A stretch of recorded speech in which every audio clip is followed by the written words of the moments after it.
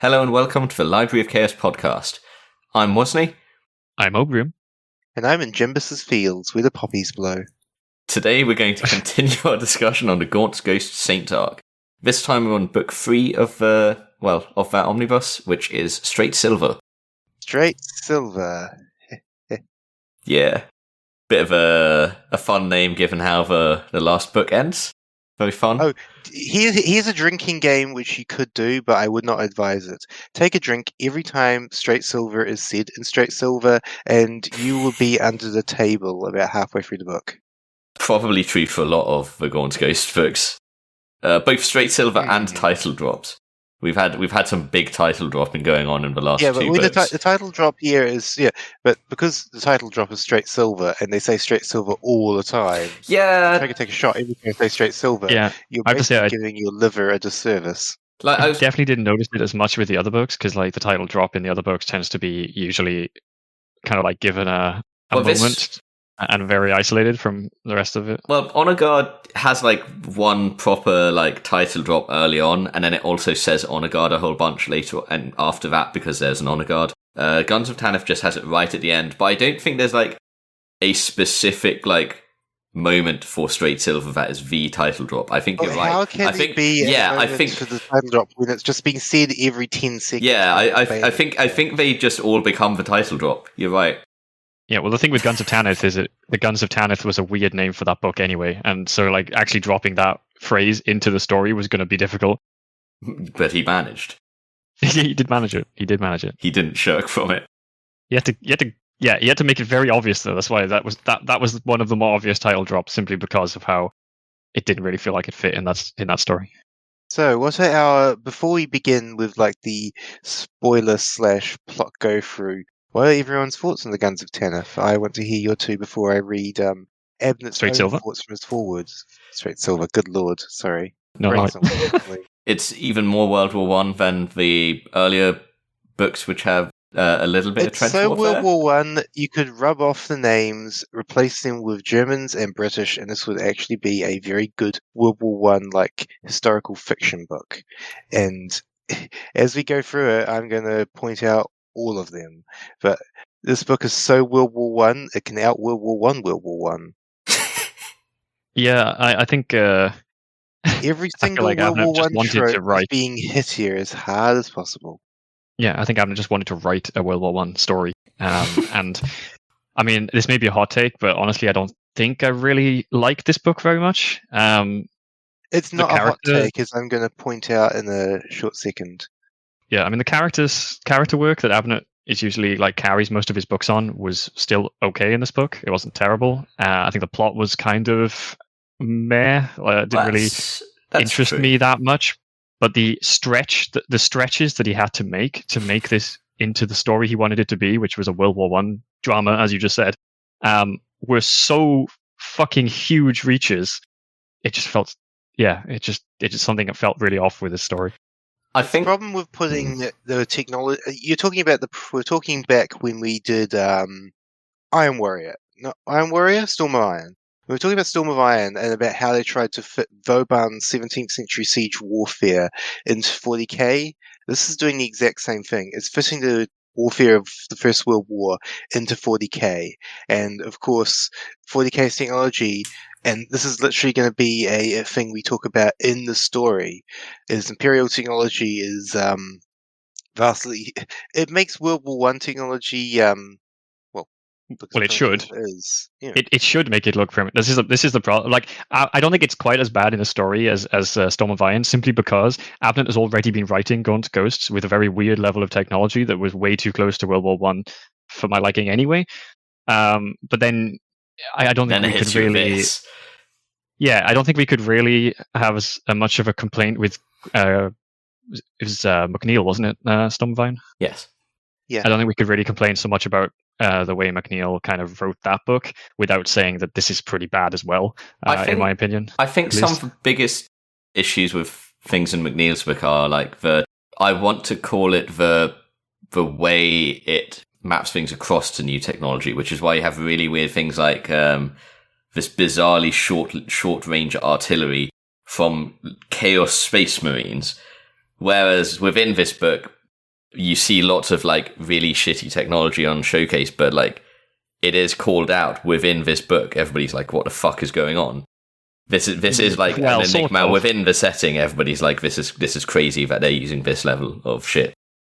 To some extent, but like lamp shading shit like that is not really an excuse for just how bad it gets in the story. I mean, at least I will say nobody is using halberds from the top of castle walls, like they were in Storm of Iron. But there's nothing wrong with that. It's oh yeah, nothing wrong with that at all.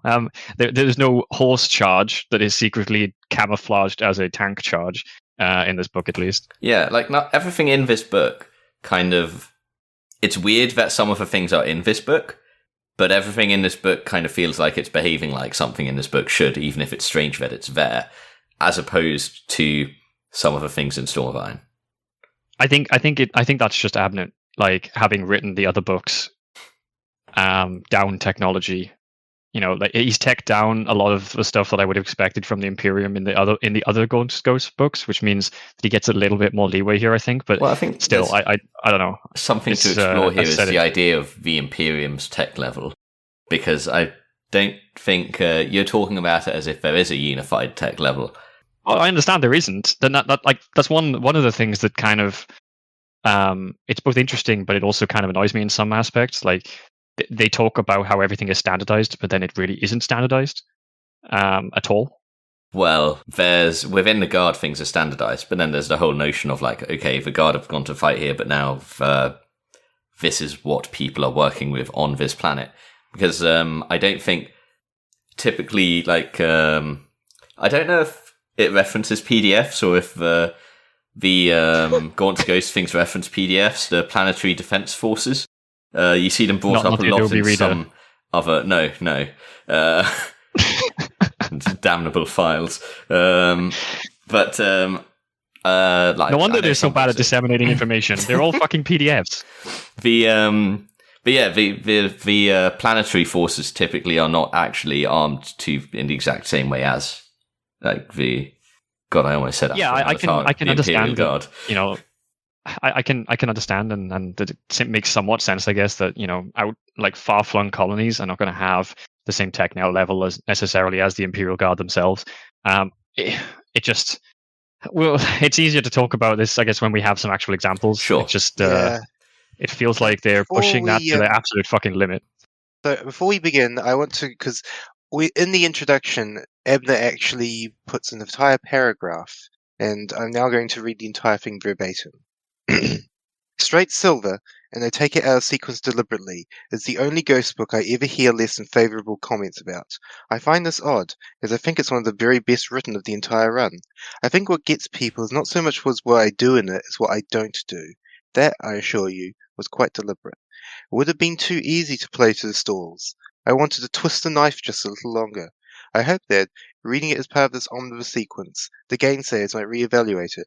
It's got some of my all-time favourite ghost moments in it, especially the siege in the little woodland house. I have a feeling I know what he's referring to there. Yes, we'll come to that later. I don't think that's the reason at all that I didn't like this book. Oh, we'll get to that later, but I can definitely think that is why a lot of people would have been annoyed with this book. The one thing, I guess that ties into what I was going to say, which is that what this book, I guess some of the things that happen in it are memorable for how strange they are, but the actual events of the book are, I guess, similar to Guns of Tanith. It's not really about what's accomplished during the story. It's more about the journey the characters go on, right? Well, it's also in universe, because the whole point is they're not on the bleeding edge of the great sort of the Seven Worlds Crusade. They're in like a tiny backwater. Sure. And I guess this one, yeah, but I guess you see what I mean, where you can basically ignore what's happening in the context of the Crusade, and you still have the character story. Never mind what actually happens on the planet. The character story is taking place and playing out. Yeah, they get sent on sort of like a side objective that seems a little bit strange. You have two character stories even, I guess. But yeah. I don't know. I mean, I'll come to it when we talk about the plot a bit more, but like, I think I talked in the last podcast about how I feel like the entire relationship that they built up between Gaunt and the Lord General Commander guy seems like this entire story is very Was it unlikely Van to have Voigt's happened. in the previous one as well? Yep. It was Van Yes, Voigt's, I think. Yeah. Yeah, I just think that makes it even less likely that this plot could have happened the way it happened. But we'll get to that when we can actually talk We'll about get to spoilers. that. So, shall we move into spoilers, everyone? I think we've exhausted the well of pre-spoiler discussion. Yeah, let's do that.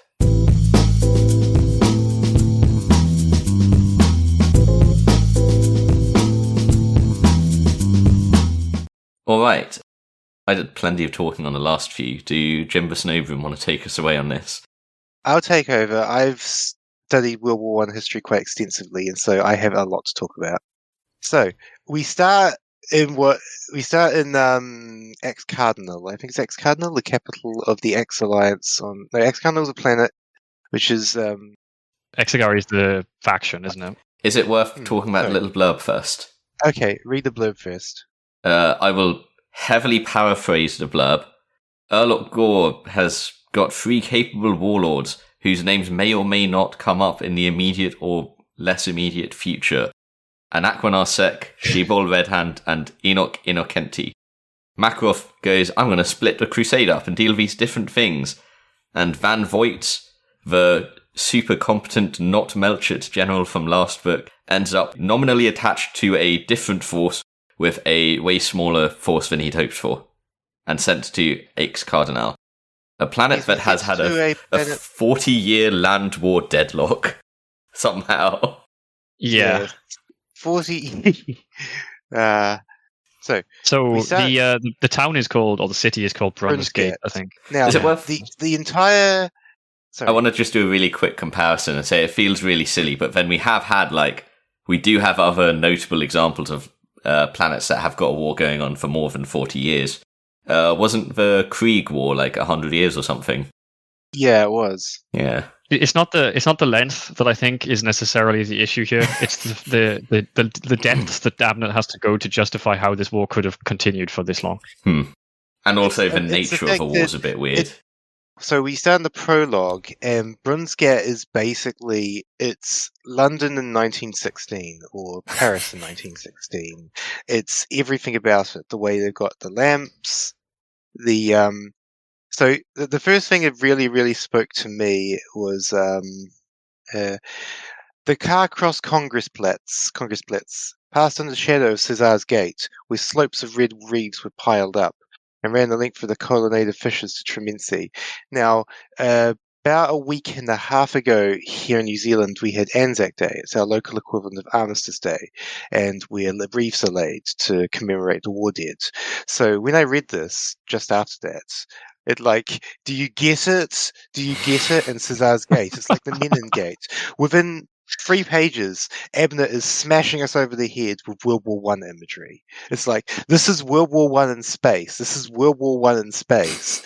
And that only continues to get to next bit, which of course, this thing hits every single World War One trope you can think of. It's all of the upper class officers, like that myth of lions led by donkeys. There's been such a key feature of World War One popular historiography. Is like all of these generals who are covered in before we go there, the Hussars, the cavalry in this one, ride on forest rackets and ride on terror birds, South American terror birds from the Miocene and Pliocene epochs. They're big. They're big. They're literally forest rackets, massive Noahs. Yeah. They're forest rackets. I could show you a picture. The terror birds of South America, literally, they've got the giant hooked beaks and everything. Yeah, I've played Ark. I remember those fuckers. I've played WoW. I know what a Hawk Strider is. But also the fact that World War One was the last war when cavalry was a big thing. So the fact that they have cavalry, it's like when this first prologue, and they're actual cavalry and not tanks. Yeah, well, there's a very, very, very limited amount of actual motorized vehicles in this that aren't general civilian use. To be honest. There's a lot of cars and stuff that we see, but we don't see a huge amount of armor. The cars are run by high class. Most people aren't using them. I like as well how these generic big bipedal birds are great near extinct beasts. So this is very ominous. They've got thousands and thousands of them, so that they can yeah, but it describes them as near extinct in this passage. Yeah, It's well, like, they must be breeding them if they're using them for war. They like are this. breeding them, as we find out later on. It's weird because, like, one hand they're near extinct, on the other hand they're clearly breeding them, and they're breeding enough of them that they can use them in something we'll talk about. Extinct in the wild. Yeah, extinct in the wild, absolutely. Yeah. But then, so we go on, and we're introduced to Count Gaunt, who he kind of reminds me, and I wonder if this is deliberate, of Winston Churchill in the First World War. Someone who was in a commanding thing, in this case it was Gallipoli, like a disaster, and then willingly demoted himself and served in the actual trenches. I feel like Gulk is kind of trading on Churchill's reputation in World War I. That's an interesting comparison. I think that works with what happens later in the book. It does. Yeah, I wouldn't have necessarily seen that comparison. He's our eyes to look at the incompetent part of the command structure, I guess. So he's our eyes to see like what's it like for these people, because this is we've been doing World War One for 40 years. 40 years of non-stop World War One style trench warfare. So yeah, it's interesting. I think there's a real sense of like hopelessness from his narrative perspective. Like it's another classic banger of Abnett doing a really good job of using the different narrative perspectives to like color things. Even though he's high ranking, he's like, even though I'm high ranking, I can't change the culture of all of this. It's hopeless. And he's like internally screaming about all these things like the rules of war, the codes of battles, the archaic strategies.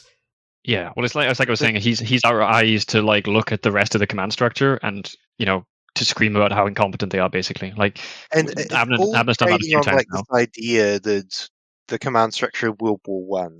Talking about General Melcher earlier, it's like all of these people in this room he's in, they're Melchets. They're all Melchet. Yeah, except him. Yeah. Well, I mean, even the honor-bound kind of tactics that he discusses, it's like, well, I mean, in real life, we obviously found that when that clashes with trenches and machine guns and constant artillery barrage, you get something that doesn't really function as strategy. You get something that basically exists to chew people up and offers very little return for chewing people up. But here, because in our world that it only lasted 4 years. In those 4 years, we saw, I think, 10 million casualties across the world, which is horrifying for the time. Here, though, it's been going on for 40 years. They've been banging their head against the style of warfare for 40 years of attrition and haven't learned a thing. Even in our world, eventually we learned stuff. We learned how to use tanks and air power and combined arms tactics, and the trench break deadlock was able to be broken, and the war ended. I think that's one of the more unbelievable aspects of the setting here for me as well. The idea that, I mean, obviously we get the impression that Abnett goes out of his way to show how completely destroyed all of the combatives are in this fight. How completely like hanging on to the last thread, the main faction that we're dealing with here. He really has done his research, because having read all the histories, it's trading in on like Germany in 1918 or France in 1917, where they were absolutely exhausted. Yeah, and as you said, like this is 40 years, not 4 years, which honestly that seems a little bit insane and unbelievable to me. But that is one thing. Abnett goes out of his way to do that relatively well. I kind of like that side of it, to be honest. The bit I don't like is, as you said, the complete lack of innovation that has apparently happened in 40 years of this absolute meat grinder of a war. Well, that's the thing here, I guess. The way he makes it work is what I'll say, or the way it's explained is that it's not even about them failing to improve. It's about them not even like having an interest in improving. People are more focused on like the pride of how they wage war than in actually trying to win. We saw how that went in real life, though. twice at least. Like in the case of World War One and World War Two, it's having ideals is one thing, and then there's the idea that you might actually lose. Yeah, but it's not even about ideals. It's not even about ideals. It's about, like, when I say pride, I don't mean pride that the way they're waging the war is good. They have this really dogmatic idea of being proud of their way of waging war just for the sake of of their own tradition. Yes, but when that comes right up against the idea that they might actually lose everything, surely at some point that should break. Yeah, well, that's sure, but that's the problem. Something I feel gets teased but not confirmed is this idea that the Chaos forces there actually don't want to win. They are actually keeping a deadlock on purpose. Which makes perfect sense, because the whole thing about Chaos is stagnation, and at least for Nurgle. If and for Khorne, they could well be turning blood for the blood god. Just keep the war going. They could well be turning this trench warfare into basically a giant prayer to the Chaos gods, because what could be more pleasing to them than 40 years of trench warfare attrition? A warfare so horrifying, a never-ending war. To this very day, World War I has been etched into the consciousness of, if not global civilization, at least Western civilization. World War I is this horror, that this warfare was so horrifying that people after it said never again. Mm-hmm. And then it happened 10 years later, 50 years later. I'm glad we got done with that whole war thing. Here's the thing, World War II was itself a response to World War I, because all sides were determined not to ever repeat that trench warfare attrition, that horror, the absolute sheer horror that was industrial trench warfare. And the Germans succeeded. They succeeded brilliantly. And say what we can about World War II, I don't think we ever did see World War I style nightmare in that war. There was a whole thing about mechanized stuff in the Second World War, wasn't it? Makes it much easier to push advantages. It also means that you don't get the attritional horror that is going to be hit so hard when we get into later chapters. There's also certain I honestly think that's one of the reasons. I was going to say, wasn't there a whole thing in World War II around several sides basically being ready to pull out chemical weapons and then not doing it, kind of waiting for somebody else to do it first? Yeah, it doesn't depend what you mean by chemical weapons, because obviously some forms of chemical weaponry were used, but nothing quite like mustard gas of World War I guess. Yeah, as far as I know, at least. We're going to get to that too. So we've. I was going to mention that I was just going to mention that I think what we just discussed there is the reason why Abnett has to be so careful about there being effectively no mechanized units, pretty much anywhere. That the ghosts are, and pretty much anywhere that we see actually active on the front, because it's a bit conspicuous that there is no vehicles. It seems very, very conspicuous, because considering the setting. And as we just said there, to some extent, vehicles do a pretty good job of freeing up the typical World War I. They do when the doctrine is there for them, and we're going to talk about this later in another chapter. So we'll get to that one. But we start with chapter 1. The ghosts now arrive on Ex Cardinal. Can I say the one line? Are we going to mention that this guy is? Go on. Oh, well, the thing I was going to say. Before we go from the prologue. The quote I was going to say there about the dogmatic approach was, the Imperial Guard may have arrived at last to dig us out, but this is still our war. They aren't concerned about winning. They're concerned about, yes, let's keep fighting the good fight the way. They like fighting the way they are fighting more than they like winning. Yeah, and they just see the Imperial Guard arrivals as, well, we've now got fresh meat for the grinder. Yep. Which, of course, that's also a World War I thing. And as a New Zealander for Anzac Day recently, the idea that Australians and New Zealanders were cannon fodder for the British in Gallipoli. It's like the Ten of Ghosts are the Anzacs, and the ex-Cardinals are the British, and here's some fresh troops. It's time to feed them into this grinder so that they can save some of our men. Well, not to make this a World War One instead, though, but Churchill, I'm sure, wanted to win the war, so I doubt he was trying to sacrifice people on purpose. He was not trying to. No, Churchill honestly, he thought that on paper, Gallipoli was a brilliant idea. It would have knocked the Turks out of the war early. It would have changed the entire course of the war. But of course, this is World War One, so a brilliant idea on paper turned into an endless series of tactical blunders that led to a whole bunch of misery. Yeah, I wanted to comment on you were saying about the chaos side potentially wanting to make this war last forever.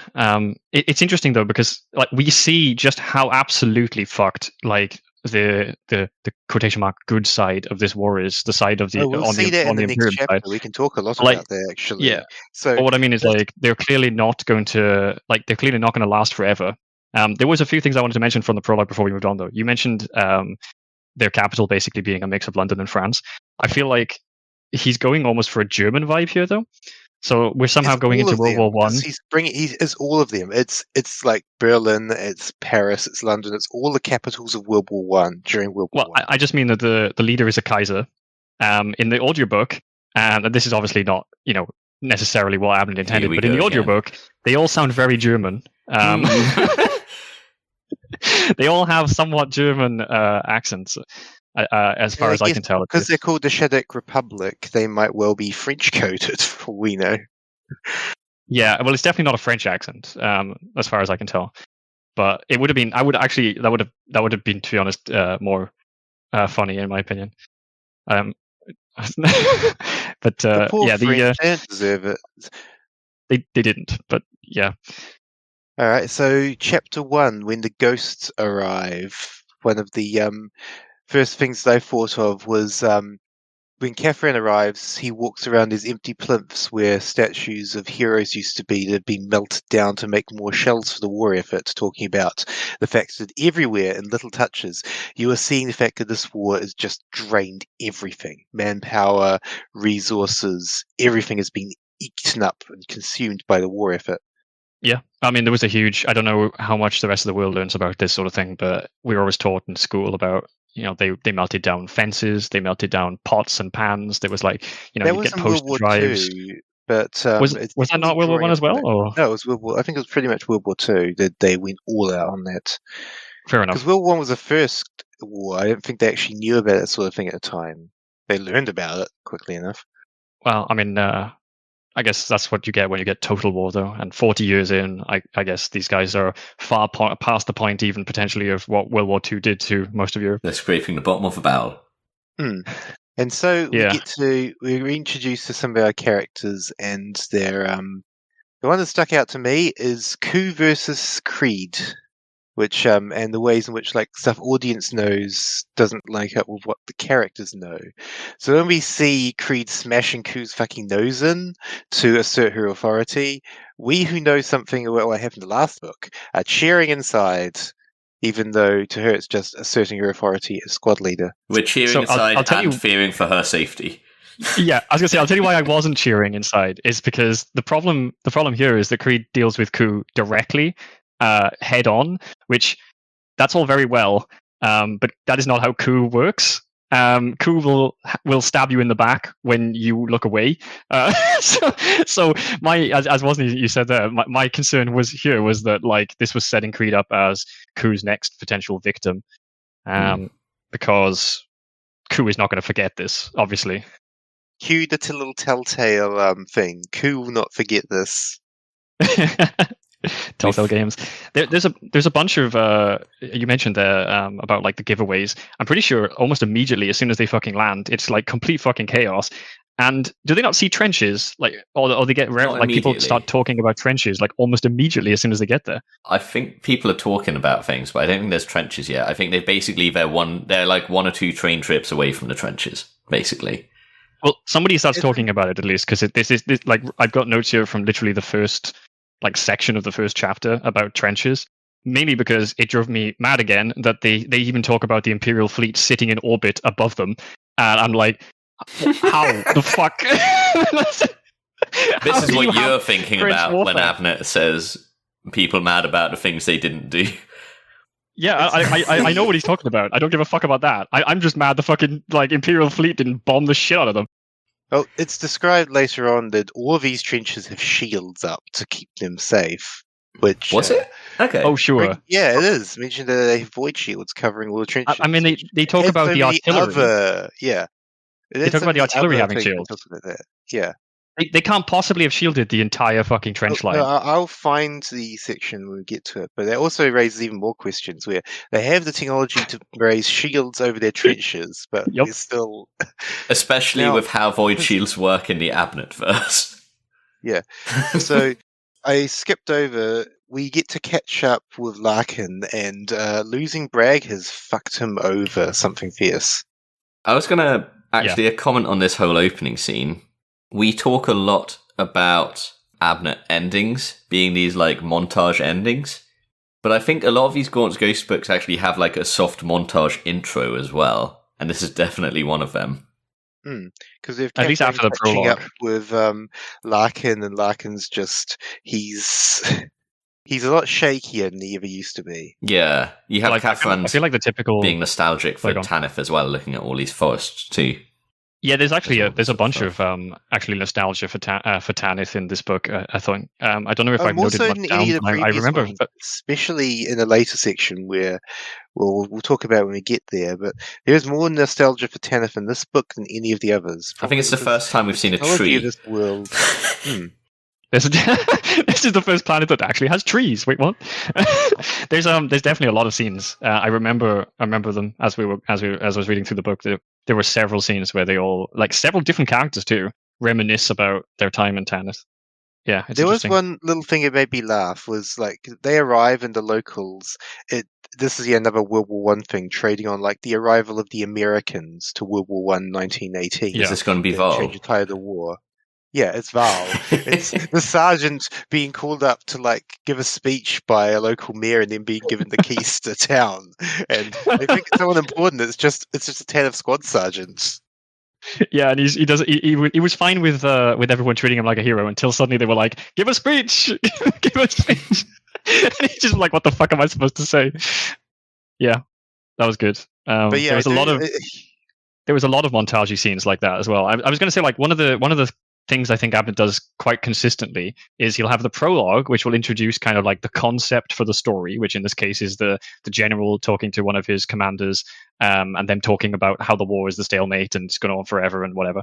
And then he will cut to sort of like kind of like small cut like snippets of either like actions or conversations between several of the ghosts, so that he can now like drastically introduce all the characters super quickly, so that we've got like a remember this guy like a foundation to kind of build on. Yeah. And I think he does that consistently a lot in like most of the stories. You were saying how like it's the reverse ending like montage. We just montage in. It's kind of the Gaunts have such a big cast, and the thing about his stories is that it's an ensemble cast, and he tries to treat it as an ensemble cast. So he does this so that you can be reacquainted with all these characters without needing to like spend 3 or 4 chapters doing so. There's something almost cinematic about the way it does it as well. Like, I can imagine if this was a movie, you would almost have like the moving camera going between different groups of people, like listening in, eavesdropping on their different conversations, moving over, follow some others for a bit, and then it would probably cut to Kathran in the trees looking for Larkin. Now, another thing I wanted to hit up, because we're talking about how this is just World War One, they're using steam locomotives to transport troops to the front. Their technology is so literal, because in World War One there were only like a very few diesel engines, and they were all like, I think, little ones that were mostly used on trench lines. Almost everywhere else, it was steam. It was the age of steam, and so they arrive here and they're being taken to the front by steam trains. Which is such a World War One thing to do. Famously, like saying goodbye to the soldiers at the train stations, very much carved into British national memory. Yeah, Abnett is doing his very cinematic thing as well. I think he often will play on a lot of the imagery that you will obviously have encountered before. So in this case, as you said, it's the steam trains with the soldiers hanging out the sides of the cars. There's a lot I wanted to talk about with that scene. With Tona Creed and Ku. Obviously, you mentioned it briefly. We see a lot of the other characters there that have like interesting kind of history. So the worst, I think, is probably the issue with Colia. It's a really kind of interesting setup that Abnett's done here, because obviously Bragg is gone. He actually just straight up died, but he's just gone now. And the worst part of Bragg being dead is that we get to see Larkin and how Larkin has basically collapsed because of it. Now, Collier is kind of like almost a physical embodiment of that. As literally mentioned later on in the story, is that Collier just being essentially a meat robot because most of his personality is gone. He's functioning on autopilot, basically. Yeah, it's like even when this part of the stain story on his memory for him to be hanging around a regiment like this. Well, it's not a stain because he's not a bad character anymore. He's not anymore. Sorry, he's not a bad guy. It's a constant memory for everybody else of what he used to be. Yeah. Yes, and I mean, I think Creed. I think does Creed mention it in the scene, but it was obvious that was what Abner was going for at least. I think it's like, mentioned here and gone hard later. On. Yeah. There is a real theme here because like. The end of last bloody book, the murder of Bragg was a legitimate changing point in the Gaunt Ghost series as a whole, and now we're grappling with the fallout of it. I was really have shifted. I was really worried for Tona Creed here because, as you said, like now we know that Abnett is willing to kill off some of his main characters for effect, and not just kill them off in like a heroic way. No, getting fucking murdered. Oh well. To be honest, if he was going to do it, that was the best way to do it. Like Bragg dying in a heroic, like one man, like charge or something at a trench, you'd be like, oh, okay, yeah, you'd expect by a supposed ally, or at least it actually means more. Like Bragg survived, and the thing is, he set that up as well. Bragg survived so many injuries in the line of duty in the 2 books before that, only to get stabbed in the back by the absolute cunt that is Ku, right? The thing is, so the reason I was scared for Tona Creed specifically here, though, is because this would be almost like the third, or like another branch of the Gone, but like not forgotten, and we see all of the effects that the death would have on everyone around her being kind of like the impactful thing. So obviously, especially got Larkin for Bragg, Collier's kids as well. Exactly, yeah. We've got Collier is still there but gone, and then with Tona Creed, it would be, as you said, Caffran, and then the kids being like very much a part of the plot. And we would see that death through their eyes. And I thought this is what he was setting up. We talk about Abnett's horny posting, but he can also write really good female characters, and I think Creed is one of the best examples of that. Yeah, agreed. And another character who we're going to, Muriel, who we'll be seeing a lot more of later in the story, and I quite like what they do with her. And Banda as well. Actually, there are several good moments with the female cast of the ghosts in this book. Yeah. But who's the doc? I never remember. The doc is Hannah Kurth. Hannah Kurth is another amazing character. Banda is the sniper. The other, the one who's giving Larkin a run. And Muriel's the one who's going for scout training. Yeah, so Muriel's the one who Corbeck was like, damn, she looks at me like a father. But I care for her. Banda's with Rawn, yes. Who's the one? Nessa is the one with Larkin, yes. Yeah, Nessa. Anyway, that was why I thought that scene on the train with Kurth was particularly kind of like key. Creed. And I thought Creed, Tony Creed, yeah. I thought he was setting up something there that obviously would have been quite dramatic and there is something being set up here though. Because we've seen of Ku in the past. We've seen him being a bit psychotic. He's like put Larkin on edge a lot in Honor Guard and in Guns of Tanith, to be honest. And we've seen what he's capable of in Guns of Tanith. But we don't see a lot of like it's all like large scale cruelty almost. Hang on a second. Can you hear that? Yes. No. Your cat. Hang on a second. Cat! This is something that we're going to end up being cutting out in the main. I look. Some of it's going to end up staying in, and some of it. But if it's like stopping me from thinking, I need him to shut the fuck up, and then I'll start talking again. Star. All right, go on. So we see like the horrific things he's capable of, but we don't see a lot of casual bad interactions, I guess, outside of like him basically yelling at Bragg. You mean Ku now, right? You mean yeah. But here, this is the first time we see him being openly defiant around other people and basically posturing as like a sort of bully character. Openly defiant of like the first female squad leader. So for Creed, it's even harder. She's in a position where she has to assert her authority, and it's even harder for her because she's a woman, and I forgot about while that. some of the It's a others- bit silly. Some of the others are like, with all the it's something- horrific shit going on with Ku, it feels like we've had him painted up to be this awful character, and now it's like, and he's sexist too.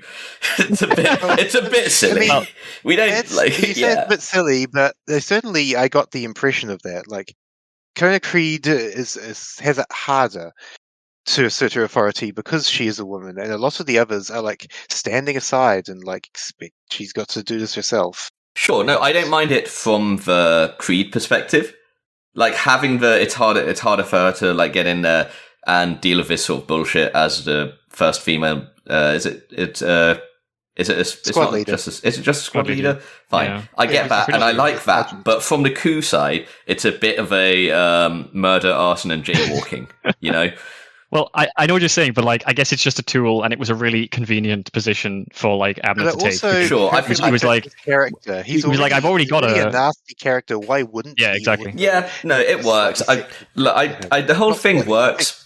The whole thing, like, I understand why it is that way. I think all of his stuff outside of the murder, arson, and jaywalking works really well, but there is still murder, arson, and jaywalking going Yeah, on. think of it less as like a progression of Ku's crimes, and think of it more as a character moment for Annika. Anna, You mean Tona Creed? fucking hell, Tona Creed. Jesus fucking Christ! I cannot. You're do getting the name names. right for the wrong person now. It's okay. Like before, where he wasn't really bullying Larkin before in Honor Guard. He was making Larkin uncomfortable. And he was like, "Yeah, here's how I'm going to do it." Blah blah blah. And Larkin's like terrified. He next was to him. fucking bullying him. Not really. He was bullying him. He was having a go at him for like, you're saying like you sold me out, Tanith, and No, that was to bullshit, brag. and, like, I thought he has that conversation with Larkin too. So in the with last book, or Larkin maybe in I'm- Honor Guard, like Larkin's really uncomfortable around him, and then in Guns of Tanith, he's like, "You sold me out," and Larkin's just like, "Bragg, you shouldn't have done that." But it's mostly antagonism aimed at Bragg. There is, Yeah, maybe I'm just remembering all of the scenes from this book because there are lots of scenes like that in this book. oh yes, this is to me the start of his like. This scene here introduces open defiance. Is what I'm getting at, and open. Well, Like, interesting yeah, that just Ku is now unabashed. gone from. Yeah, he's gone from just being like a secret, like assassin of like sort He's of like gone from Bragg. in being this- unpleasant to openly malevolent. yeah. Well, it's not even that though. It's like he's now obviously like Mask disobeying off. orders, which is Mask off kind is of the weird phrase. because like but that's almost like his character has significantly changed in my eyes because like he was always After very murdering careful. Bragg, his character has like. There's a sort of like in I mean, 40K, I'm not saying it's it's arrogance. I'm not saying from that's him, maybe. unexpected. Yeah. Yeah, maybe. I'm not saying it's unexpected. I'm just saying it's kind of strange because he's now doing doing things that are obviously almost like I was hoping that Tony Creed would here's just the say thing, he got just have away Kolya with fucking it. kill him. So maybe it's the case that because he's got away with it, because he did this horrible thing and got away scot free. Now he's got a sense of like, what can't I get away with? Yeah, but Tony Creed could have totally had Kolya just shoot him in that fucking train car. At the same time, if she, I don't think she could. Court-martialed herself. Yeah, I don't think she could have She done could that. have. She could have had him Yeah. she could have had him shot for insubordination. Like that would have been that would have been his within what I would insubordination envision deal within was- the Imperial Guard. It's the Imperial, at least Abnett's version. The ghosts are closer to a modern military, and in modern military, you can't do that. Maybe most of the Imperial Guard in 40K you can, but the ghosts are more akin to like the armed forces of the British right now. And yeah, like she wouldn't have, even if you're saying, well, she would have been within her rights as an officer or whatever, she would not get away with it in terms of the culture of the. And for that matter, because the big thing here is also how everyone else perceives her. If she is perceived as being the sort of person who shoots someone for insubordination, then morale in her squad's going to plummet down to nothing, and they're not going to be inclined to. She handles it in the best way. Yeah, she I can handle do. it here. I do agree. Yeah.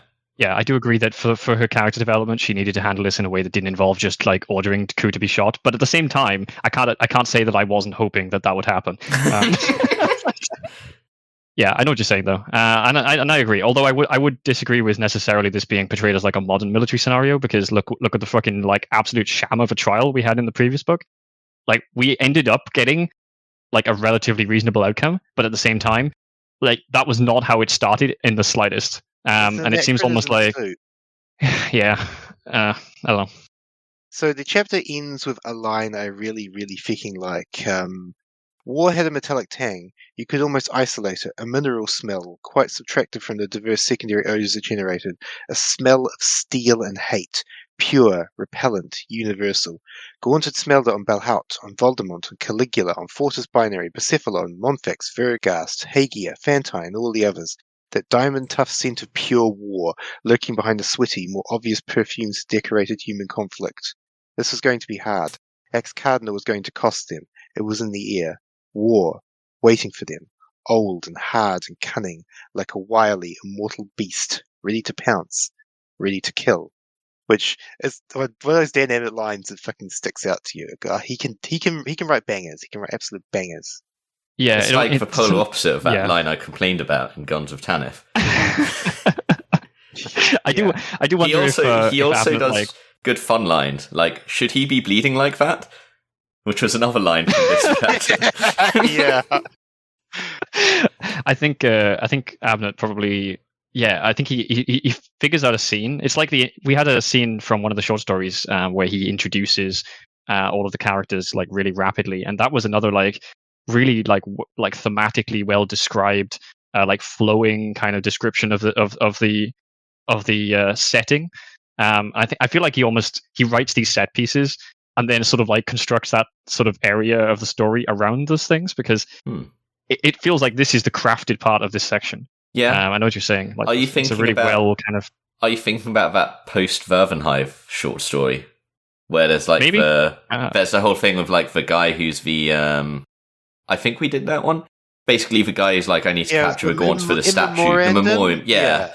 And he's like following along and meeting different members of the Ghosts and goes on a truck with them. And we see the first bit of our Nessa Larkin banter in the chronology. Yes, at least. I think that's the one. I think that's the one I'm thinking of. It's like when your school teacher said, write a description section. You weren't necessarily looking for a story. You were looking for ways to describe the environment and the setting instead. But like with Abnett, this almost sounds like it's like halfway to poetry kind of thing. He's like trying to. He's going out of his way to use language in a way that he doesn't necessarily have to, but that kind of just makes even the writing good as well as the scene setting.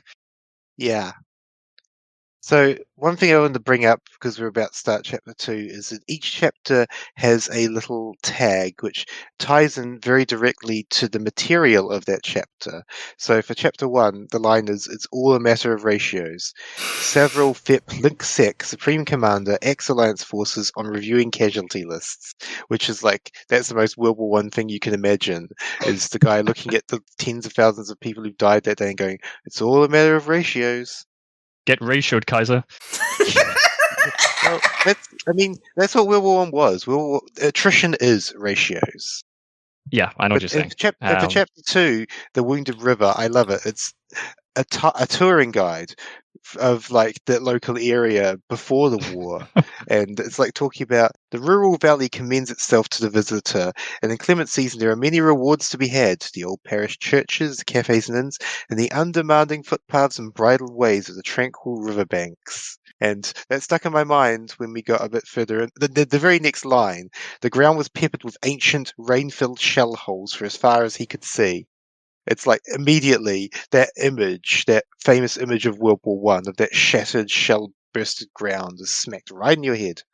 Absolutely. I mean, is this where the scene where I can't remember who it is. One of the ghosts is like looking out over the landscape, and he's like, "Isn't there supposed to be a river here?" And the guy's like, "Yeah, you're standing right on it." Literally, the river is just like this bunch of shell holes filled with water, which that's where the river used to run. It's been shelled so thoroughly that that's all that's left. It doesn't flow right. It looks like the moonscape or something. I think he described it as. At this point, we missed a small, I think, probably good detail, which is on the train. Gaunt finds out they're just going straight to the front line. It's like only when they're on the train to the front line does Gaunt learn this is what's happening, and makes a big fuss about the ghosts have skills, I won't waste them in an attrition trench warfare scenario. Yeah, I guess this is also kind of the first sort of like proper example of just how like stupid the setup is here with the command. So yes, we've got I can't remember what his name is, like Von whatever the fuck it is. Von Voight. Von Voight. So he somehow, despite knowing all of the ghost skills, despite knowing how good Gaunt is, he has somehow ended up putting them in a position where hang on. I gotta stop. No, you there. I realize you're gonna say that the super Lord General above him has put them in this position. It's not the super Lord General; it's the locals who have put him. Yes, so this is the thing. Imperial forces. I'm not gonna say no, it's okay because of that. I'm gonna say no, it's even stupider because of this. Yeah, why would... Yeah, my point is, why would he have put them on this planet under the command of the locals who have been fighting a World War I battle for 40 years? The high command... This is what the opening history blurb basically sets out, is that Gaunt's Ghosts, etc., they wanted to work with Van Voigt, and Van Voigt wanted to work with them, and so High Command went, okay, you're not getting everybody you wanted, you're getting a smaller brigade-level force, here's the Ghosts, and maybe a few more, or is it just the Ghosts, I think? And there's a couple of other regiments here. There's a few other regiments here. And then they go, okay, but you're not going to get to fight your own war, you just get this brigade strength, and you're going to be seconded to fight this war under this guy. You're going to assist the locals, and you're under the locals' command. The locals get to call the shots. They get to decide what to do with you. Van Voigt. Who the fuck decided that? And where is Van Voigt? And why would Van Voigt be under the command of a bunch of local fucking generals? Yes. This is completely insane. Yes. Van Voigt. But that's also the World War I thing. Yes, but it's also, we're not in World War I. We're in 40k, and normally, in every other story where there's been the local planetary military, every other story I've ever read with that, what happens is the Imperial Guard come in and they fucking take charge and relieve the PDF of command. Why the fuck wouldn't they? Including Vervenhive, I think. Not they have quite all the as equipment, much as in they some have all the stories, manpower, they have the fucking ships sitting in orbit, which they never use, they have all of the mechanized troops, which we don't see because they're in a different part of the battlefield, apparently. They have all of the fucking, bargaining power. Why the fuck would anyone? And they know how to use it. The guys in this planet are apparently basically, also, backwater kind of fucking, low technology. They're almost primitives compared to the Imperium. Gaunt is a commissar. Fucking shoot him. Yeah. How would this even translate, right? So let's say they went to a planet that was even further back in technology. Would they put all of the Imperial Guard under the command of a bunch of literal people with spears and shields? How the fuck would this work? I mean, the reason of it is, one, to draw the idea of that whole World War I thing of lions led by dogs. Yeah, that's what I mean. No, we've got a creative decision. We've got a creative decision. Now the Imperial Guard are under the command of local Melchits, and they're stuck with it. Yeah, well, yes, this is one of the many stretches I'm talking about. But hitting the World War I button so hard that it distorts the entire story. Is distorted around just how hard Abnett is trying to invoke World War I in the story. It's not cohesive with the way the Imperial Guard interact with planetary military forces in any other story or in any other lore that I've read. And it feels like the rules have completely changed just as a proviso, I guess, to justify the fact that he gets to indulge in his World War I fetish. If this was more like the situation with Verdenheim, where Gaunt is kind of disgraced and they're coming out of a downwards sort of trend, and someone has put them in the situation maybe to fuck them over, I'd be okay, this kind of makes maybe a little bit of sense, but this is also kind of stupid. Yeah, but in this situation, Gaunt just came out of a fucking fantastic mission where they pulled off something that nobody should have been able to pull off. Their command structure is aware of this and kind of they realize the value of the ghosts, and then this happens. You're the fuck is this? Well, Van Voigt is aware of their value, and Van Voigt is also getting fucked over because he's not happy about being here either. He's not here though. No, yes, he is. He shows up later, and he's I'm so fucking sorry, Gaunt. This is all a mess. Well, okay. I don't remember him really. I don't remember him really talking to any of the command structure though.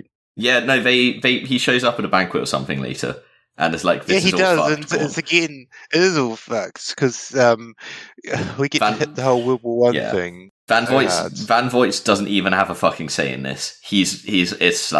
It's awful for him as well. He's the one who knows Gaunt is good, and he's been slammed in here by high command. Yeah, but considering how fucking high up the command structure Van Voigt is, this just seems insane. I don't even know how. True. There's no way. There's not really much more discussion necessary. This seems just silly. As you said, it seems absolutely stretched to like beyond belief, almost, in my opinion, of like how they've ended up in a situation like this, just so that Abnett can have World War One. It would have made more sense if you flipped around Guns of Tanith and Straight Silver almost. You have the character drama happen in the other direction, and off the back of Honor Guard, you go, Gaunt's actions basically left him still in okay graces, but not in a great spot, and he ended up sent off to this fucking hellhole. And then off the back of this, you go, wow, look at how much they accomplished. And then they go to Guns of Tanith, and then they continue to be an ascending star, and then you end with your fourth book. That would have made way more sense. I think you're right. Oh yeah, I agree. I mean, someone needs to tell Abnett. Someone needs to go back in time and tell him to swap Straight Silver and Guns of Tanith around. To put it in the word of like most of the ghosts at this point, because this seems to be made into a joke now, something is very much awry with this entire fucking plot and timeline. So, and also we get a advanced scout party led by is it McCall or McVenna? It's led by McCall, but I have a feeling McVenna's there as well. Yeah, but they go up to the front, and we immediately get smacked in the face with all of the imagery. And I'm reminded of like the dirty, weary soldier. Who's in command? I'm in command. There is some interesting descriptions here, because clearly these trenches are have been here for a very long time. They've been here for years, if not decades, at this point. These are like the premium trenches of trenches. Like they have, they're the equivalent of the German Hindenburg Line, which was made in 1916 or 1917. Yeah, I definitely got the line and then withdrew to it, and the line was like concreted and had like warm bunkers, and the Germans put a lot of effort into making the Hindenburg Line secure. Yes, that was definitely the imagery I got of like the German premium trenches that I've seen pictures of, where as ghosts you said, are in awe at these trenches, which is a very strange position for like ghosts to be in. They're like the trenches, the likes of which they've never seen before. You're also seeing it before. That's a good point. Because we had a little bit of trench warfare in Forces Binary, which I think was in Ghostmaker. But they compare it to Forces Binary compared to this. That was Abnett tasting trench warfare. This is him diving balls deep into it. This is him going. Interesting that you say from. Sorry, go on. There's a thing in 40k where a lot of settings like to do less is more. 40k doesn't. 40k likes to do more is more, and this is a more is more of trench warfare. And incidentally, I just want to read this because there's a line from a local, one of the local soldiers. He was a little wary of the newcomers. Their kit was very clean and in good order, apart from the splashes they picked up on the day's hike. The fabric of their uniforms of a type he didn't recognize, looked comfortable and strong, possibly synthetic. They carried powerful-looking rifles that didn't seem to have any sort of ejection ports or spent cartridges. Could they be energy weapons? Ferguson had never seen a lasgun close-up, and they made him ashamed of his long, heavy, bolt-action auto rifle. The offer was also tech items like power scopes and air-bead comlinks. Yeah. Individual trooper comlinks! They're truly from another place, like the characters from the Demi Scuto Science Romance Digest his brother used to buy from the newsvendor. Yeah, we don't. Excuse me, but in this world, it's so World War One, they're using bolt actions. We don't just. So I wanted to ask about that. Opinion. We don't just see the ghosts seeing Aix Cardinal. We see them. We see the fucking troopers here marveling at the ghosts as well, or not even marveling at them for being ghosts, other than camo cloaks, maybe marveling at them just for being Imperial Guard. That was a very good. They're using standard 40k tech level, and everyone at Aix Cardinal is in World War One. They're using Lee Enfields and Morses and. So I wanted to ask about the mention there of a bolt action auto rifle. So I can only assume that auto being on the front of that rifle bit does not mean the same in the 40k universe as it does in. It means not last gun. The 40k term, yeah. Auto rifles are just standard chemical slug throwers, the sort we use today, basically. Okay, because the auto rifle seemed a bit like a conflict in terminology there, almost. But I see what it is. It absolutely is, because it is literally just technically should be a bolt action stub rifle, but I don't think stub is a term used so often back then. You have two options: either we default to Abnett doesn't know how guns work, or you go different lexicon for how guns are named, or a bit of both. I think it's the lexicon here, to be honest. It seems like it's the It's the fact that they use autogun to refer to like all chemical Yeah, guns. They like, use also guns rules-wise, to refer to like standard, a modern assault rifle, which Yeah, like, if you- people have. if you think about 40k as a game, typically, like a guardsman's going to have a lasgun, but you might have an auto rifle on something like a cultist, or in Necromunda, you might see people with auto rifles, auto guns. Yeah, I can only assume that they were called auto rifles though because they were automatic. Like, I mean, they it seems rules-wise, they're usually similar to they're usually the exact same stat line as lasguns, aren't they? Where basically Yeah, it's no different. It's you've got the. I mean, the weapon skill is going to be based on the actual unit or model, unless you're in the most recent edition. But then it's a strength 3, AP 0, rapid fire 1, which means that you're going to get more shots if you're close up to them. Well, that was the old rules. I don't know what the new rules are. Yeah, I have it's not played mostly 40K that. in many to years. be fair, most of the lasguns that the ghosts have seem to be semi-auto at the best. So. Yeah, rapid fire maybe they are rules. comparable at least in this So case. also, I like the next bit. There's like, as they're marching their way up, they hear the sound of hooves, and then Yep. a bunch of birds walk by. It's really interesting as well that they mention here the birds are controlled by Psionically by a psionic implants. link, yeah. Because they need both hands to fight, which I thought was really interesting because this is obviously another example of a very, very Weird specific, tickling. highly advanced technology that they have Yes. when they don't have anything else. Yeah. They don't just have worse technology, they have different technology, which is very strange. Yeah. I suppose, though, this is something in 40k you often have, and usually when this sort of thing is called out, although it's not here, it's usually called out to justify shit like this, but you'll often have places where it's like, yeah, we have a thing that's a specialty here, like maybe there's an STC that makes this weird little thing here, and we've like grown to use it in our culture, but it's nobody else really cares about it or wants it, so we just have it. Yes. But this one makes psionic links, I guess, between people and animals. Yes. And I guess specific animals that only live on this planet. Or, I mean, even if it's just with animals, Or maybe it's more general. most places are just probably more interested in, like, a tank than an animal.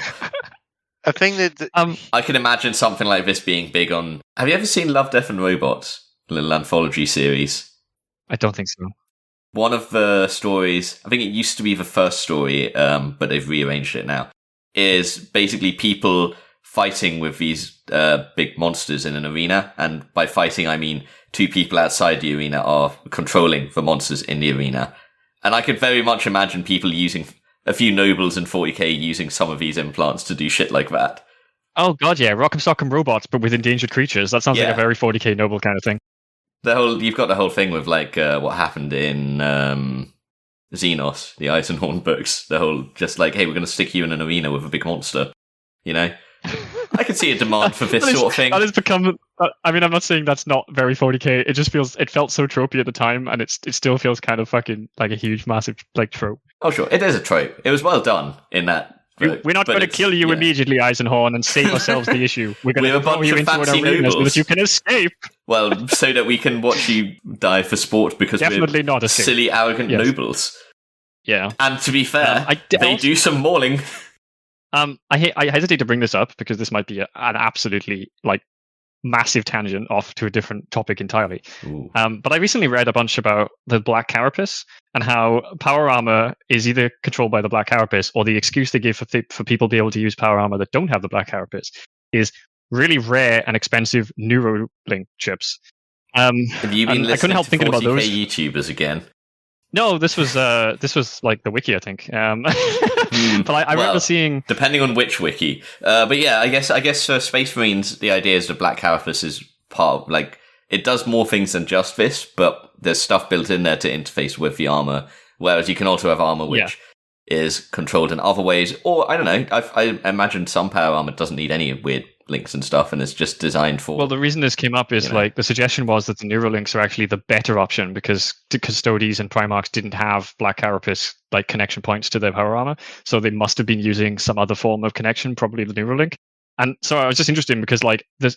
I see these obviously the Psylink chips that they have to control a fucking bird. I mean, seems a little bit more complicated. Just to be clear, you have power armor for Custodes, you have it for Primarchs, You have it for Space Marines. You also have it for Sisters of Battle. Yes. And Inquisitors. But you don't. And other, like, But they randos. don't have Black Carapace. That's the point. Like, no, I know, but it's not just like as you move up from Space Marines, you don't have Black Carapace. It's also as you move down from or in any other direction, you don't have Black Carapace. Yeah. I don't. And yes. There's a lot of like vague unknown, I guess, about that, because like people in the wiki or articles in the wiki were saying, there's no kind of clear knowledge of how exactly it works for, say, Adeptus or Sororitas or anyone else with, like, Inquisitors. That there's no real reason that you would need to have a like actual like mental link with your armor to make your armor work. Well, you wouldn't think so, except that the whole thing with the Black Carapace was like, this is the link, and this is why I kept thinking of that mention of the chip or whatever. Don't think about it because, like, much. Obviously, the Master Chief, the armor in Halo, like, it just responds to your movement. As far as I remember, the armor works in. I think decades ago. I think the origin of that sort of armor might be Starship Troopers, and that's kind of how it's described as working there. It's all based on movement and feedback. Like you try and do something and it reacts in the opposite. It reacts to accommodate that. And all yeah, because there was like the really cool aspect about that in Halo. In the books, at least. You had to be strong enough that you didn't, like, if you weren't strong enough, the armor would basically like just break you, because the armor was enhancing your movements, but to a superhuman level. And so if you weren't strong enough to, resist and then counteract the movement when you wanted to change direction, such like that, it would literally just break all your limbs. Which you're talking about early powered exoskeletons. Well, I'm talking about the Majonlia armor in Halo in the books. That Master Chief wears, basically. There's no Space Marines in this story. Why are we talking about Space Marines? Because the Neuralink, the Neuralink chip that they mention.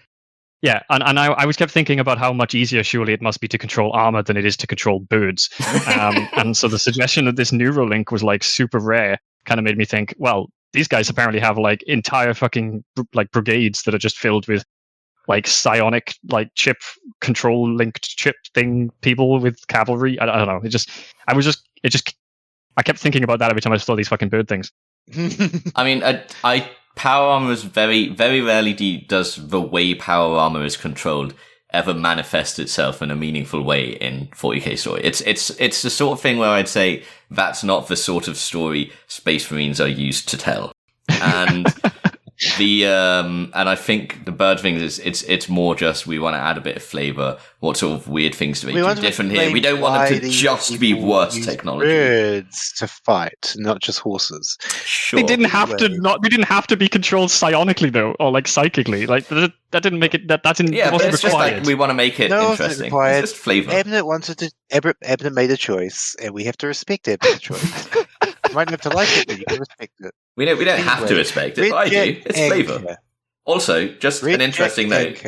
Is it? I just want to say here something interesting to note is that you do actually have cavalry in the Guard in the rules, but they're on horses, not. Well, Krieg are on horses. They've got the Death Riders on horses with horse gas masks. The Attillans are on horses. Yeah, horse gas masks. Amazing. I think so. Weren't they real? I thought those were a real thing, weren't they? Yeah, they were. They were real horse gas masks in World War One. I need to look these up later. A picture of you in 5 seconens. They probably look as horrifying as you can imagine. Oh, they also made gas masks for the dogs. Like in the trenches, I've been living in them forever. To go attached to your pets, and so they made gas masks to make sure their dogs didn't die next time one side or the other started to chuck poison gas across the way. Yeah. That totally makes sense. You gotta look after the dogs. I want to bring up Red Jack Inc. Well, can I just bring up one other cavalry type, which is, I believe, is it the Talon Desert Raiders? Did they have like a sort of raptor mount things? Or am I getting confused? They had what are called Mukali, which are these big quadrupedal things that look like, it's really difficult to describe a Mukali. It looks a bit like a camel if you put a camel under a lamp and it partially melted. They are like saurian though. They are like dinosaur things, aren't they? Yeah, they look like Not something. Lapser. They look a lot like some of the animals you see in Star Wars on what's the planet that Luke Skywalker? Tatooine? Good lord, Tatooine. Yeah, sorry. I've been so divorced from Star Wars for such a long time that I don't remember anymore. They're like Yeah. goofy dinosaur aliens rather than like analogs to an actual dinosaur, I guess. Yeah, Yeah, okay. Sorry, go on.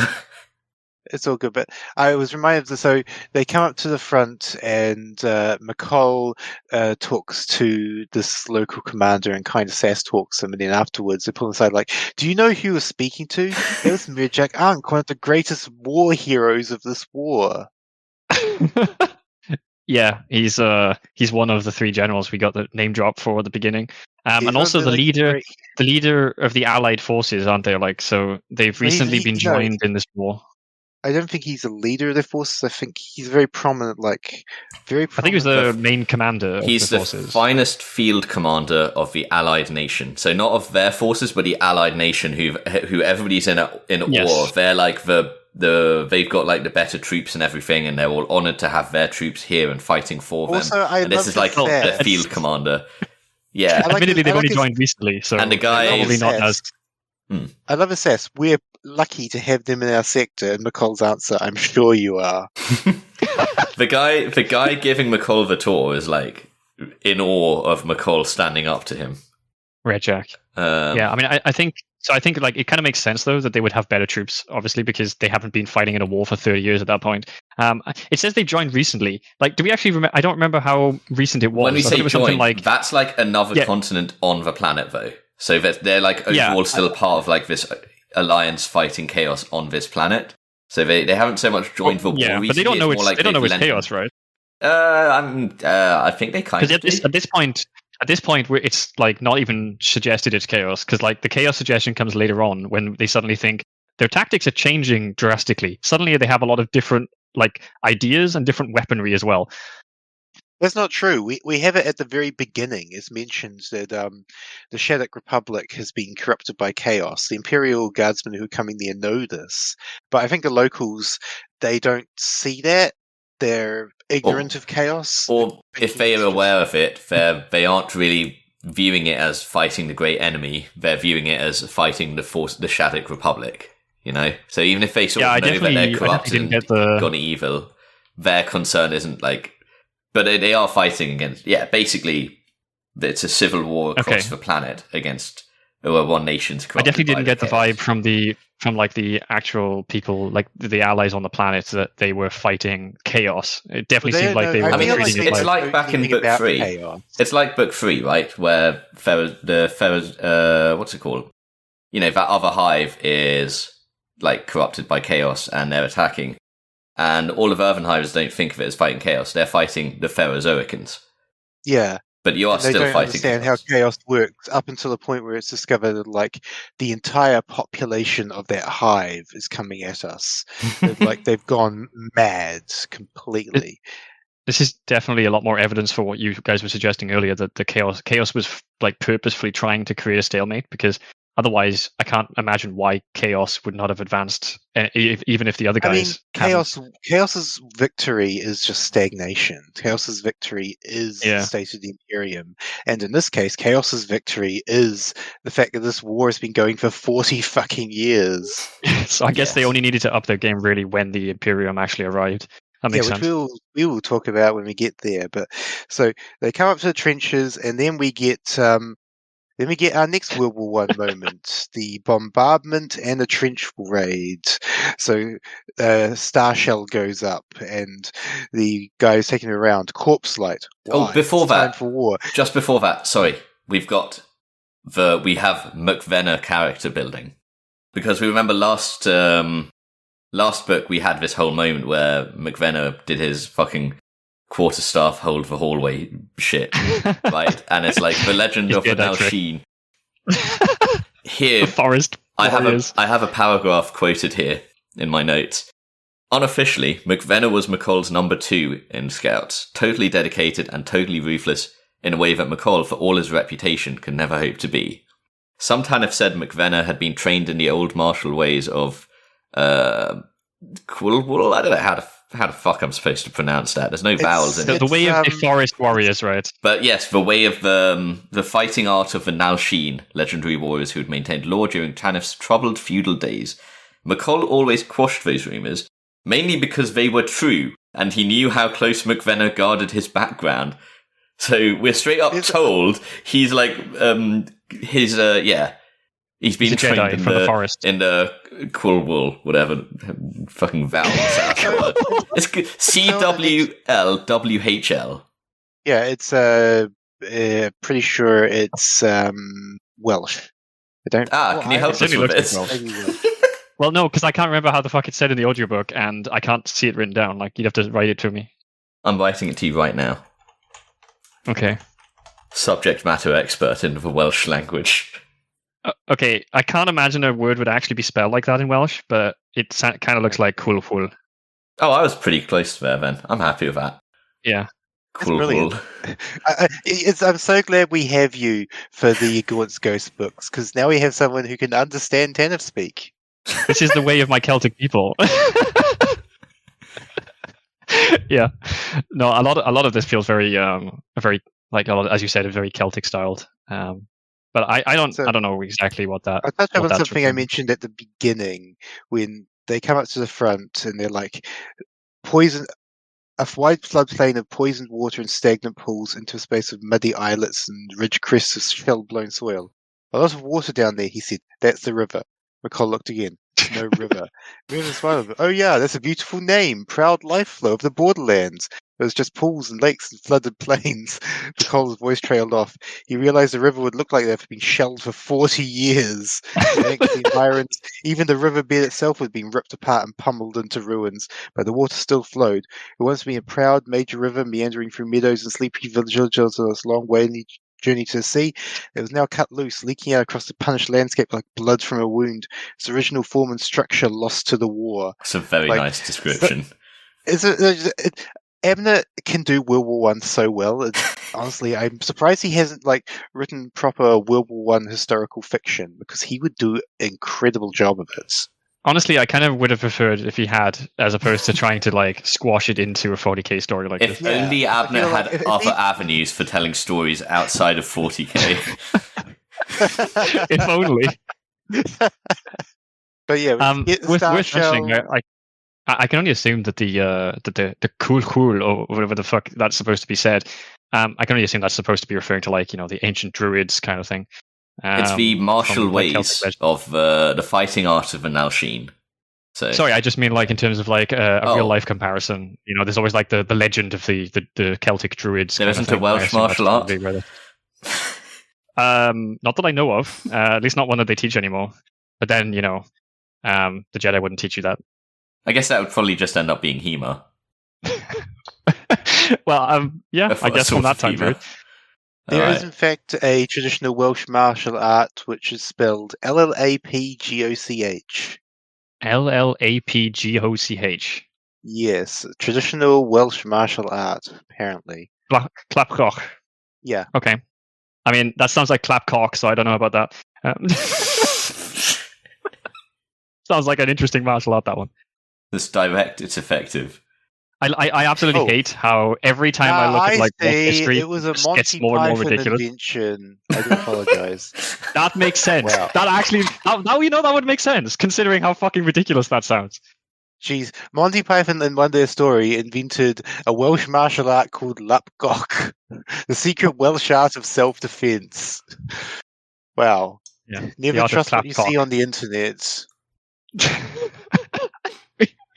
Spreading misinformation via the podcast about Welsh martial arts. To anyone who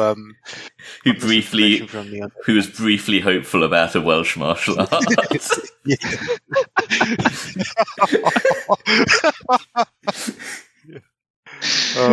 But anyway, back to the sadness of trench shelling.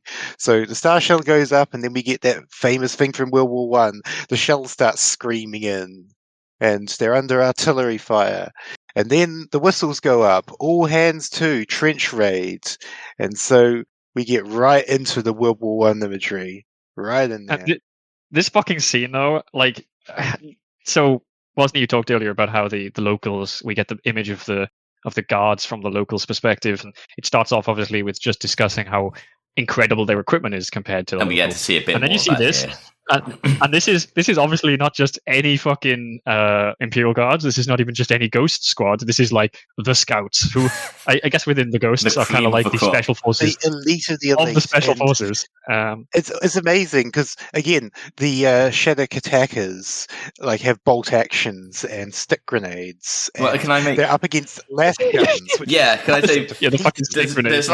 There's some things that happen where that are like super inspiring to them. And then, okay, we have on the one hand we have things like McVenna catching a fucking stick grenade in midair and throwing it back. Yep. And on the other hand, I wanted to talk about that. And on the other hand, we have like the guard have las guns, and this rallies the defenders in and of itself after their morale breaks. It's like, what Simply the fuck? the It's sight like a of las disco in fire. here. They're like, whoa, actually, maybe we can do this. We have laser guns. Fair. I get it. I'd probably feel that way in their situation. Considering this is basically a World War One planet, that would be pretty fucking crazy to see. Yeah. It's like, imagine in World War One if I don't know there was a trench attack and suddenly the defenders on one side, a bunch of guys came up with fucking laser rifles and just cut down the attackers as they stand. Yeah, although I mean, I can't help just thinking I would be sitting there going, well, why aren't we nuking them from orbit? Because Probably all takes kinds time. of bullshit reasons to justify why it's yeah. To be fair, like unexpected, like sudden attack, you're just going to be like, "Hey, please shell our trenches right now." No, No, I mean, like, why haven't we? So these guys have got laser weapons. The technology level gap is obvious. Mhm. I don't know. It's just it just feels like there's a lot of shit. Well, remember as well, they're not in charge of how they're waging this war. That's one of the big We themes can't use of the this. nukes. The nukes would be dishonorable. Yeah, it was not even just dishonorable. It's just like it's not how we do it. We've always done it this way, and we will keep doing it this way. It's the same kind of. It is that, Joke's on you. I'm only trying to be retarded. it's that stubborn pig-headedness that has been such a hallmark of the way we remember World War One. The generals who think just one more push, and we will break their lines. Just one more. I just can't help feeling like spaceships, or in this case, you could equate it to artillery that literally hangs over your enemy's trenches, would be a wet dream for any fucking general in World War One. Well, it's also mentioned that both sides their trenches are covered by shields, so like the orbital. Not all of it though. Surely, like they have shields that spread the entire fucking line. Like clearly, these guys don't hear because the artillery strike is on the shield, is on the trench. I mean, the problem is there is a level of we need to suspend our disbelief, but at the same time, it's. But it's also very easy to suspend your disbelief when one of the entire premises of this story is we're going to fight the war our way, not the Guard's way. And the Guard barely used the fucking ships in the first place.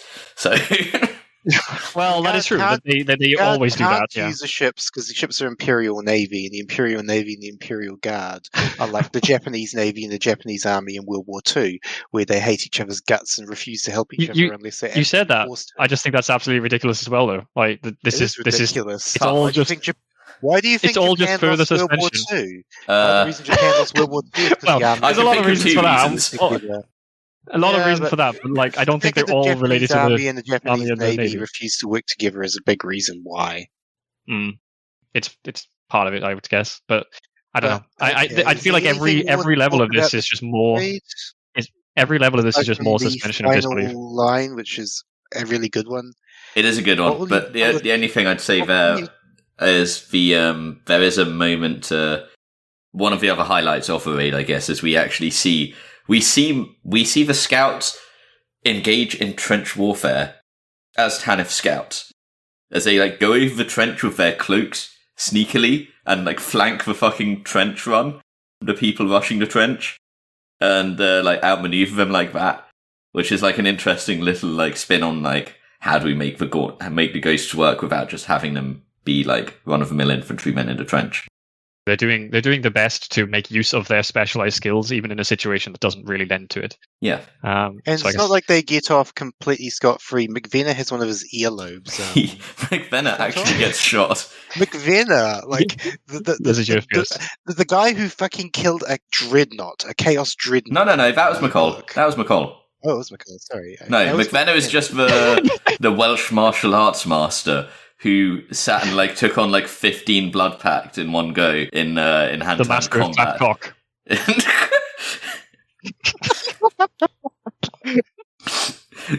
God fucking damn it. I don't know. Llap Goch is never going to leave this, is it?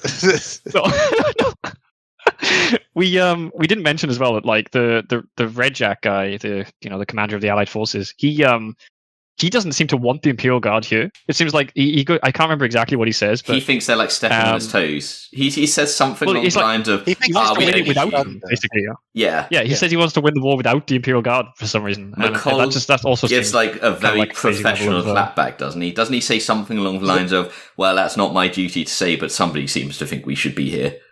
Isn't it along those lines? That sounds like McCall.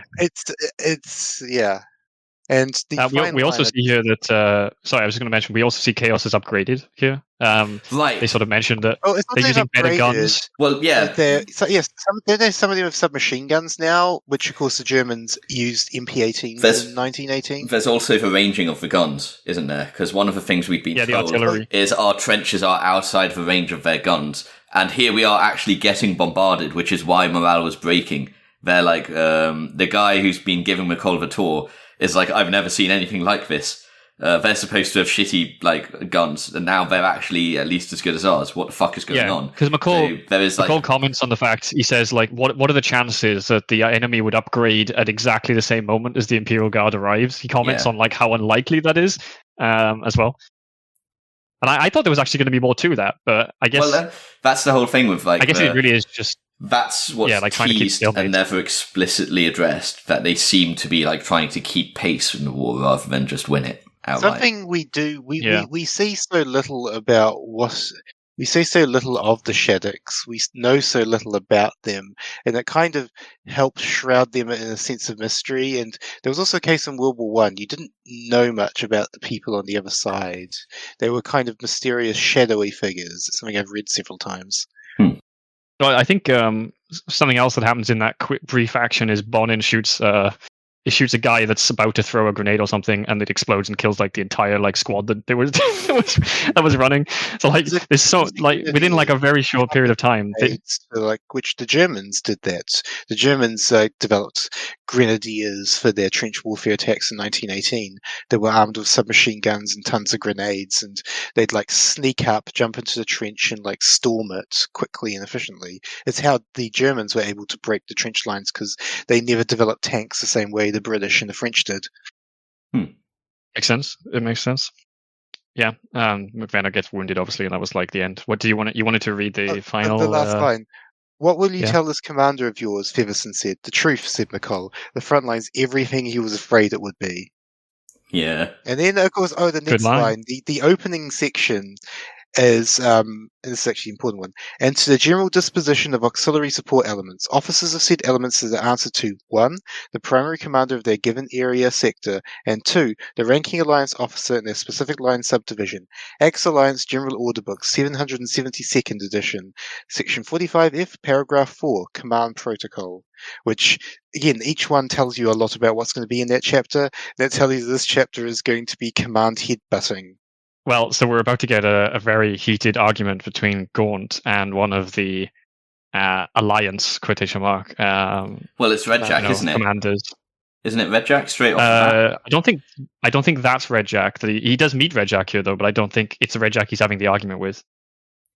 Yeah, no, he meets Red Jack, and Red Jack is like basically like, yes, the Tanith are going to man the trenches. You don't need any intel in the wider battle. You're going to man the trenches.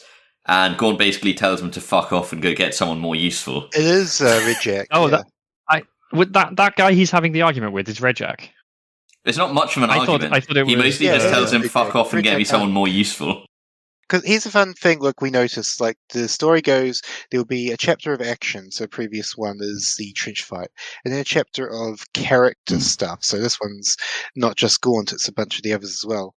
It's very, like, the way it's written, it's very clear Gaunt, like, immediately already knows and recognizes the kind of person Red Jack is holding back, and then, like, has enough of Red Jack shit, and just unloads and is like, fuck off, get me someone else.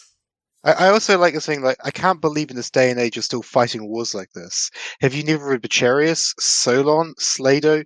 None of those fine warriors are here on X. War's the pity. Like, they're No, so so the ignorant guy. of, like, the great imperial commanders beyond their planet. Yeah, well, I mean, they haven't taken clearly anything to note in terms of tactics for a long time. But the guy that Gaunt is actually arguing with about his command, like chain of command, somehow ending up going through some random low-level allied commander who's like 4 levels below him in rank, is some guy called Ankra. That's Rejek Ankh. That's him. Yep. Oh, okay. That's why I didn't Rejek Ankra. piece them together at the time, because he's referred to Anchor in seemingly every part of that fucking section. Yeah, it's his last Okay. name, but his first name is Rejek. Okay, that makes sense. So yeah, the guy we met with McCall before, Gaunt's now talking with him, yelling at him. But it's also one of the things about World War I, this idea of like the people who are up the line are out of touch, and the people who are on the line who know what the situation is like and who keep trying to tell generals, this is where we're at, this is what's happening, this is killing our men, and the people at the top refusing to listen. Yeah, the Imperial expedition is termed, quotation marks, auxiliary support, is a quote from that section. Yeah. Yeah. So he has this chat with Gulk, the guy who's like, I don't want to be in charge of all this shit because I'm not getting any, nobody's listening to me anyway. I'll go be the liaison for the ghosts. And they make like a plan on, Gulk's like, I hear, I don't like it either. And they basically make like a little plan on how to handle it diplomatically, which is... well, so that guy's the commander we see at the beginning, right? Yes. Yeah. So we've already been kind of introduced to his character. We know his like outlook on the war and his outlook on the command. Yeah. Sorry, on the command structure. So he gets put in that role, doesn't he? Which he kind of feels like is a demotion. It probably kind of is. So he gets demoted from being overall commander of the Alliance forces to being a liaison to the Imperial Guard. Which is insane, that he was like the overall commander of the forces, and he's like, I can't change how fucked everything is at the start. that is true. From something I definitely picked up here is that he's felt paralyzed, and he was in a position to do change, and he didn't do it as much because of his own psychological hang-ups and it's something. Again, it reminds me of Churchill. I've read like a lot of his writings about his time in World War One. Because after Gallipoli, after the absolute disaster there, Churchill demoted himself, enlisted, he became a lieutenant colonel, and he actually served in trench warfare. He was in the trenches in World War One, and he saw them firsthand. Like Winston Churchill willingly exposed himself to the same kind of fighting that he'd put all those people into in Gallipoli, which you can say a lot about brave thing for him to do. Honestly enough, you can say a lot about Churchill and some of the decisions that he supposedly was responsible for later on, but like that is quite a ballsy fucking move to basically say I fucked up. Churchill will forever be probably a controversial figure, but I feel like at the end of the day, for all the judgments that we laid upon him, the world was a much better place for him being where he was when he was. He legitimately made a difference. Yeah, I think that's hard to argue, to be honest. Something they mention very shortly after Gaunt meets with Liaison is somebody refers to the fighting as pre-firearm, like as being fought like a pre-firearm campaign. And I found this really strange. I didn't exactly understand what he was referring to here, because obviously everybody has firearms. It's fought very much like World War One. World War One was very much a post-firearm war. It wasn't, super industrialized, like highly modernized industry, like World War II was more of, but it still was almost at that total war level. It definitely was fucking post-firearm, though. I didn't understand that line. I don't know if I was misunderstanding it, or you guys have a better idea. I don't remember I don't this. see anything here about post-firearm. You're fighting this like a pre-firearm campaign, like something from the days of antiquity. The use of infantry and cavalry, the dependence on cannon, the expenditure of manpower, and forgive me, the reliance on the nobility for command personnel.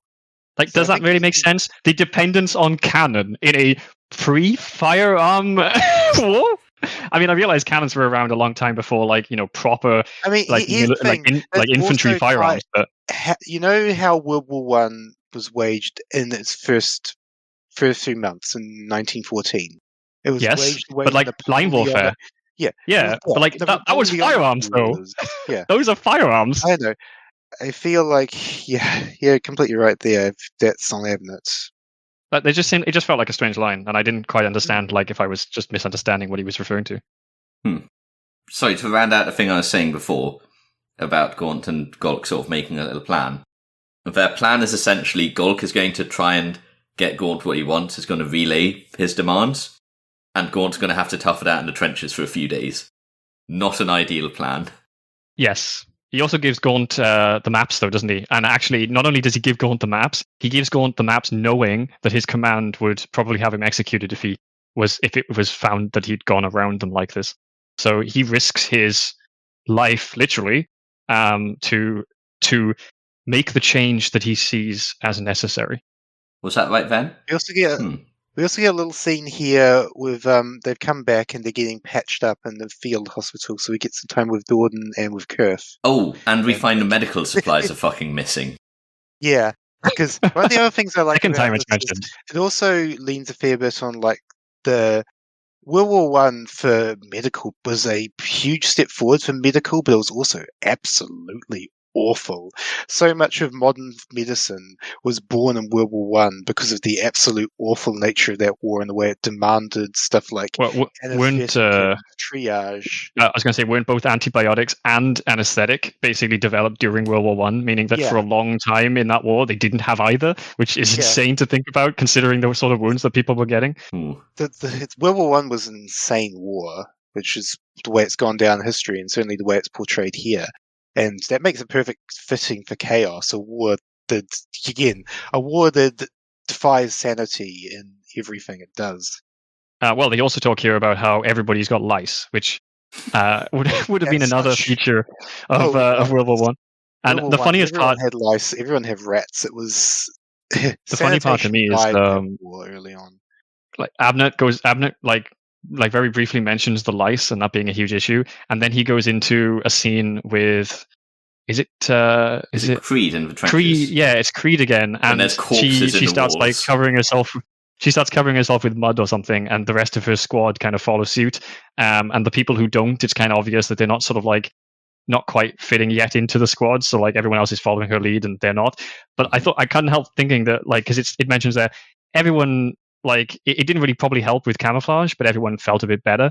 And it just made me think because like one of the things that probably would help with very much so is the lice.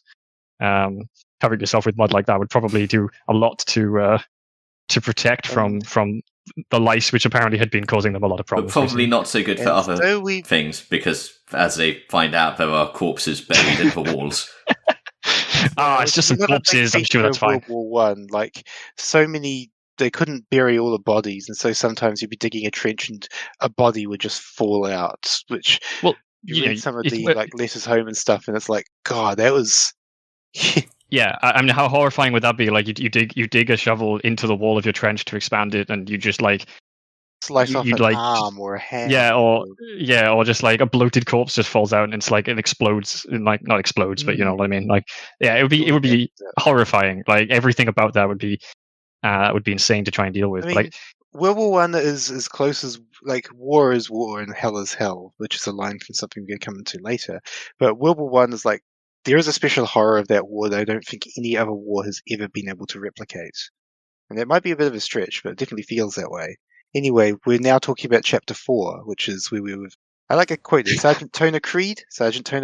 I like the sound of that. No, of a gack face will though. Does it say who that quote's from? Toner Creed. Isn't that Creed? Yeah, that's her. her saying Sergeant, liking the sound of Sergeant Toner Creed. Got it. It's her presumably hearing that she's just been promoted. Yeah, it's interesting though that like because obviously she's happy to be promoted, but we do get a bunch in the earlier chapter about how nervous and how kind of. You're talking about how they rub themselves with mud for camouflage, and Collier hadn't because he hadn't understood what was going on. Koo hadn't because he was Koo. Yes, yeah.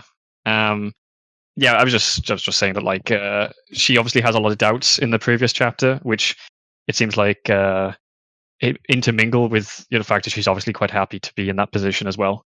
She's clearly proud, at least, I guess, to be promoted to a position of command. But yeah, we get all the doubts in the previous chapter. Incidentally, we also here get Ku's arc words for this entire book. Sure as sure. Which, that thing comes back. Time. Well, he says that all the time. That's just how he speaks. Yeah. 50% of his dialogue is really fucking sinister. Like later in the book, when you hear "sure as sure," it sends a bit of a chill down. It sends a bit of a chill down. Do you know what? Do you know what's really funny though? There is one person in this book that speaks like that isn't Ku for like 2 lines, I think it is. And I don't know whether he's taking the piss or whether he's like, using it as kind of like almost like a sinister touchstone, like Larkin. So Larkin multiple, I think it's twice when he's in the house when he's trying to contemplate what he's going to be doing later on. Larkin, we'll have to. I've got a lot to say about that. We'll talk to about when it actually gets to that point, because Larkin's character arc in the story is horrific. Yeah, it's horrific. It's fascinating. God, this episode's going to be longer than the previous 2 put together at this rate. I think here, shortly after there's so much to talk about. We get Ku and Larkin shortly after the scene with Creed, don't we? There's Larkin's not eating I think the food. they're about to. Yeah, this group is about to come back. Q basically shows up and is like... I mean, before this, we got this thing we talked about earlier, the section where they're talking about Kalia. Right. Where, for a brief second, he says something. He talks about the kids, and it's like maybe some tiny fragment of who he was in there, but then it passes, and it's like... Kalia is such a sad story in this. Or the fact that... You okay there, Sarge? Yeah, grit in my eyes. The fact that, what's happened to Kalia legitimately makes Creed, tear up a little bit. Yes, it's Kalia kind of is the team dad who suffered a horribly bad thing. Well, it's like what we were talking about earlier, where it definitely feels like Abnett is going for, and then he explicitly states it, which is another moment where I feel like he didn't need to go that far. Like we talked about one of those in the past. Where it feels like he was implying something heavily, and then he just outright states it, which he doesn't need to do because of, Abnett is usually pretty good. Being a sociopath, wasn't it? Oh yeah, that was part of it. That was one of. I think there was actually another example as well, but that was definitely one where it didn't need to be said explicitly. I think usually when it's said explicitly, it's to with the Q sociopath one. I guess it was kind of nice to have it informed us about the character, how the characters feel about him, not just how we see him. But it's maybe not needed so much with things like this, where you have Creed tearing up over the state of him. Yeah. Yes, there's the obvious theme of Collier. There's the obvious theme of this being worse almost because Collier is still there but not there is the thing. He's a constant reminder of the man that used to be Collier. And that also ties into the fact that directly after that, we also have a reminder that Bragg is gone because people who used to be their cannon man, and then we go to Larkin calibrating his sniper rifle, and the fact that he's and refusing to eat, so detached and isolated from everyone else, and something is. I just I was reading it actually. The fact that Larkin's the loss of Bragg has cut away his anchor, and he's now floating in the waters and drifting around aimless to a degree. Yeah. I just felt like it was so obvious, the theme of that it didn't need to have the conversation later. I can't remember if it was now or whether it was a later scene where now. Toner Creed is basically explicitly says, "Oh, it's so much worse that the Collier is actually here because I'm constantly reminded of this." It's like it didn't need to go that far and say that explicitly. I think it was already obvious. For Abnett on the last one, and I won't on this one because he makes it very. He's trying to hit that point. He's trying to hit that point.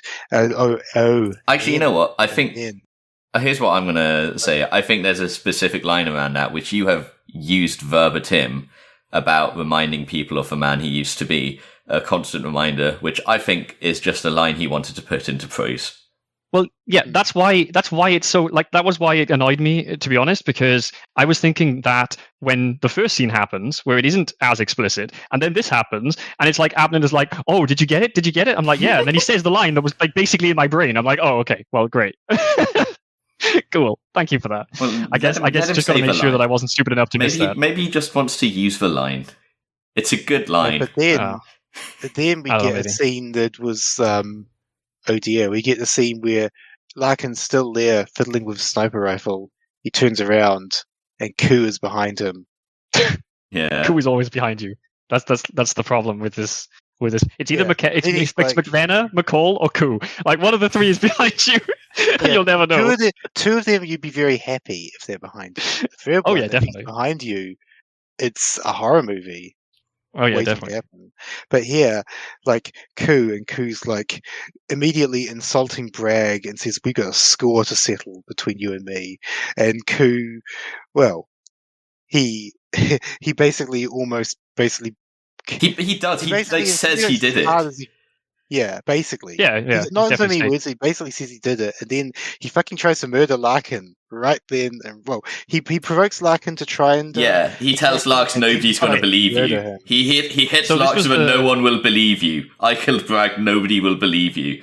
And they end up in a fight. Reacts, goes his rifle, and Koo tries to fucking straight up murder him right there. Yeah, do you remember we talked about? Well, remember we read that bit from Abnett at the beginning, right? And so he was like, "This is why people don't like this book."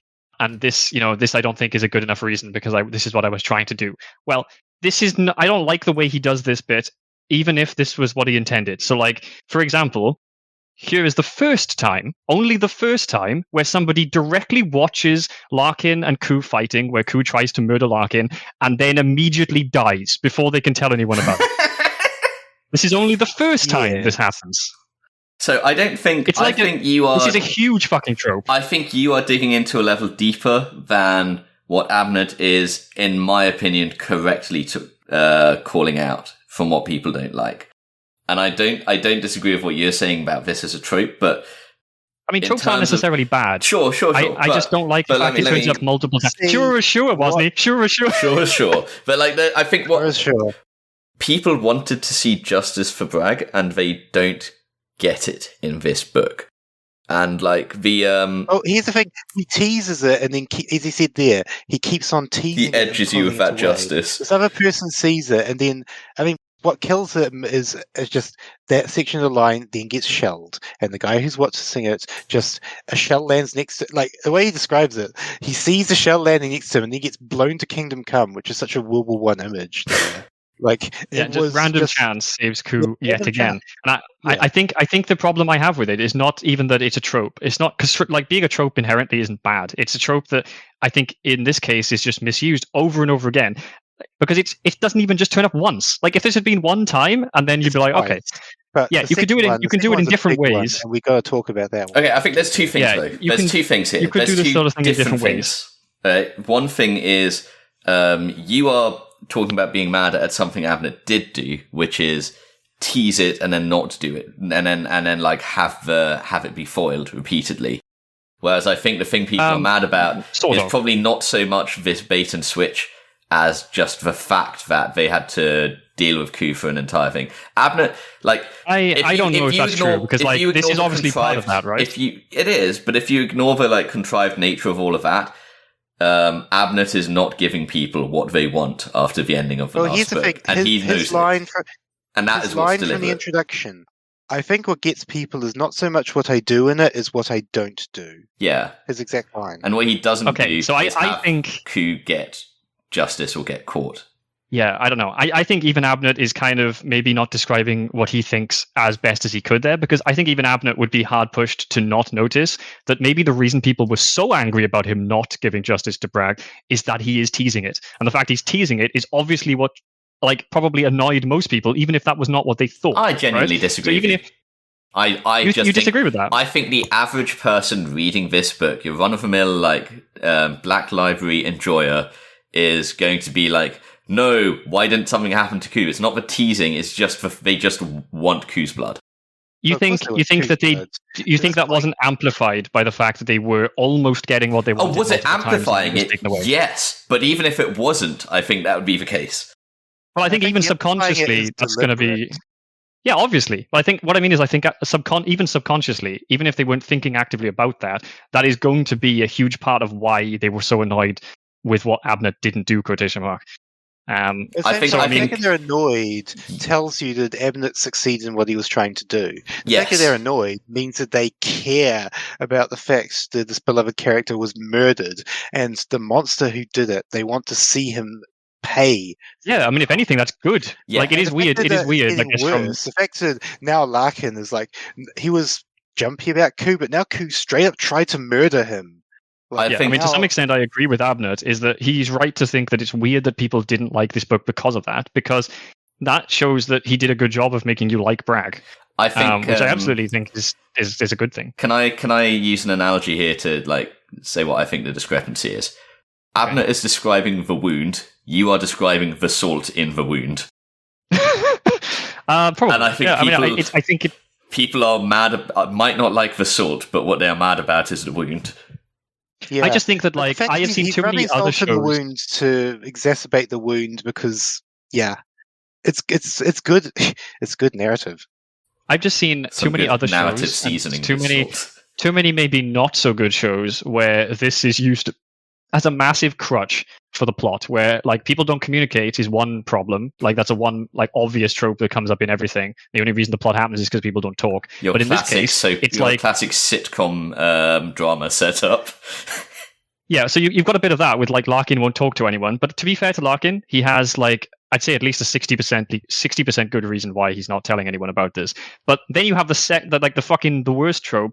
But not the worst trope, but like, you know, another trope on top of that, which in this case is that everybody who sees the world for what it is, and the issue that we're talking about here, which is Larkin and Ku, gets immediately killed before they can do anything about it. The thing about seeing the world for what it is also talking about how Larkin only trusts what he sees through his sniper rifle scope, and before this happens, he is adjusting his sniper rifle scope. And I think, does he see Ku through that scope when he, let me just... He definitely likes aiming his gun at Ku a lot, which... He does. I think to be fair here, though, over him, you're talking about this like as if I know everything is Abnett's decision, but I think if this repeatedly happened and it was always chance, that would be quite annoying. But I think only this one first time is chance. I think all of the other things you can't really boil down to, and then Ku just happened to get away with it, right? Well, or kind of. It depends how much you're willing to. Yeah, like. In one case, it's chance. In the other case, he engineers his own escape in the worst possible way. Sort of. He gets lucky as well. He gets massively lucky there. But yeah, it's not like as clear cut as I guess as I started out saying that, but you understand what I mean. Yes, I do. I do know what you're saying.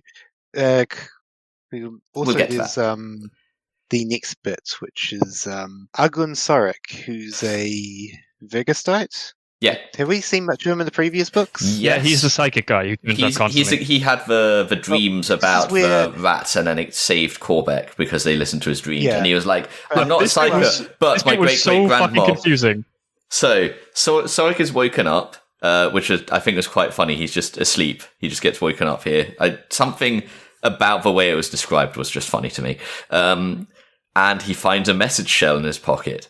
He has written a message to himself. And the message reads, bombardment for 16 minutes and then foot assault from the northeast under cover of the drain outfall.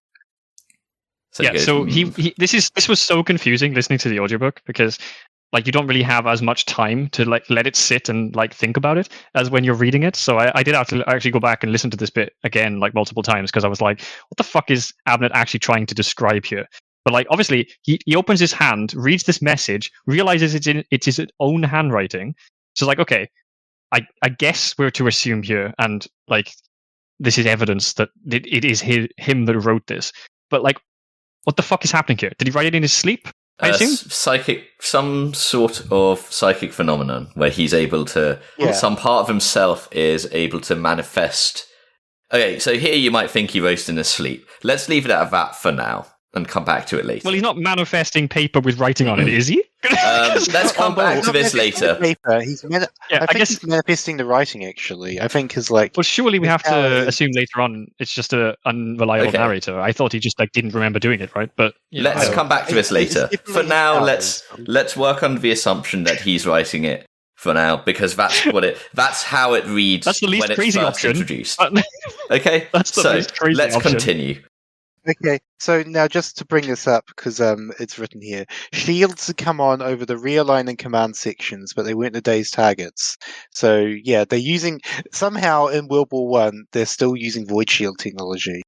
I guess Abnett thought he had to put this in here to explain why the Imperial Navy isn't just going boosh and just blowing everything up immediately on the command line of the enemy. But I don't know. But the fact that maybe to shield explain why technology coupled with World War One is like.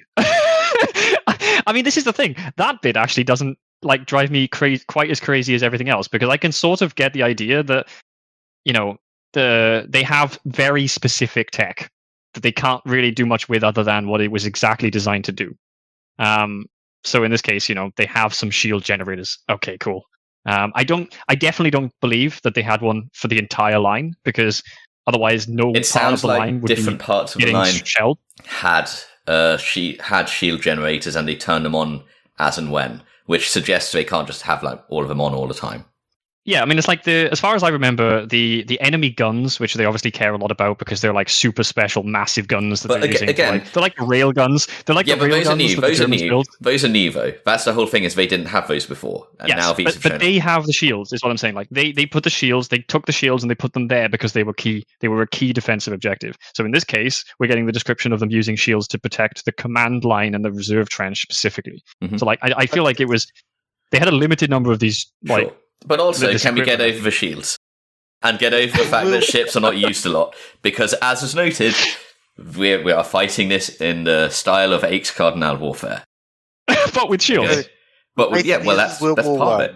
We are fighting the First World War in space. Yeah, I mean, the shields were part of ex-Cardinal warfare. They didn't just fucking show up with Imperial Guard and then put void shields down, you know? That is true. So now we get... our big World War One trench assault scene, and Creed's first battlefield order to her troops: straight silver, strap up and fire at will. Title drop. One of many. Don't we also see Kolbeck here? Getting put in like a pretty precarious situation and having some massive imposter syndrome as he tries to like plan their way out of here. Well, we have We have a bunch of like little vignettes. Yeah. So we have Creed, her first command. We have a section with Milo. With the Rawn one is one. Rawn and Banda bleeding out together in a trench somewhere. Yeah. The fact that those two have had their wacky band, they had their thing, and now they're starting to get close. Yeah, he doesn't quite tell her he loves her before he goes unconscious, but he gets close. The two of them are there, and then he gets injured, and why the fuck are you fighting, woman? Aren't you fighting, woman? I thought you females were meant to be tough. Oh, I'd love to. Not today, though. Worry about yourself, not me. Yeah, the two of them, or the fact that, like, you'll be okay. I flipping order you to be okay. Yeah, it's very... The sort of tsundere thing between the two of them, and this is the point where it's like the two of them are both wounded side by side together, and... Also, we get the section of Korbeck and Mural. So Korbeck has I think this is possibly the first time where it actually becomes more obvious to Bragg himself. I'd say because like it's been pretty obvious that he had this weird tsundere thing going on with Bragg is dead. You see Rawn, sorry, yeah, Bragg. Fuck no, Rawn. I meant I think it's pretty obvious that like it's been going on for a while with Rawn and was it Bada? It's Bada, isn't it? Banda. But yeah, I think this is probably one of the first moments it seems more obvious to Rawn himself, almost, because he also has to think about it later on when in one of the later scenes. Korbeck's thing is interesting because before the whole almost fuck up and imposter syndrome arc that he goes through, we have probably the first action of taking initiative and not just fighting it like trench warfare, where Korbeck realizes, hang on, it's all quiet here now. That must mean the line's fucking breaking somewhere else. Splits his forces in two to go like each way and support where the line's breaking elsewhere on the trench. Which is sort of an interesting like thought process there. Makes sense. Because we need to bring her up because she'll be important later on as Muriel, the woman who's training to be a scout. And who's a very, very talented marksman, a woman. I mean, a lot of the areas where it seems like because she's the one who likes maybe put yourself in their place. If you would take this line, what would you do? And she's the one who like gives him that insight that allows him to think of this. I didn't remember that. But I mean, think... they are pushing a lot of the Vergastite women, especially, are pretty damn good. This book really does feel like it really is like he's giving the female cast, and Creed's had a fair bit in previous ones, but he's also like giving Muriel and Kurth and Nessa and Banda. He's like, all of them are getting a chance here to actually join the rest of their male counterparts of being important and having action and shaping the story. There's another. True. There's also another reason why he had to give Muriel character. Well, never mind that. I know what you're thinking there, but I've got another theme and another character I want to throw into that, which is the Scouts and Hulan. Is it Hulan? Huilan? Whatever. He's got H's and W's in his name. Which is, it's a theme touched on in the last book, which is, why don't you think about putting some of the Vergastites in the Scouts? And he goes, well, McCall will get them when they're ready. But here we actually do have one of the Vergastites. We got two of the Vergastites. Well, for now it's one. Hulan. It is Hulan. For now it's the one who was with them. He was with the advanced scouting party, and we didn't mention it then, but like, McCall was basically telling McVenna, hey, keep an eye out on Hulan. He's not that great yet, but he's learning. So we have like the baby steps of Vergastites starting to learn to be scouts happening so far, and Hulan is one of those. And I think we get to see some interesting stuff between Hulan and Muriel later on in this book. Well, isn't this where they mentioned that Muriel has given up her long lives because she wants to join the Scouts? Is that happening here? The Scouts she was allowed. A very talented I think that was sniper, but yeah, she wants to be in the elite. Okay. Then Sarek turns up again. Oh yeah. I think, well, do you want to talk about? Did you want to talk about Corbeck and his scene in the trenches? Oh yes, this is great. This is one of those cinematic scenes Abnett writes so well. Because it's a section where someone throws a grenade in, Corbeck picks up the grenade, briefly mentions how he'd hated Battleball, he was a terrible fucking at things, and then he throws a grenade, the best throw of his life, and it blows up like 5 enemies. You missed a bit here. Oh. He drops the fucking grenade into a pile of bodies first, and then he has to drop and fish this fucking grenade out from the pile of bodies and then tosses it. He's got a really long fuse on this grenade. Which it's like described as like a really panicked moment, and he's like, I hope nobody saw that. And it's like an imposter syndrome arc about I'm getting too old for this. That this sort of but also like that's like the physical aspect to it, but there's also like the mental aspect where he's constantly talking about how he feels like he might have got everyone involved with this, and he's not sure he can think of a plan to get them out of this situation. And they need to. I can't remember what it is they're trying to do, but there's like an objective which he doesn't think they can actually achieve. Well, they're basically trying to reach the line to make sure it doesn't break, and they've found everything already fucked here in the first place as they reach it in the trenches. The Crassians in the trenches. Yeah, but we get both physical and sort of like mental aspects of Corbeck thinking he's a little bit beyond. He's getting too old for what he's doing for his role, which I don't think he's that old, is he? He's in his late 30s, I think. 30s, early 40s, something like that. Ancient. Okay, what's about of everyone else? Yeah, especially in World War One.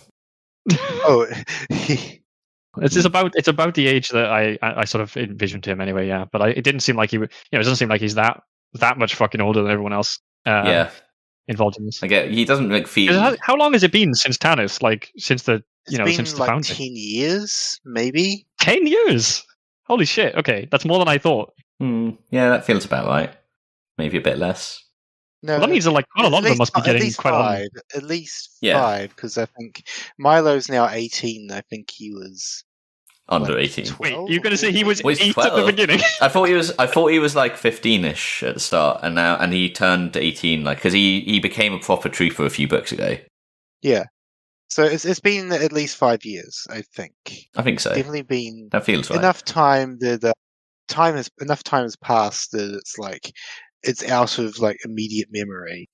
Just kind of suggests that Corbeck must have been quite older when he actually enlisted in the first place. He was definitely like in his like he was like the dad of the whole group. He was definitely in his 30s when he enlisted.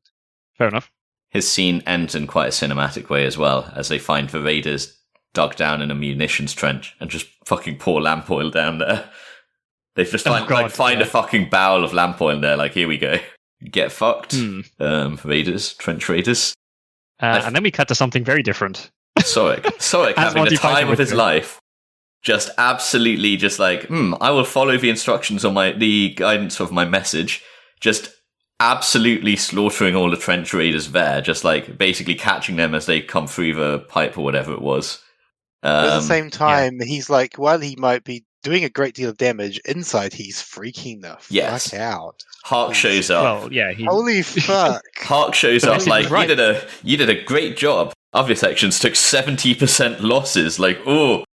Jesus, Wilbur 1 Skyle. We're gonna drive Wilbur 1 to the dirt because that's what Abnett basically did in this whole book. He'd also been drinking there. This seems to be like he's sitting there drinking afterwards, like traumatized drinking, as Hark shows up. Yeah, there's a really like interesting like sort of like play between Hark and Sorek of like Sorek is like, is he going to catch on to the fact that I've been drinking on duty? And then Hark is like, we should have a drink.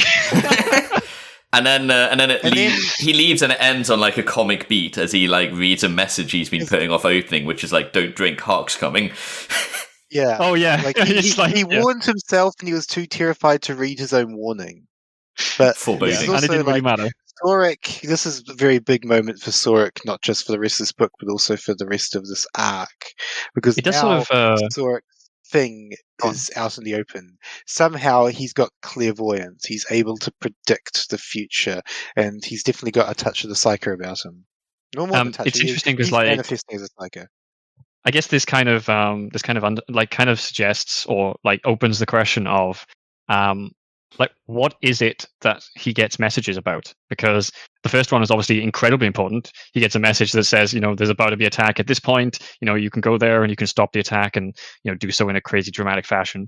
And then in this case, it's just like Hark is coming, don't drink, and it didn't really matter anyway. I would say don't try and intellectualize the mechanics of what's going on too much. That is what I would say. Because this is I mentioned it more. This is wishy-washy warp stuff. Okay, it's more to do with the fact I'm interested in terms of like what he'll get messages about in the future, and one of the reasons because it seems to be buried in stakes. Predictions. They're like there's visions of the future that are being sent back to him, so he knows what's going to happen, and he can make efforts to change that or direct it in a better way.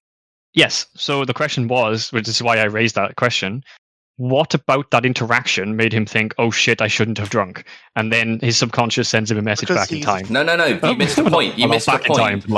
The point there was that he would be in a better spot to engage with Hark if he hadn't drunk, and also he'd be more mentally prepared. So he would. What I mean is, it didn't matter though. Maybe not. Matter, but it didn't matter in the long run, but it could have been better. Yeah, it's still a warning he would have been happy to receive. He got lucky, yeah. He could have been. What I mean is, like, it's actually kind of interesting because it means that the stakes don't really matter to his subconscious sending him messages, which is interesting. Might not matter, but others would.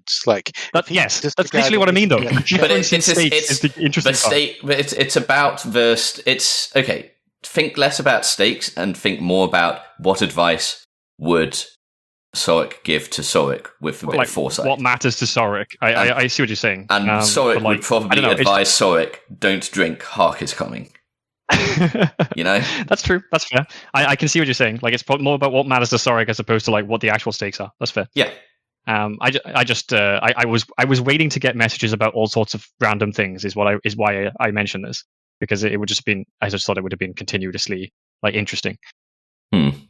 So we're on chapter 5, and this is where, when I was reading through it, I had to pause for a second and internally go, "Oh, damn it, Abnett!"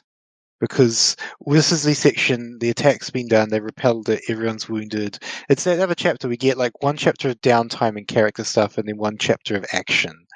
And so in this one, we are with the 4077th Q Suicide is Painless. The giant MASH reference this entire chapter is. Oh, fuck. I was fully expecting Hawkeye Pierce to turn up and start talking about war is war and hell is hell. Well, this was the bit I was referring to when I said, and now for something completely different, because we're about to have a cockfighting ring. You're Going talking earlier about how the Struffords, the local forest rakids, are in danger, like almost extinct, and yet they're fighting with them in a ring. They're using them for sport. Are these the same Yeah, creatures? Because these ones they're seem juvenile small. ones. These ones are Oh. tiny, aren't they? Yeah, this Yeah, is they're like. baby. I mean, this They're is basically cockfighting. It is cockfighting. Yeah, but it is. Yeah, it's cockfighting, but with They're using alien the chickens. juveniles of this, as I said, this heading towards extinction species. They're using the babies of it for cockfighting, which I know it says a lot. Yeah. Okay, that didn't makes click for me. sense. But I assumed they were like a smaller version of them, or like something. Yeah, but No, they're yeah, baby ones. They're juveniles. that's fair. But we get I mean, they like must a get a whole lot bunch bigger, of right? They must get a they lot get bigger bigger. between being juveniles and adults. They get big enough that people can ride on them. Yeah, that's what I mean. Like, yeah, fair enough. But yeah, it's been a bad day. Tons and tons of soldiers have been wounded, and they all stream back into the 407 so that Hawkeye and Trapper and BJ and everyone can patch them up while quipping. I love MASH. It's one of my favorite TV shows. So the fact that they're in the 407, I couldn't stop making red jokes the entire time I was reading it. It's interesting because, like, yeah, we get the cockfighting, we get the MASH scene, and then we get quite an impactful scene, I think, to be honest. Yes, like, quite an for most impactful of, scene. for, like, Jeez. not even just this book, but like for a lot of the series. Before we go in there's a character, I think this is the first time I actually talk about him, is Mert. He's someone who has an augmetic jaw, which means he used to be a good sniper.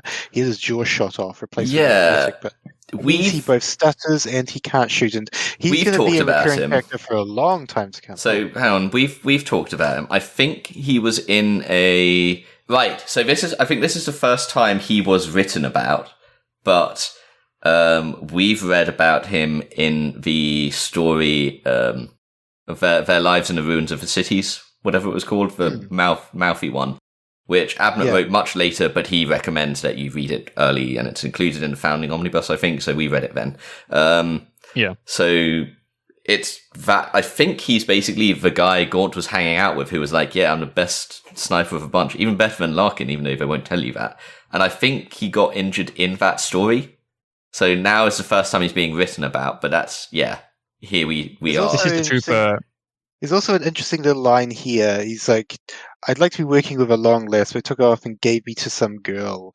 And then he's like, moment, because Dow's like, some of these girls are good shots. Like, I didn't mean anything by that. It's like, there was no real anti-Vergas or misogynistic rancor in Mert. He was just a damaged man struggling with his own failure. It's such an interesting line to put in there as well. Yeah, it's like he casually says that, but he's like, you go on.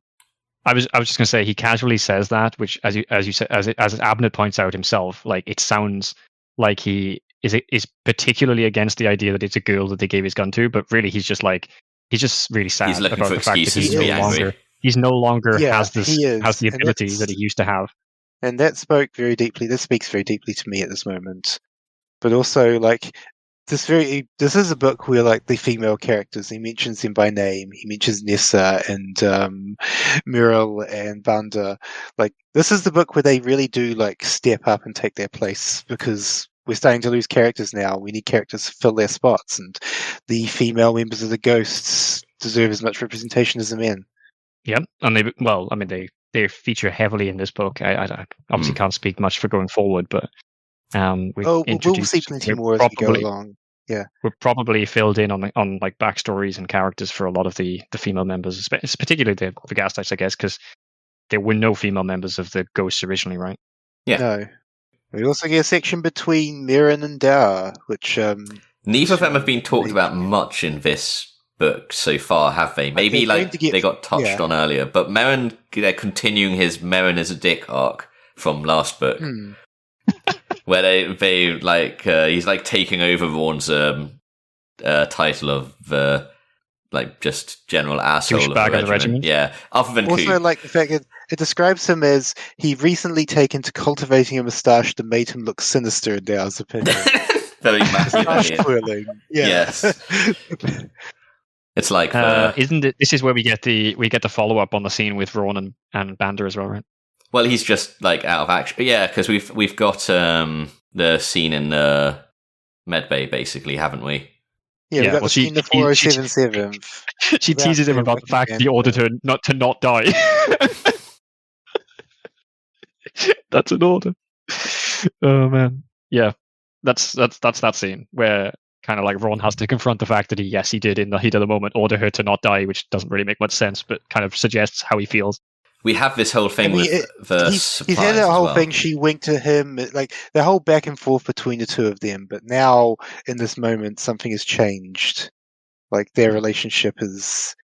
Well, yeah, this is what I was saying. Like, I feel like at this point, he's finally confronting the fact that okay, there may be something more to the way he thinks about her. Also, we get a section where Kurth talks about her feelings. She is the only person who knows the truth about Kalia and his children and his relationship with Creed. And yes, and the letter he gave her, wasn't it? That he tore up. This was the, like, in the last book we talked about, in the last podcast we talked about the issue with the wording that Kalia gives her when he says, like, you know, if I don't come back, give this letter. And it felt very. This is the worst thing that could possibly have happened. Yeah. For her own, like, especially situation. This is like, this is literally the worst thing, because like how does she follow? Like, does she follow exactly the wording that he gave her, or the spirit of the wording? And it's a difficult position. And she's just sitting here in this like stalemate of what's going on there, not burning the letter, not handing it over either. And then we get that scene you alluded to earlier, which this one, wow, this you're talking a lot earlier about how Gaunt doesn't act like a normal commissar, but then we get this scene because this felt very abrupt. There's a fight over medical supplies. Basically, the ex-Guardians have stolen. Yeah, because they find her medical supplies, and they're like, "Well, tough, we've taken them." And Kurth fucking picks a fight with him. She picks up one of the boxes and tries to like run away with it or something. Yeah, and then Dordan comes in to like help her, and they start kicking him, and then Gaunt just fucking shoots the bastard with his bolt pistol and blows him to pieces. Yeah, well, I love this line. I am Imperial Commissar Gaunt. I am known to be a fair man until I am pushed. You've just pushed me. Well, so he walks into the fucking Medicaid place that like all of his, like half of his fucking troops are like, you know, seriously injured and being treated and stuff, and like he walks in to a bunch of fucking like orderlies basically beating the shit out of Borden. No, wait, hang on, you say that, but they would have been, it was like, wasn't it more like somebody had been like, Kurth, we found the medical supplies, so they left the medical station and found the medical supplies and troops. Well, they were in the Allied medical place, weren't they? Because they got to where the medical supplies sure. So I mean, I assume they were like next to each other, if not like basically the same building, right? But like, I don't know. But from Gaunt's perspective, obviously, this is like he's super fucking pissed. Like he only has two medical officers my somehow. Fucking regiment. and they're both being beaten up by the fucking. Though he's not been in the trenches, Gaunt has been like, the trench warfare is instantly getting to him, because that kind of warfare, that kind of senseless waste of people, for someone like Gaunt, is not just anathema. It's pure horror.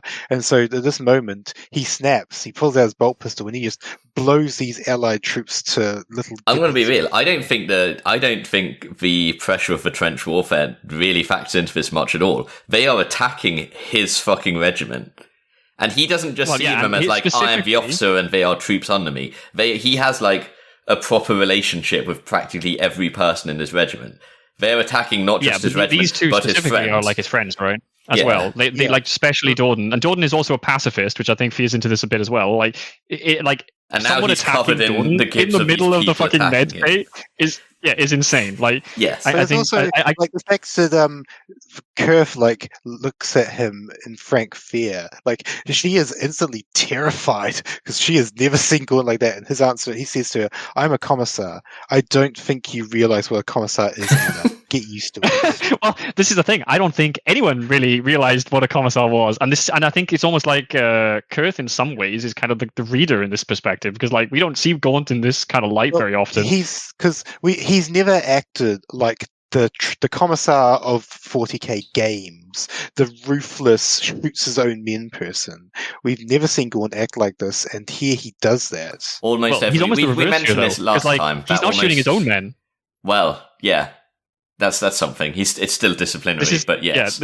Yeah, it's a disciplinary, but this is not like it's not his men that he's shooting. He's defending his men. Same time, they are pushed to this point, like a breaking point for him, for everyone else, because that's what the trench warfare is doing to them. They've been thrown to a meat grinder, and for the ghosts, this is warfare that is just killing them. It's chewing them up and spitting them out like it's done everyone else. Yeah, you know what? I have to take back what I said before, because it actually explicitly talks about that right after when they're on the train, right? He's like, what's making me so angry? It's the futility of this war. Yeah. Yeah. I mean, from Gunn's perspective as well, I guess, like, everyone in his regiment, well, at least the ghost side of his regiment, like the original Tanith, I should say, they're like endangered species at this point. Like, he can't get more of them either. So, like, every time he goes to a war like this, where like lives are just needlessly thrown away at something they're not even specifically specialized in, when they could be doing so much more somewhere else, I can see why this is so fucking frustrating for Gaunt. Yeah, it's a good scene though, and the thing is, this is obviously going to have like the section huge... where he talks about the fact that there's no one to write letters to, because that's such a big World War I thing. Is the officer writing a letter to the parents of one of his soldiers who's died, having to tell them that your son died in the line of duty. And I've read a lot of those, and some of them are absolutely heartbreaking. And the joke here that Gaunt doesn't have to do that because there's no one to write home to. Tanith is gone. Vervenhive is gone. There's no one to write these letters to. But that also means that it stops with him. Basically, when they die, he's the one he's the end point of that, because there are no parents. Yes, and obviously, unlike a lot of people in Gaunt's position, probably it actually affects him a lot more than it would others as well. Vervenheim isn't completely gone, though, right? No, the planet isn't gone. No, Vervenhive, the hive is gone, although the new hive is being built. But Vergast, the planet, is still there. Yeah, I mean, in terms of the actual people who joined the Ghost, though, they are pretty much people without anyone else. Like, yeah. I guess there was no one else for them to leave behind. Yeah, their hive is dead. So when I said Tanith only earlier, I guess that's not really true. Like, although he could potentially go to Verdenheim and get more recruits, I guess.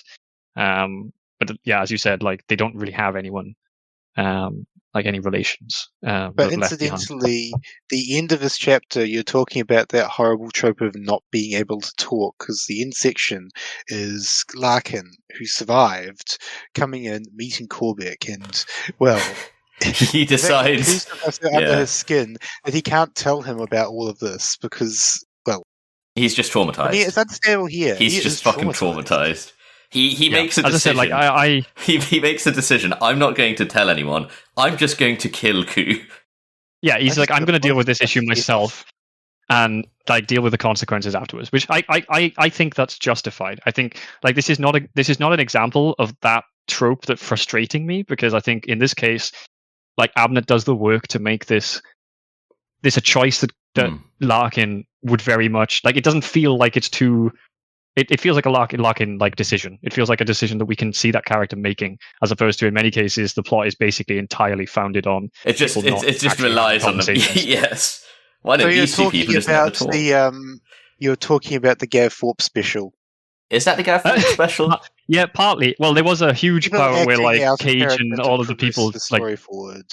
Yeah, but also like Cage and like a lot of the and I can't remember what his fucking name was, but like the the leader of the Last Chances, like just not talking about anything, like not information just not being shared. I don't really feel like we had that though, where we were like, I just wish you two could talk to each other so that you could know. We didn't have that. Each other? We didn't have any information barriers due to people just not talking. Yeah, I don't remember that being bad. a huge Last Chances thing either. Yeah, I don't remember that being a huge Last Chances thing. Some of the times, Gav Thorpe absolutely trades on that trope of people not talking and information not being shared, and that's how the story progresses. I'm pretty sure that Thorpe has done that before. I thought normally he gets the story to progress by just having somebody come in and do something stupid. Yeah. There's normally a lot more. I don't Something think, stupid does happen, or someone does say something stupid, rather than they just for some reason didn't mention anything. Yeah, I can't remember any examples from Last Chances of that being like particularly terrible, but it is like a common like TV and book and movie like trope that just drives me mad, and it turns up all the fucking time. I just didn't tell him because reasons. Yeah. Everyone hates it. Everyone hates it. Just people like basically dancing around the subject. So like still they'll need to communicate something in a conversation for the entire plot to disappear. But instead of saying it like just bluntly, they will say things that are interpreted completely wrong just so that the plot can continue. Like that's the trope. It's probably got a name. It must have a name. It is like the most common fucking bad writing trope ever. It's probably on TV tropes somewhere if anyone wants to brave that cesspit. Anyway, I don't think this is an example, is what I'm saying. Yeah. Well, Chapter 6, the line is one by Kern Lanka. I say, if they want to skulk, let them. I'd be interested to see great skulkers at work, which is him dismissively referring to the Tanith scout troops. Mm-hmm. Yes. But it's an interesting one because it's simultaneously like derogatory towards them, but also, great, he's going to let them skulk. Yeah, well, yeah, assuming that he actually lets them go and do what is good. They're good at, yeah. So it's interesting. Gaunt is there to go to a big high-level meeting, and so he takes a train north up until the point when that train breaks down. But there's also this whole thing where he talks about he sits because he's now got a chance to sit. Because this is where he's having his like crisis of faith, almost, isn't it? Yeah. His crisis. He's having his like what happened because we're about to get our like third paranormal activity of the fucking book. Wait, what was the first? Well, the first two are the fucking messages, aren't they? Oh, we count them as two. Okay. There's a big difference. There's a big difference between Sorek manifesting as a psyker and what we're about to encounter. This is something special. Yeah. Oh, yeah, this is something big. This is part of the. You're talking about like how this is a side story. This moment where it's about to be here is where the overall story is still part of it, and this actually is important for the Crusade arc. Yes. Their train breaks down, and they're trying to find a way to get to this meeting on time. Oh yes. As they're going through. Do they just start walking? I can't remember how they get there. He has a choice. Either one, we go to that nearby village and try and get directions and make it there, or two, we wait for the train repairs, which might end up with us being late, which would be very bad. We need to be at this fucking meeting so we can deal with this bullshit. So they wander off. So they decide to walk. I couldn't find How far were they? Like, how far away were they at this point? I think they weren't too far from like the village, but they were like it would have been. They can't just follow the tracks. They need a car or something. Fair enough. A question here. How much do you know, Obrium, about how the Sisters of Battle, the Adeptus Sororitas, work in terms of like the bigger picture? Oh, yes.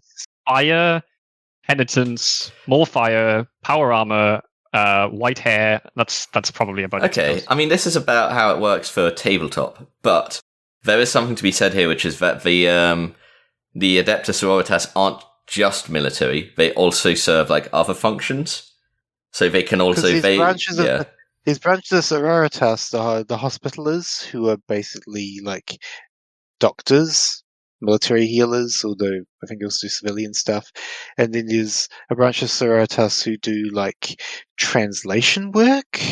Yeah, some of them are like archival and cultural and basically librarian functions, but usually for matters of faith, as opposed to weird bureaucracy shit. Basically the equivalent of like those kind of monks who would do that sort of thing, like the Venerable Bede, one of the a monk historian and one of the great monk historians of British history, who wrote these Chronicles of the Anglo-Saxons. And there's also they are often basically manning shrines, either as a defensive thing or just because it's like their shrine.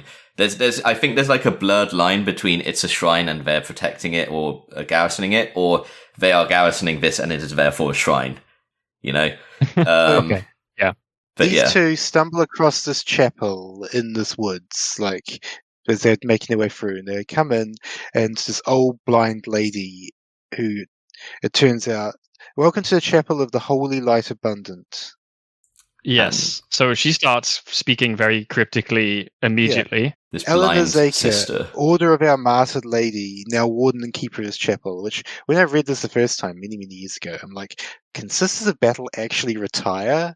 Because Yes. Space Marines don't retire, they fight until they die. But But I'm like, So wow, Sisters of Battle can retire. yeah. What was the there's other connection then stories to as them? well. Because I didn't really get a connection to the Sisters of Battle, at least. No, she is. Well, the She order is of- yeah. The Order of our Martyred Lady is like they're the poster child for the Sisters. Oh, okay. Yeah. So I didn't even know that. So I didn't There get was a connection at all. The This Order is of our kinda like Martyred if you- Lady was It's the Order of our Martyred Lady was the Sisters equivalent of the Ultramarine. yeah. It's kind of like walking in and being like, blah, member of the Ultramarines now manning this chapel. You know, they don't say he's a space marine, but you know, Yeah. That seems a little bit seems a little bit crazier than I got from it, because, as I said, like I didn't see the connection at all. So to me, she was just an old priestess, not priestess, but like kind of nun potentially in this case, I guess. Which I probably should have connected somewhat to potentially being Sisters of Battle, but I can For think me, of I'm other. like, she is a battle sister. She is someone who went out with power armor and a bolt gun, fought in war, and now she was allowed. She got old. She retired. Now she mans this chapel because she's old and blind. Like it was, Yeah. It's quite amazing when I first read it. And I think that's. I think of other examples, and I'm like, wait, that's also an Abnett book. But there are definitely other examples of like the shrine is manned by a Sisters Battle, and like an old veteran basically holds the fort at home and makes decisions. So usually when they I'm get trying older, to figure out the seniority leads, and surviving battles in your zealous youth leads to you becoming one of the people making decisions and sending people out and basically being in charge. I'm trying to figure out if this completely changes the way that the ending twist hits. It doesn't, does it? Because this is still supernatural activity or paranormal activity of the. Yeah. Okay. So we get a bunch of prophecy through tarot readings and stuff here. The big one is the boy, which Yes. it turns out she's clearly talking about Milo. Well, there's we already knew Milo was I think there's fucking like special. There's like 4 big ones, right? So the boy Milo is the crux of it. We have Herodor's going to be hard. We have the greatest harm is within the body, i.e. from within. Go read Demarches or whatever. However you pronounce that. Go read this war philosopher. Demarches, a local war philosopher. Yeah. No, not local. And then let your sharpest eye tell the truth. And then she goes, you can take my car. I have to sweep the floor now. And she's like, Oh, we'll return the interesting. car. Keep it. Interesting part to this, though, is that she starts saying some very obviously specific information to Gaunt, and then she mentions that it's the tarot, the Imperial Tarot, and Gaunt is immediately like, "Oh, she's fucking cold reading us," and then like wants to leave immediately. Yeah. That's also the fact that, like, the tarot, but how can you read cards when you can't see? I don't. It reads Well, me. yeah, like clearly, so much of the shit she said as well is so obviously specific too. I don't feel Well, like it was. She was mad, brain damaged in some long ago action, rambling, talking at shadows, deprived of contact by her lonely vigil. I mean, she's like some Darren Brown level of fucking cold reading. If she's cold reading what she says to Gaunt, I think, because to me it came across as like some very specific stuff that probably was a little bit too specific, really. But like, So- I don't know. Maybe I need to go back and Also, look at that again. this is the first Sister of Battle we've had in any of the books we've looked at, isn't it? Yeah. We've talked a little bit about that. So I think we've had a basic primer that they're basically I'm not going to say they're a female warrior order of religious zealots who fight for the Emperor. Nuns with guns. Yeah, I've come across them before, but yeah. in a book that we haven't quite got to, but we will soon. Um, And the only other the book series I've read really, which was Caiaphas Cain, right? Sure. So they turn up in Caiaphas Cain, as far as I remember. So Gaunt takes the car, which is now there. It's just like, sure, there's a car here. So there's two things I want to bring up here. First, we see a convoy of Imperial Guard Thunderer siege tanks, which I don't know if they have rules anymore. They're a Forge World model. Gavnet loves his Forge World stuff, but they're also like so much more advanced than anything else. And secondly, they see slow formations of Alliance triplanes buzzing east towards the front, and once or twice the glint of Imperial air support banging in supersonicality taking a new kind of war to this lingering, old-fashioned theatre. And the force I of, just like, have the fact that they're using triplanes, they're using like Sopwith triplanes or fucker triplanes, and then suddenly supersonic jet fighters like flying past as well. It's I like, couldn't help but like imagine the fucking image of like World War One, but then some fucking typhoons turn up and just like, what the it's fuck is this? literally Like, what is this scene? Literally what happens. It's like we're seeing a little bit about how this new technology, this vastly superior technology, is starting to filter into this war. Well, the other thing as well is like, if they're using aeroplanes, right? Like, if they're bringing their like fighters to the battle, surely they Don't must think also about it. have like. Yeah, I'm not. Yeah, but they had Yeah, planes. They had triplanes. These are auxiliary triplanes, okay? No, but I mean, like, the fucking Imperial Guard are using their fighters, right? So where the fuck are all the other planes they must have in this fight? Well, because the Alliance are World Dirigibles. War One, they don't actually. Yeah, they're probably the only bombers they have are Zeppelins, and a Zeppelin is not a particularly efficient bomber. No, I just mean I like the idea of like, the Imperial Guard bomber equivalent trying to be like they're trying to shoot it down with some fucking like some biplane bullshit going on. That's something we can talk about later because Marauder bombers are mentioned. We'll get to that. Okay. Yeah. So Poor Chaos guys. I mean, so they get to the meeting eventually, right? They still arrive late. It's a formal dinner banquet. They're like expecting a meeting, right? And they show up and it's like everybody's eting at a fucking banquet. Was it something I'm pretty sure it was mentioned that it was going to be a banquet. Okay. That it was going to be like a dinner. But he didn't expect there to be so many people. I think that was the surprising bit. He expected it to be like him, like a tactical like the commander briefing type thing. and like a few smaller like people, but there's like loads of generals there. There's like a table full of people. Massive dinner party. 19 officers present, apparently, and he's got the 20th place. Yeah, and to the right hand of the Kaiser, because it's really interesting. I don't know if this was like intentional in the audiobook, I didn't and think like knowing the audiobook, I'm pretty sure they probably did this on purpose. But like everybody on the native side for the planet pronounces the guy's name, the guy's position as Kaiser. Gaunt, however, calls him Caesar. Huh. Interesting. It's a strange one. I can't tell whether it's because they recorded the lines at different times and they somehow made that mistake, or if that was intentional. Show the difference between the two local culture, but the head of that guy, he's not actually there. They're just officers. There's Gaunt, there's Van Voigt, there's Goch, and this is where we see Van Voigt, and Van Voigt is like, "I'm so sorry," right? Yeah, I am sure the Kaiser is there because one of the guys is described as being to the right hand of the Kaiser. Doesn't mention the Kaiser being there at all. At least not here. So who's the guy with the half-rimmed glasses that reminds that with the bleached blonde hair that reminded me of the guy from Indiana Jones and the Nazi from Indiana Jones and the a bullish cut-mark general. So it's a general, not the Kaiser. It's like a local general. Oh, who's that guy then? I can't remember his name. Is it Martain? Yeah, it's Martain. I remember I've got a note here about it being fun how he embarrassed Martain in a conversation. This is like he's a commander, but he's also a very competent political officer as well. We see here he navigates the whole thing and it's quite fun to see. Yes, but I like it. The war consumes our every waking moment in ways I forget must seem strange to visitors. And then Van Voigt's face darkened. It was a tremendous but subtle slight. The fact that this commander is He's basically showing up the Imperial Guard commander. He's showing up Van Voigt's, like, trying to shrink him down. Here's the quote. "It was a duel, no more or less. Verbal but still vicious."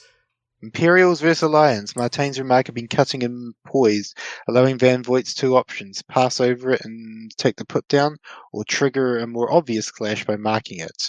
The inter-ally clash between the Ex-Alliance and the Imperial Guards is like a big theme of this. The fact that the Ex-Alliance, they just want to continue World War I warfare forever, and the Imperial Guards arrived at like correctly seeing that this is pointless, wasteless. You've been sitting here for 40 years and achieving fuck all.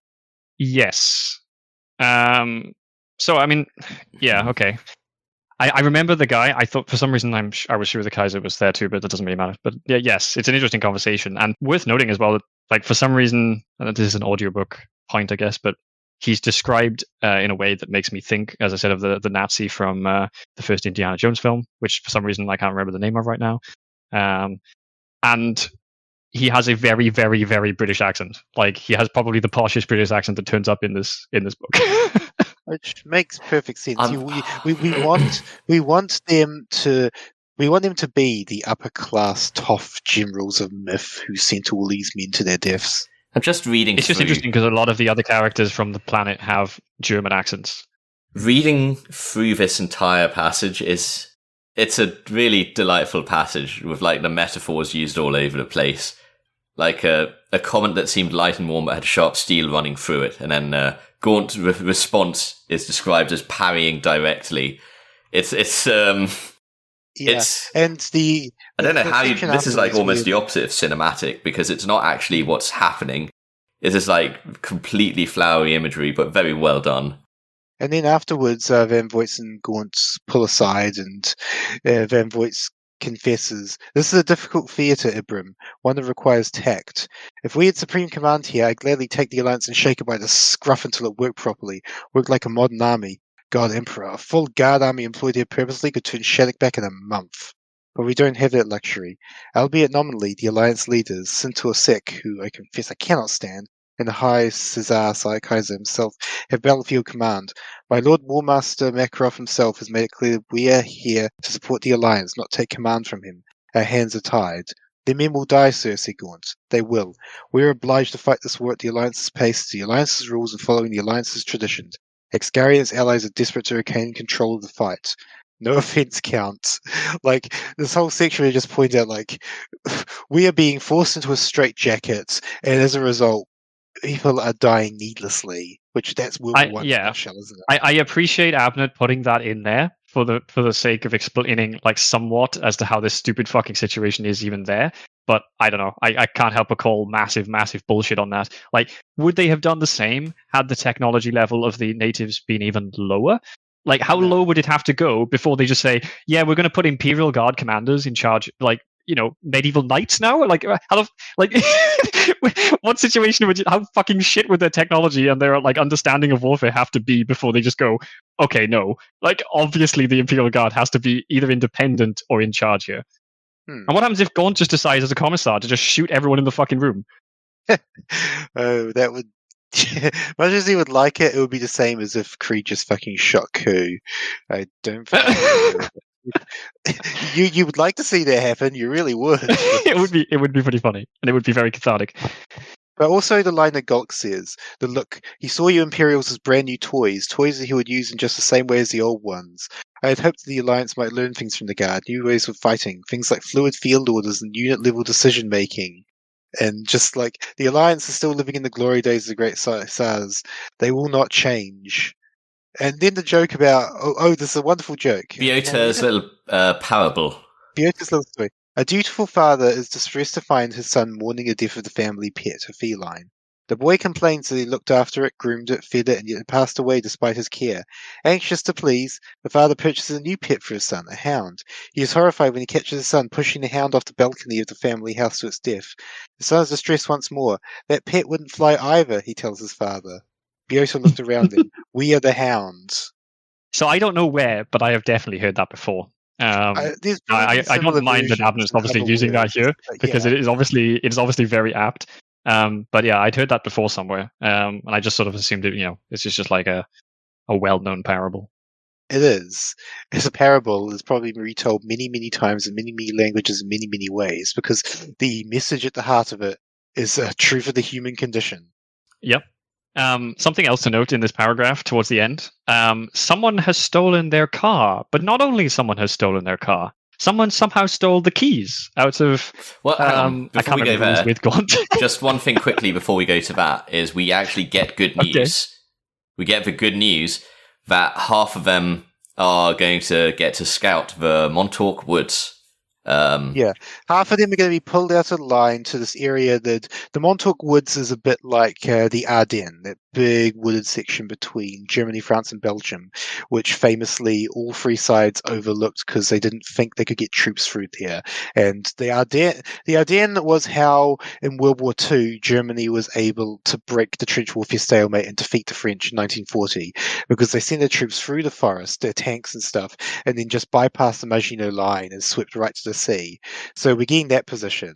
That to break trench warfare, they're going to go through the woods. And then But the without other armor half, in this case. Because nobody has armor. The other half, oh boy, the other half. the pocket.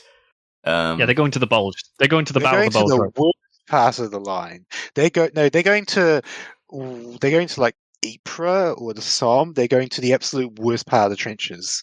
To try and The Battle of the Bulge penetrate was World War through. II, wasn't it, Timbers? Oh, in fact, there was a salient around Ypres, so I'm probably thinking of that one. But basically, the absolute worst bloody part of the front line.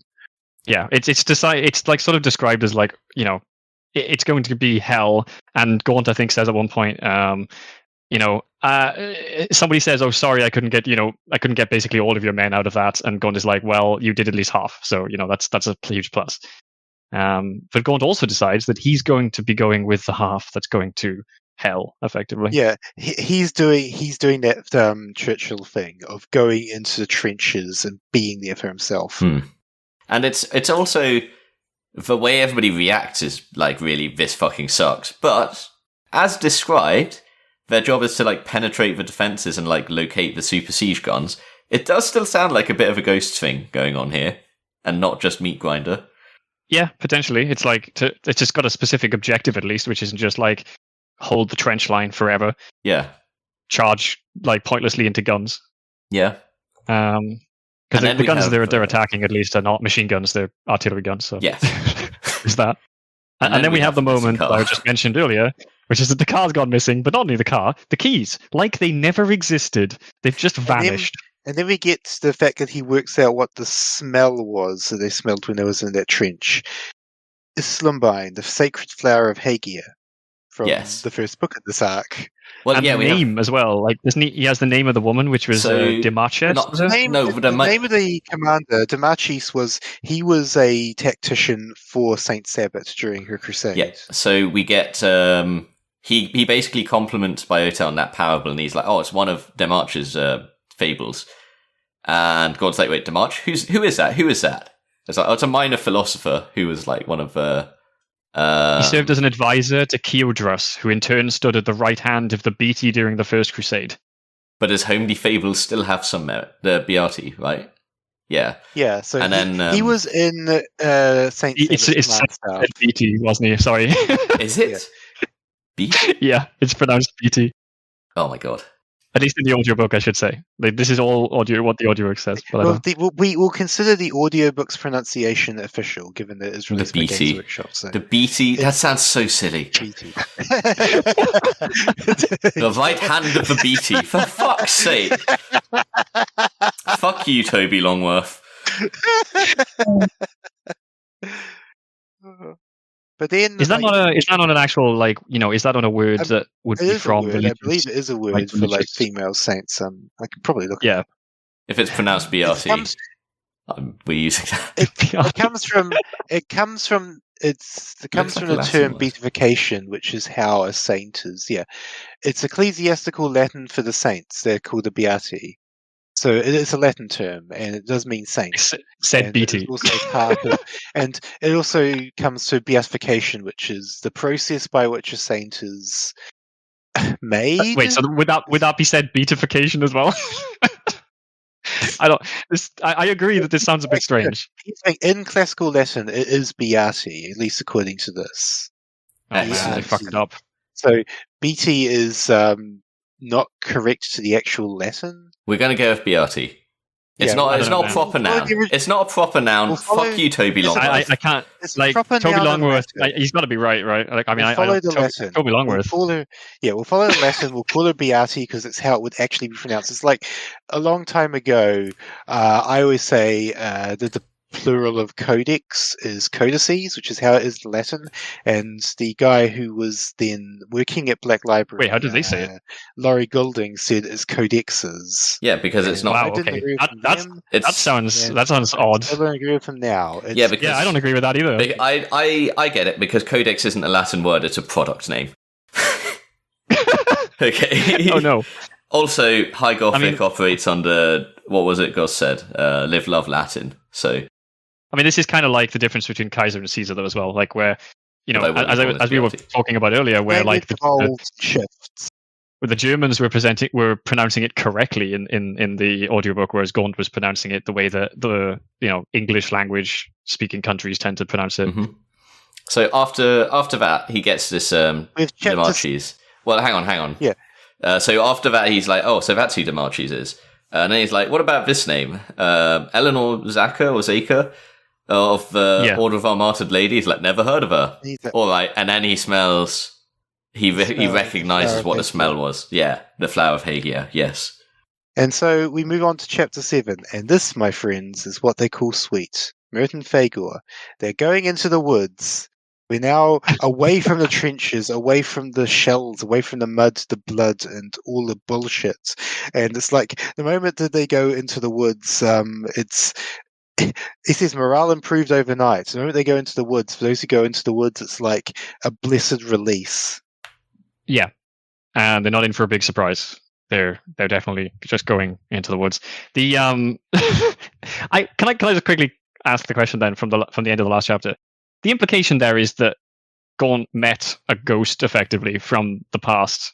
Yep. Yes. Well, okay. I don't think that's the implication yet, but later on he shows up and is like, oh, I looked up that name. She died hundreds of years ago. Thousands of years ago. Okay. Yeah. She was part of the she was, I think, a squad leader in the Sisters of Battle Forces that fought alongside the Beati in Saint Sabbath in the actual crusade. Yes, that was okay. That's and as you said, I think it's clarified later, isn't it? Not now, but that is the kind of vibe that I was getting already. Which is like, and that right now it's like something's off, and then later on, paranormal activity is definitely going on here. I looked up that name. Well, the paranormal car that drove them there. I think this is the only paranormal, like the only ghost car I've seen. We see in the entirety of 40k. This is the only ghost car I've seen. Like a genuine fucking car that somehow doesn't exist that also transports them. Yeah, they drove there in a car that doesn't exist. Yeah, they drove there in a car that disappeared. Really good, like low maintenance requirements. Don't need to refuel it, but it might disappear. Yeah. What if they had refueled it? That would. Then there'd just be a puddle of fuel on the ground where the car used to be. I can't find the car, but there's like petrol everywhere. What the fuck? It would be funny if they left his bag in there and his bag was just lying on the road. You need what happened to anything in the car? You need what's the mechanics of the car's disappearance? You got to fuel it with spectral. What's it called? Promethium. Spectral petroleum. Promethium. Expecto petroleum. God fucking hell. Expecto promethium. Right. So we're in the woods and we're saying going in there. Promethium is dinosaur ghosts. How would you? I don't know. What's a dinosaur? Whatever. 40k. Nobody knows what a dinosaur is in 40k, except for on the planets that have dinosaurs. Some of the planets have the fucking dinosaurs. Yeah, they're everywhere. There's dinosaurs everywhere. Yeah. They're not dinosaurs. Because they're xenos. Dinosaurs are cool. They're filthy xenos. That's what they call them. Which book was? There was one of the last chances book, wasn't it, where he did Jurassic Park? Yeah, that was the second one, wasn't it? What? That can't. One of the last chances books. They had the scene where they like stumbled Jurassic across Park the T-Rex thing. Yeah. I don't remember this, but it would have been in the first book, I imagine. I thought it was in the second book. They were doing that mission. They stumbled into. Yeah, it was when they were. It was when they were on that planet where he like strong arms the guy into being in his group, in his team. Like even though the guy has done nothing wrong. What? Isn't that just all of them? I know. There was a dinosaur in one of the three that they fought. Let's not think about. Let's just pretend. Yeah, it doesn't matter. It had to be the first book because the second book is a nightmare. The second book was just prison Tau mission. Where would he have had time to find a fucking dinosaur? Oh, that is a good point. It would have had to be the first book. Yeah. We'll have to it would- re-listen to our episodes on them. I to would remember where the I would dinosaurs rather do that than reread the book. Oh, God, yeah. That's true.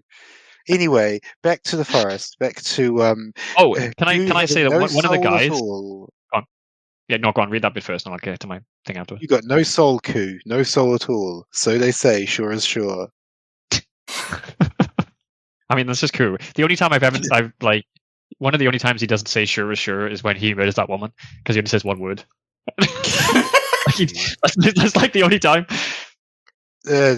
Yeah.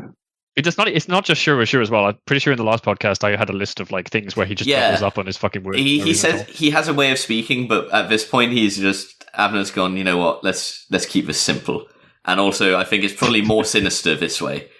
Oh, but then we get the fact that at the end, the squad. So there's a squad which is Muriel, Broston, Catherine, Fagor's leading, and among them, there was one of them squads. The 10th and final member of the little squad is Larkin, and Koo says, "You with us?" "Sure," says Larkin. "Sure as sure," and like Larkin using Koo's line is like, "Yep, there we go."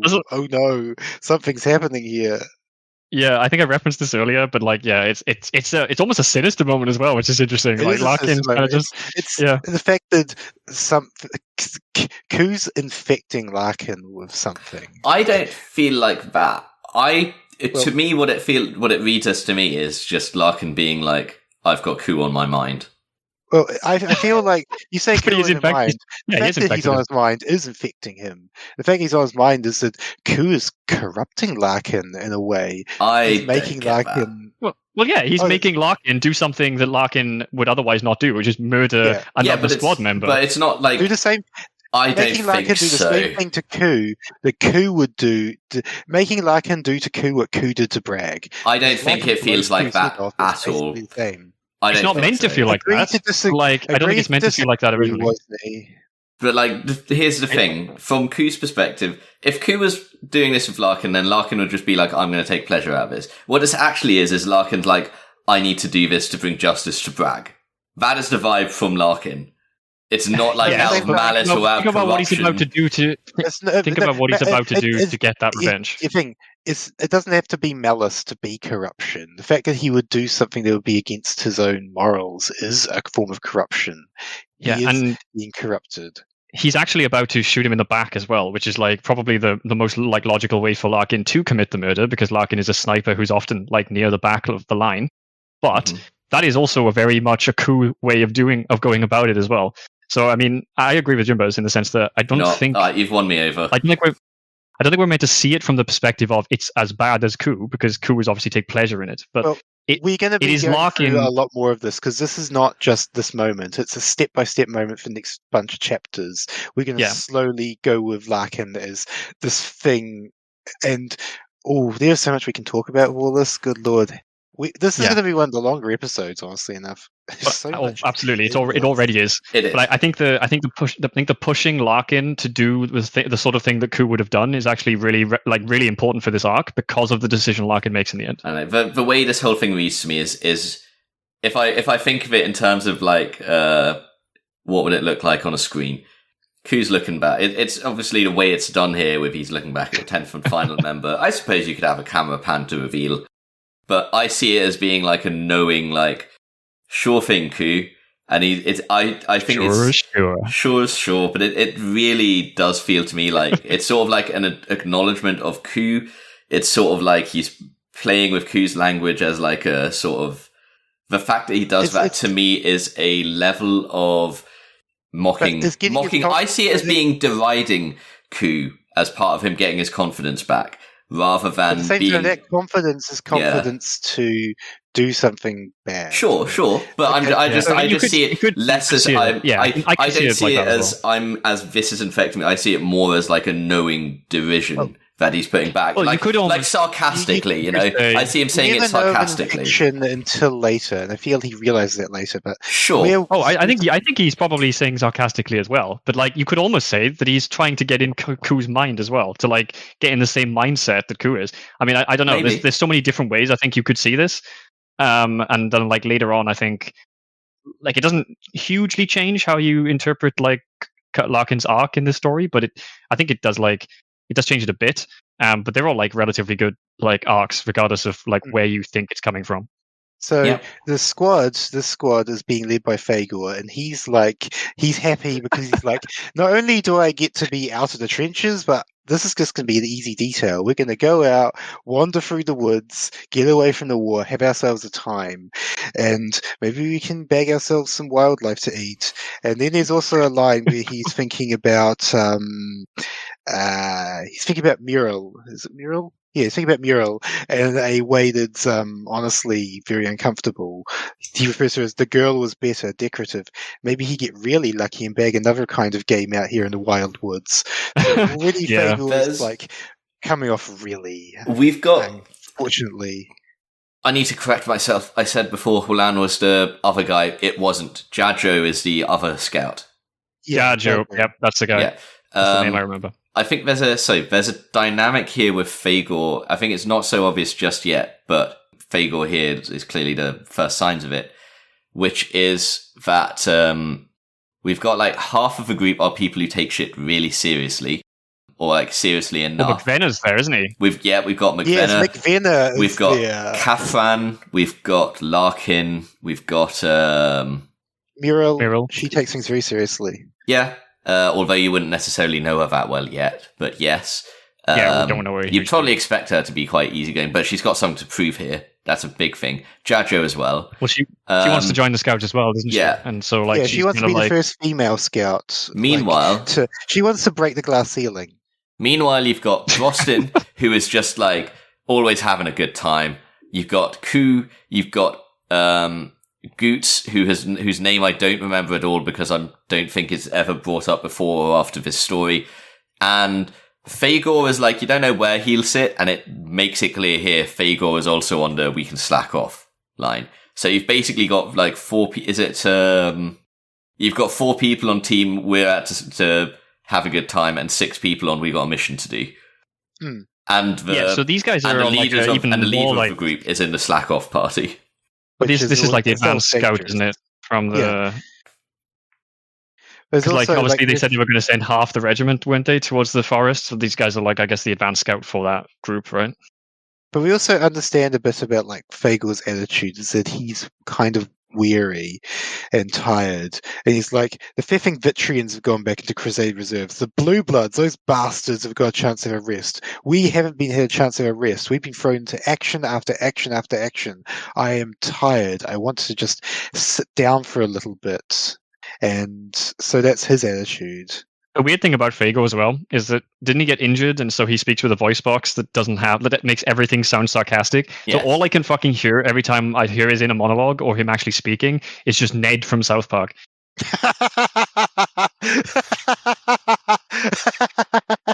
That's brilliant. Yeah, but it makes all of his scenes a little bit weird.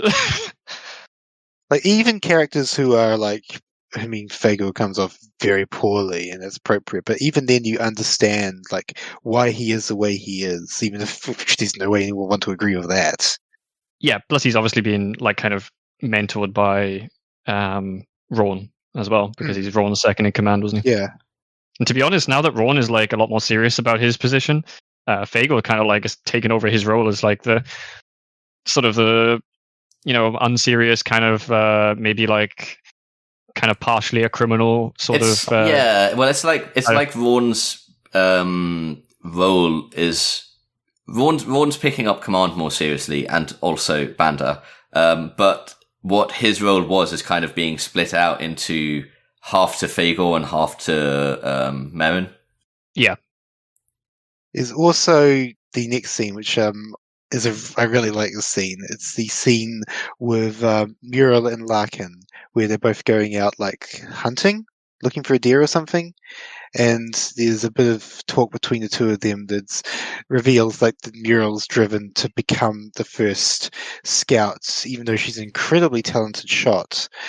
And also like her connecting with Larkin to a degree, at a point when he's like, as he's sighting in his gun, he he he's sighting his thing. He's like, he wasn't blinking. He looks at everyone, and then 481 target fix. Elijah Koo, side of the skull, just a crosswind, tracking, and then just him like thinking about it, and then the way he's like kill shots, like the fact that he's preparing to fucking blow Koo's head off. Well, isn't this? She comes up and she's like, "What are you doing, Larkin?" Yeah, and it's like, it's just getting my eye in, but we're seeing the fact that like Larkin's heading down a dark path at this point. Yeah, but she starts to get suspicious that there's something more to why Larkin volunteered for this as well. But the interesting thing I found as well is like why Larkin volunteered. Why would anyone not volunteer for this? Well, that's a good point, actually. Why did Larkin volunteer for a squad with Koo, someone who everyone knows specifically this one hate each other? So why is he in the squad with someone he dislikes so deeply? Yeah, I still think they have a chat, don't they?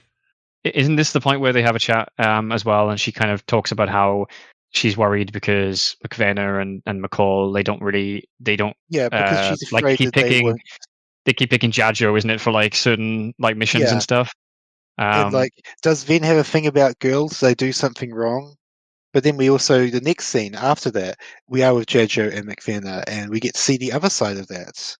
We get to see the fact that Jajo has like, he has his own issues, and he's afraid that maybe he's not capable because he couldn't tie the little markers that they use to track how they go. Yeah, well, I mean, it's. I think Larkin at this point suggests that it's actually just that McVenna thinks that maybe Jajo needs a bit more training than Merrin does, or Miral. So, and Larkin suggests that, and that turns out to be the case, and obviously. And then Jajo finds something, a house, a big house, a retreat. It's like sitting in the middle of this wood. Is this old house that they stumble into, and it's raining very heavily at this point, so they all want to get the hell out of the rain, so they come into this house. Can I quickly point out that like there's another, for the first time in a while, actually, I think this is like only maybe the third character that has an obviously very Welsh accent in this group, and it happens to be the guy described as a barbarian of barbarians from Tanith or something like that. Like he's like the most barbaric Tanith ever.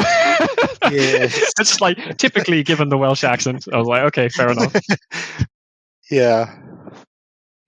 I kept wondering where the fuck all their armor was. I've got it written down here specifically. I think because, as you said, this is very much like the Ardennes, and I just wanted to see some tanks. Like I thought you said there were tanks actually when we discussed this. There were. Earlier we saw some thunderers, but that was on the main front. But so they've stumbled across this abandoned house. It's got some like wine in the cellar. It's got shelter. It's got, because it's raining heavily, and so they decide we're going to set up here for a bit.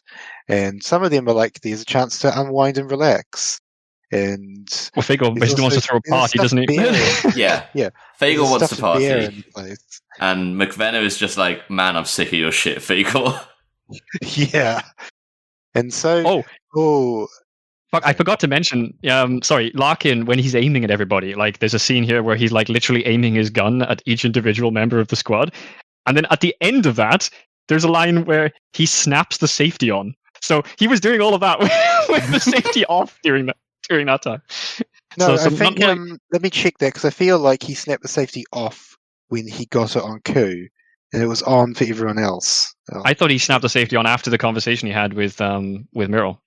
I thought it was like right at the end. It says he snapped the safety. It doesn't say on or off. Let me see. But is that at the end of the... At the end, he lowered the gun and snapped the safety. So presumably if you're lowering the gun and snapping the safety, you're turning it on. You're not like lowering your gun and then just turning the safety off to put your gun away. I feel like... Exactly, it must have been off originally. Yeah. Yeah. But it also says something. The fact that he had the safety off the entire time, and the fact that he's like... He's starting to go down a very dark pathway. Well, it wasn't even just Kui was aiming at. Like, he was aiming at everybody. Like, he was just like waving the gun around, like switching targets. The people he was aiming at, he was only one of them where he like was getting into the mindset of pulling the trigger, and where that is true. He was like mentally preparing himself to pull the trigger. So the line that opens chapter 8, the worst day of my life, the worst part of the line, I wouldn't wish it on any bastard. I don't ever want to go back there. Count Gulk on the Sabric pocket, which tells you exactly where we're getting into. We're going into the most World War One of World War One bits because before we jump away from the fucking the little tiny hut in the forest, though, there was some fucking funny moments in that we didn't talk about. Two ones I've got noted down. Well, the first one is MacLeod seems completely actually incapable of not like doing a fucking Batman entry and just turning up behind somebody. Like every time he fucking turns up in a scene, so he's just behind somebody, and they're like, "Oh fuck, it's MacLeod." And then there's obviously the scene I think you want to talk about. Do you want to? Well, the first one I wanted to mention is Fagor gets spooked by a taxidermy bear and shoots it. Yep, I said that earlier. The whatever its name was. Oh, here Oh fuck, I missed that too. Like what the fuck? Something funny going on here. The other one is they find. Yeah, the bear comes back, and didn't someone make a joke about the bear at some point? Like I was thinking that thing you did, Wozni, the joke about the bear, and someone like brought it up over here or in one of the later bits around the stuffed bear, and I was like, "Oh, Wozni going to notice that?" Is this the joke? No, hang on. No, the timeline wouldn't make sense for that. God, there is a joke about a bear. We'll come back to the joke about a bear one day.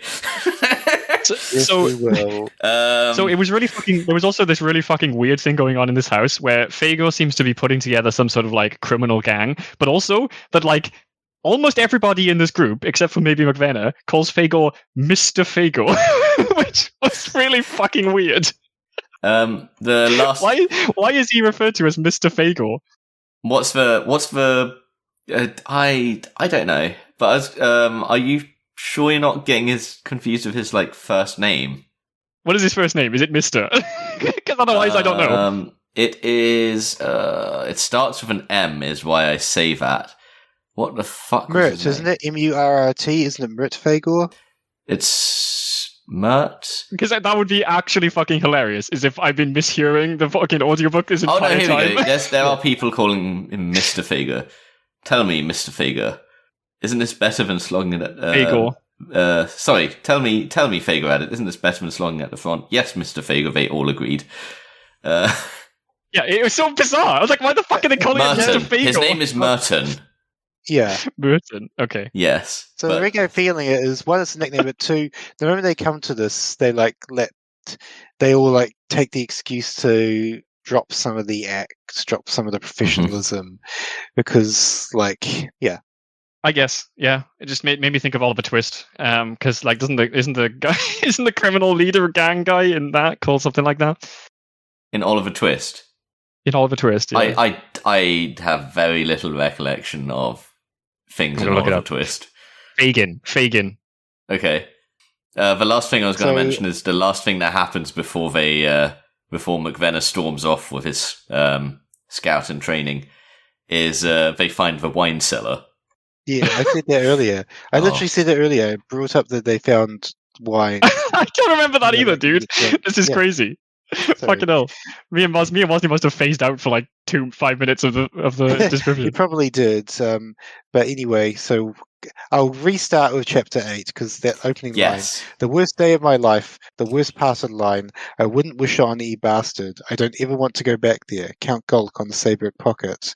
So now we go from this light-hearted moment of they're in this building, they find some wine, to bam! Trench warfare. In silence, they wait until the guns have stopped. Scaling ladders into the blackness and the mud, and the little individual wheels of suffocating gas hoods. It's like we're up in there.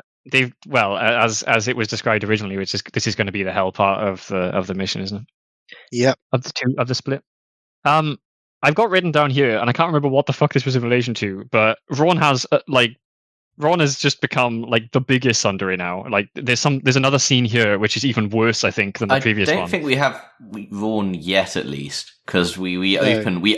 This whole section is in the trenches. There's no Ron here. We cold open with them walking through between the Creed's unit.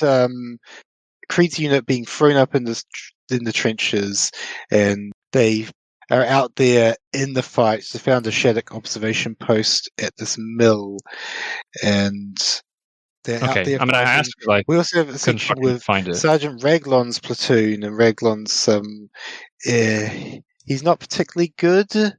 And one of his members, Costin, is an alcoholic and drinking, and so they stumble into trouble. Well, we have.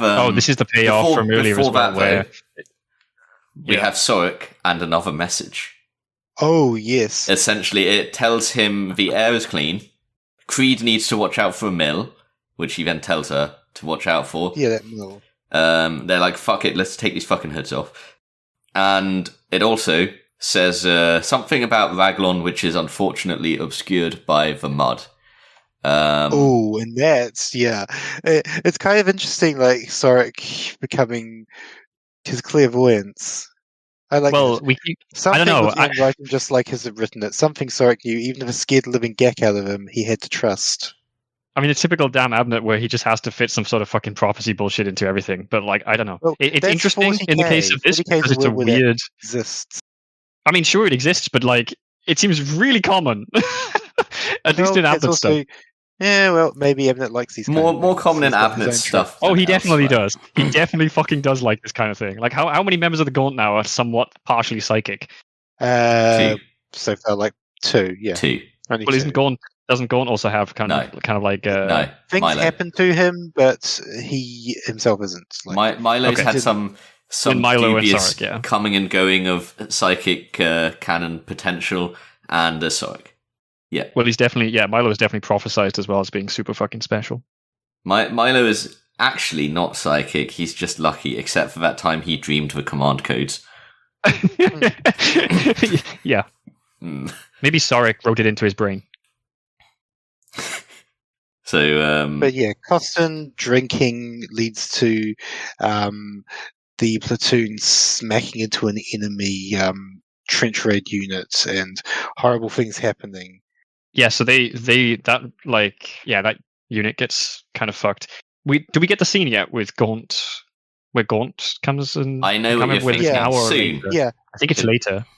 I think it's in this chapter after Creed begins storming the mill. Yeah, they have Gaunt turn up. So Creed storms the mill, and they are forced to blow the tunnel and retreat after they kill the mill's occupant.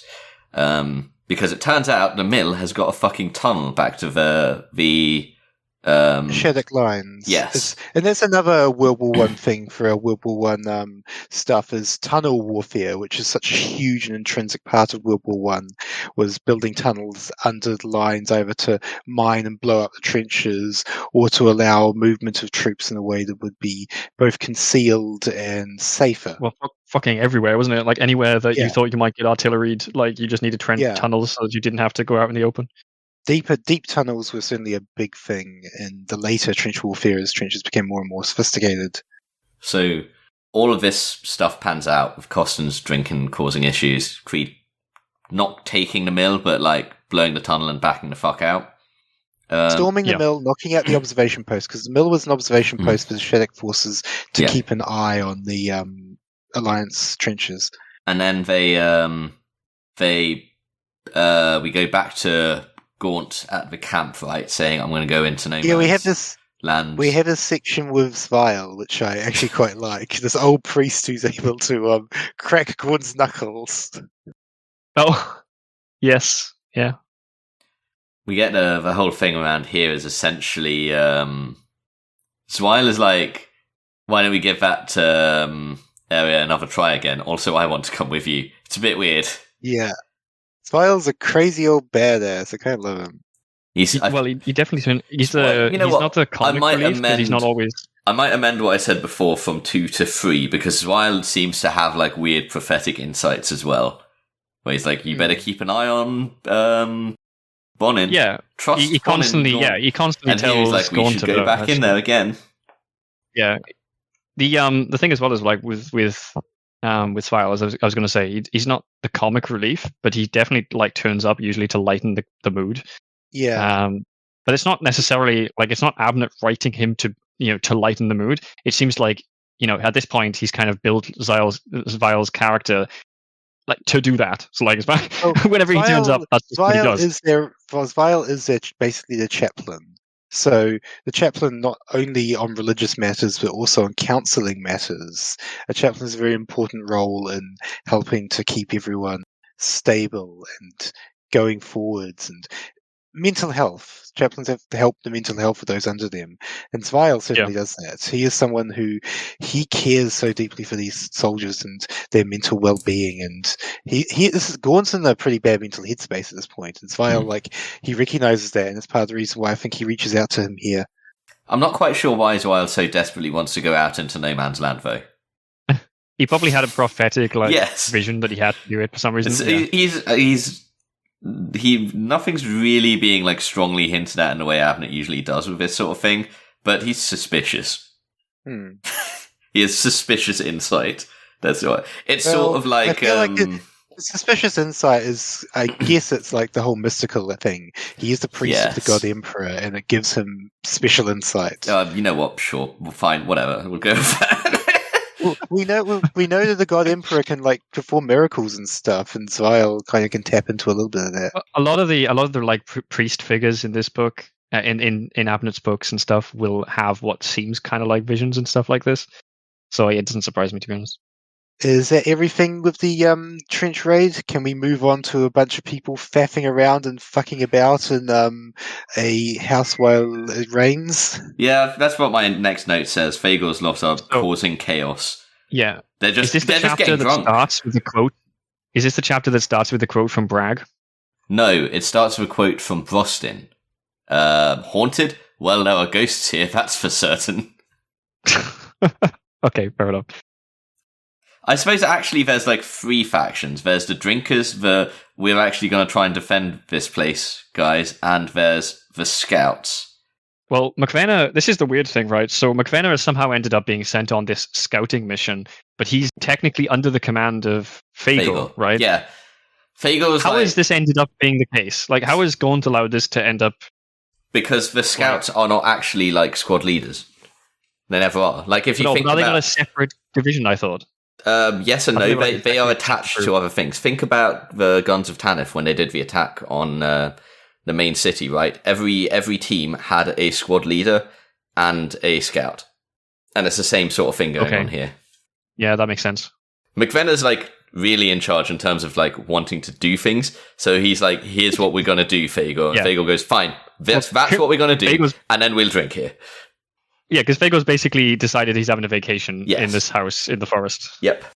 Plus, McVenna's obviously got this seniority in terms of like respect. Like, do we want everyone sees McVenna say we should do this, and they're all just like, oh shit, yeah, we probably should. I feel like we can fast forward through this whole section with like 2 notes of things that happen, because otherwise it's just drinking and people being pissy with each other. So basically, one of the things that happens, someone has fucked with the Vox kit. And the second they can't call back for orders, can they? They're basically not so good. Which there's a lot of people that have an incentive behind this not working. So we're kind of stuck in a position where we don't really know. And then the second thing, Larkin finds that there's an old lady who lives here at this home that they've just like invaded. Oh, that's the very end of it. Is like it's actually a really nice moment. It's like the lightning flash catching the old woman. Well, this is where the haunted line comes from, right? Yeah, because someone's been doing the dishes. Yeah, someone's been doing dishes, cleaning up all these other little bits and pieces. There's a lot of interesting stuff in this bit. Like, they're sitting there, some of them are taking advantage to goof off, drop military discipline, and others are tense. They don't like being stuck here, and they're... Yeah. Well, a lot of them feel like they could be doing more of their, like, actual role here. The others, they feel guilty. Yeah, there's the party that feels guilty for slacking off, and there's the party who's like, we deserve a fucking break. We found a wine cellar. Party. Well, it's also the weather. It's raining. These lightning storms outside. Yeah, they're like, fuck this. McVenna can go out there. We'll hang back. McVenna and Jaju have gone off to scout, haven't they? Like, actually do the scout. Yeah. Also, here's an important thing. The Vox is down. Yes. Which is going to be more important later on. And Kathran basically takes it upon himself to be like, all right, well, of us who aren't fucking about, I'll try and take charge here a little bit. Right? Yeah, because our commanding officer is useless, so the rest of us can. Yeah. We'll defend the place, because that's basically what McVenna said we should do. We'll make sure the place is like defensible in case something were to happen. I mean, this whole section in this house is something Abnett was very clearly proud of, because he mentions it in the introduction to the Omnibus Edition, and it definitely is like there is a really nice feeling to it. This build up. Well, it almost feels like a very constructed set piece. So you've got like It is. all of these It these is. characters, all with different motivations, all with different ideas of what they're there for, what they want to do, what they should be doing, what they need to do, and they're all thrown into this kind of like enclosed space together. It's almost like it's a very like, it feels like a very standard kind of approach to like a character drama, but at the same time, it's in the middle of this entire book and the rest of the story that's going on as well. So some movies are basically made of this. You just chuck a bunch of people in and like you're one set. The best example of this, and I think a really, really good example, is Tarantino's A Hateful Eight. Because Tarantino's say what you will about it, man, he's an incredibly talented director who can write incredibly good dialogue. And The Hateful Eight is this one cabin, this one bunch of people with suspicious motives in the cabin, and so much they get out of it. And so we get Chapter 10, Sandra Bar Mill, Blood for Land, the Commerce of War, Satiricus of the Great Tsars. So in this section, we open with yet another big World War I thing. Gas. They bombard the entire line with poison gas. And it's mentioned how horrifying.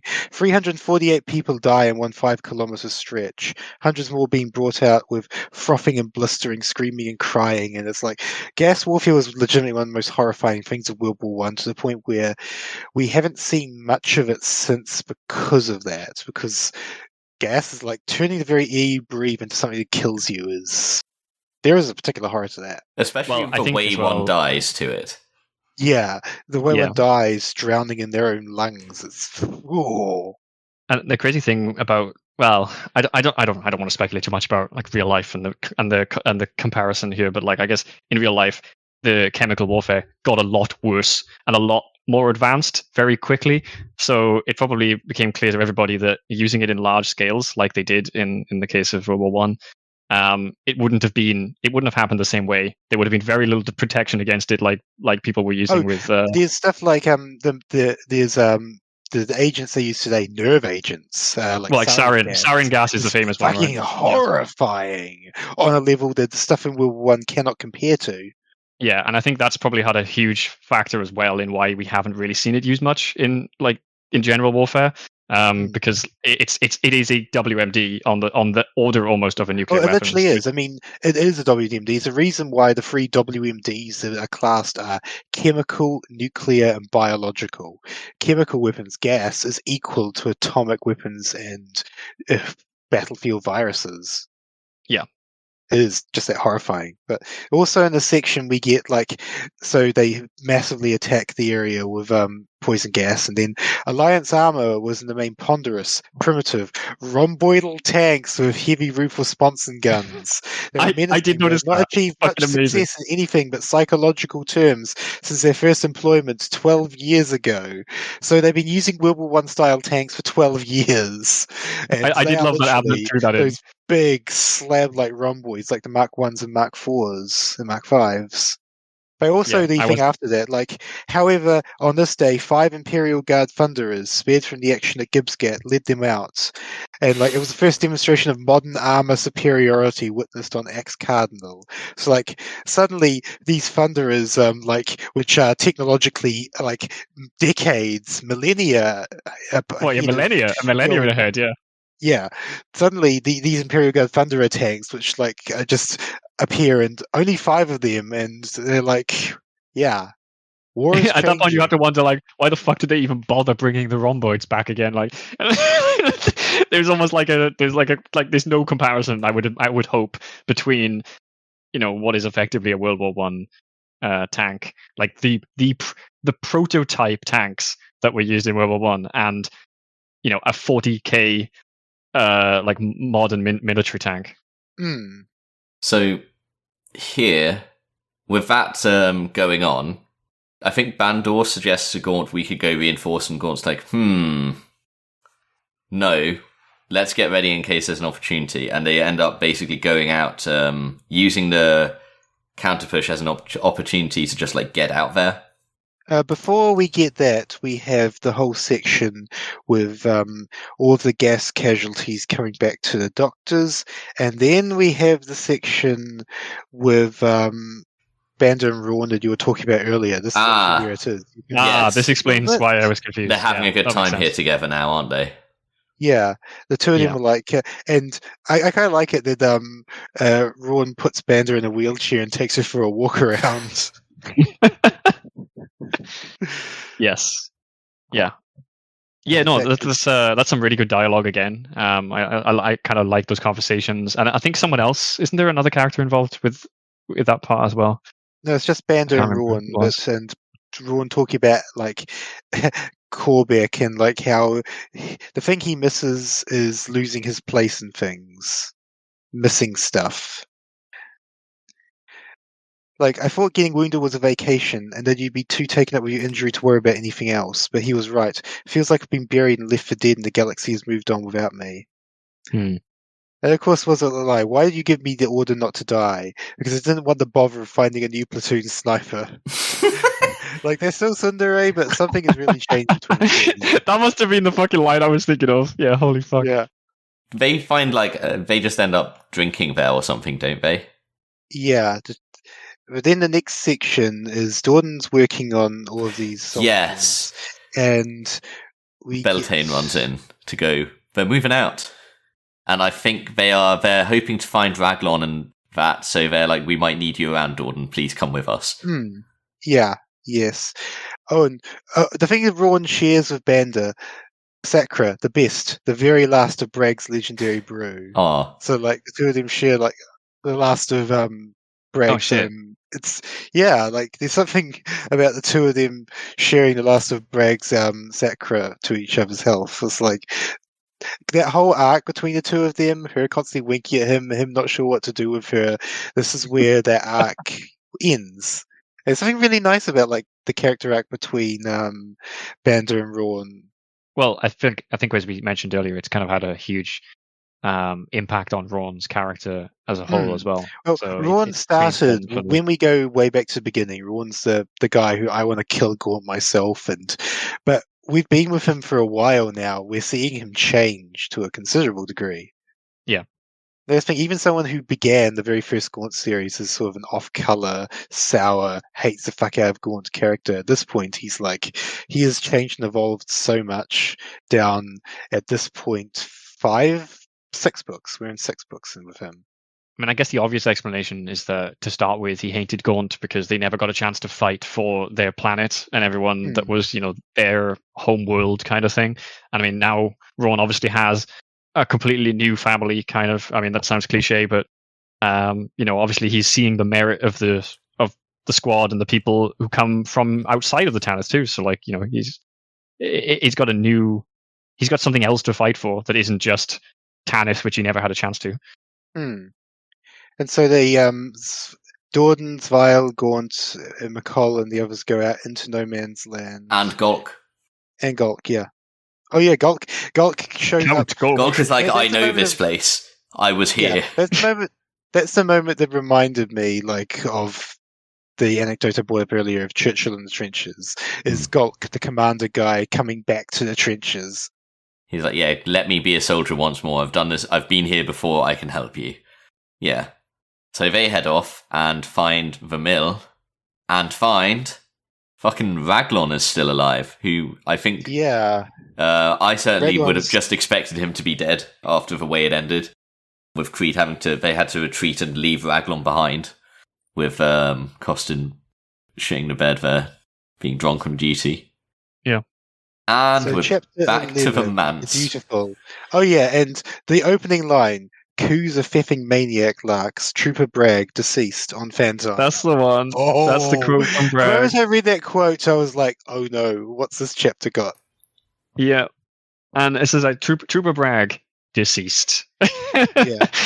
So the old lady who is their ghost and all of that stuff, and she's absolutely out of it, and reminds me of my grandmother when she was in her later stages. The fact that she's like kind of not all there. Yeah, same. Oh, and then yeah, so they've met this old lady, and they're like brought her in, and Larkin's there just sitting there with her listening to the rain, and who walks in drunk? It's Koo. And that's like, that was kind of horrifying when I was first reading it, because there's a horrifying moment when she just walks in and he's like, Well, he does the Batman "Who are entrance. you?" He's suddenly just Yeah. standing there. Yeah, saying Yeah, it in the and lightning. spooks him. Yeah. It's also obvious because like you kind of knew that something was probably going to come that involved Koo, and this is not even just regular Koo. This is Koo that's like he's drunk and he's clearly pissed And he's at like scaring her. something else as well as Larkin. And then in this case, like there's another person involved. And I mean, as is fucking typical, and every time that anyone gets involved with fucking Koo, they pretty much constantly like Koo doesn't. It's weird, right? Because a lot of the threat that is Koo is not necessarily because of how good he actually is at fighting, because he loses to a lot of different people. Like you could argue that he loses to Tona Creed in that scene earlier. He loses to Larkin in this scene here. And then, as usual, someone turns their back on him, and then he is not actually as injured as you thought. The thing is, it makes sense here because this old lady is terrified, and it says something about Larkin's humanity. What does he do after he knocks Koo aside? He tries to help this old lady. In fact, in that moment of humanity, Koo smashes him over the head with like a iron skillet. It also lampshades it here because it's not just like he's not paying attention. Larkin is actively thinking, this could be it. This could be the moment I do it. And I'd have a great cover for it as well. But the old lady's there. But he can't because of the old lady. She's afraid. She's terrified. And he tries to calm her down. He tries to make her feel better. Yeah, I just find it interesting because even in this setup here, like Abnett is kind of even further kind of demonstrating like Koo is not necessarily like, you know, the most physically threatening. He's just a complete cunt, and he constantly goes for people when they're like not expecting it. He's the snake that bites you in the back. He is a snake. Mm-hmm. He absolutely is. And at that point, what saves Larkin is Koo getting smacked into the head by Muriel comes in, smacks him over the head with her last rifle, and threatens to smashed his legs, knocks him over. Yeah. Right? Yeah. I feel like people should just shoot Koo. Like he's done enough at this point. Just get it over with. Isn't that the point? The point is, Abnett is clearly like wanting. By that. Yeah, he wants this to be like the biggest thing, the most important kind of like drama that we have going on at the moment. Mm-hmm. It's just and as I said before, like if you really want just revenge for Bragg, then like you're going to be disappointed. But that's not necessarily a bad thing. It's just I think. Just not the biggest fan about how Abnett goes about it. So there's also something that because this moment also says something about some of the others. So like while many of them are drunk, Broston kind of has his like heart of gold. The old lady, yeah. Broston like has always he's a bit of a party animal. He wants to relax, but he's not. He's a like at his core a good person, even if he wants to drink. So he ends up being like the barbarian guy. He's the guy from basically who was in like the fucking shady downtown civic areas, right? But still barbarian. He's Mr. I Like Fire. Oh, okay. No, it's not Boston then. I was trying to remember who the guy with the really strong Welsh accent was. It wasn't Boston. Could it have been Bonin? No, never mind. Let's not worry about that. So, pretty sure Bonin does have a Welsh accent, but he's one of the other like two characters that does. Sure. So, yeah. So there's also the fact that they didn't tell Fagor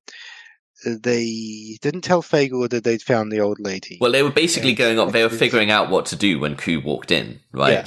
So at this point, everybody's heard the fight, busts in, and Muriel's like, "Yeah, Koo almost fucking beat Larkin to death."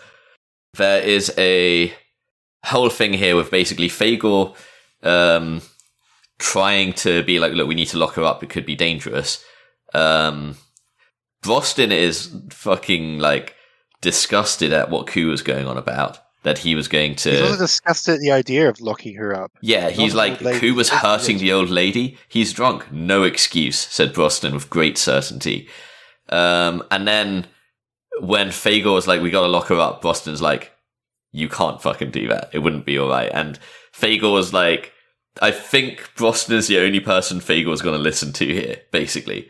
Because he's the only person who's like got the level of seniority and camaraderie, like almost. He's like one of the original. Yeah, he is one of Fagor's guys, isn't he? As well, that's the thing. Like, yes, and even a part of that group.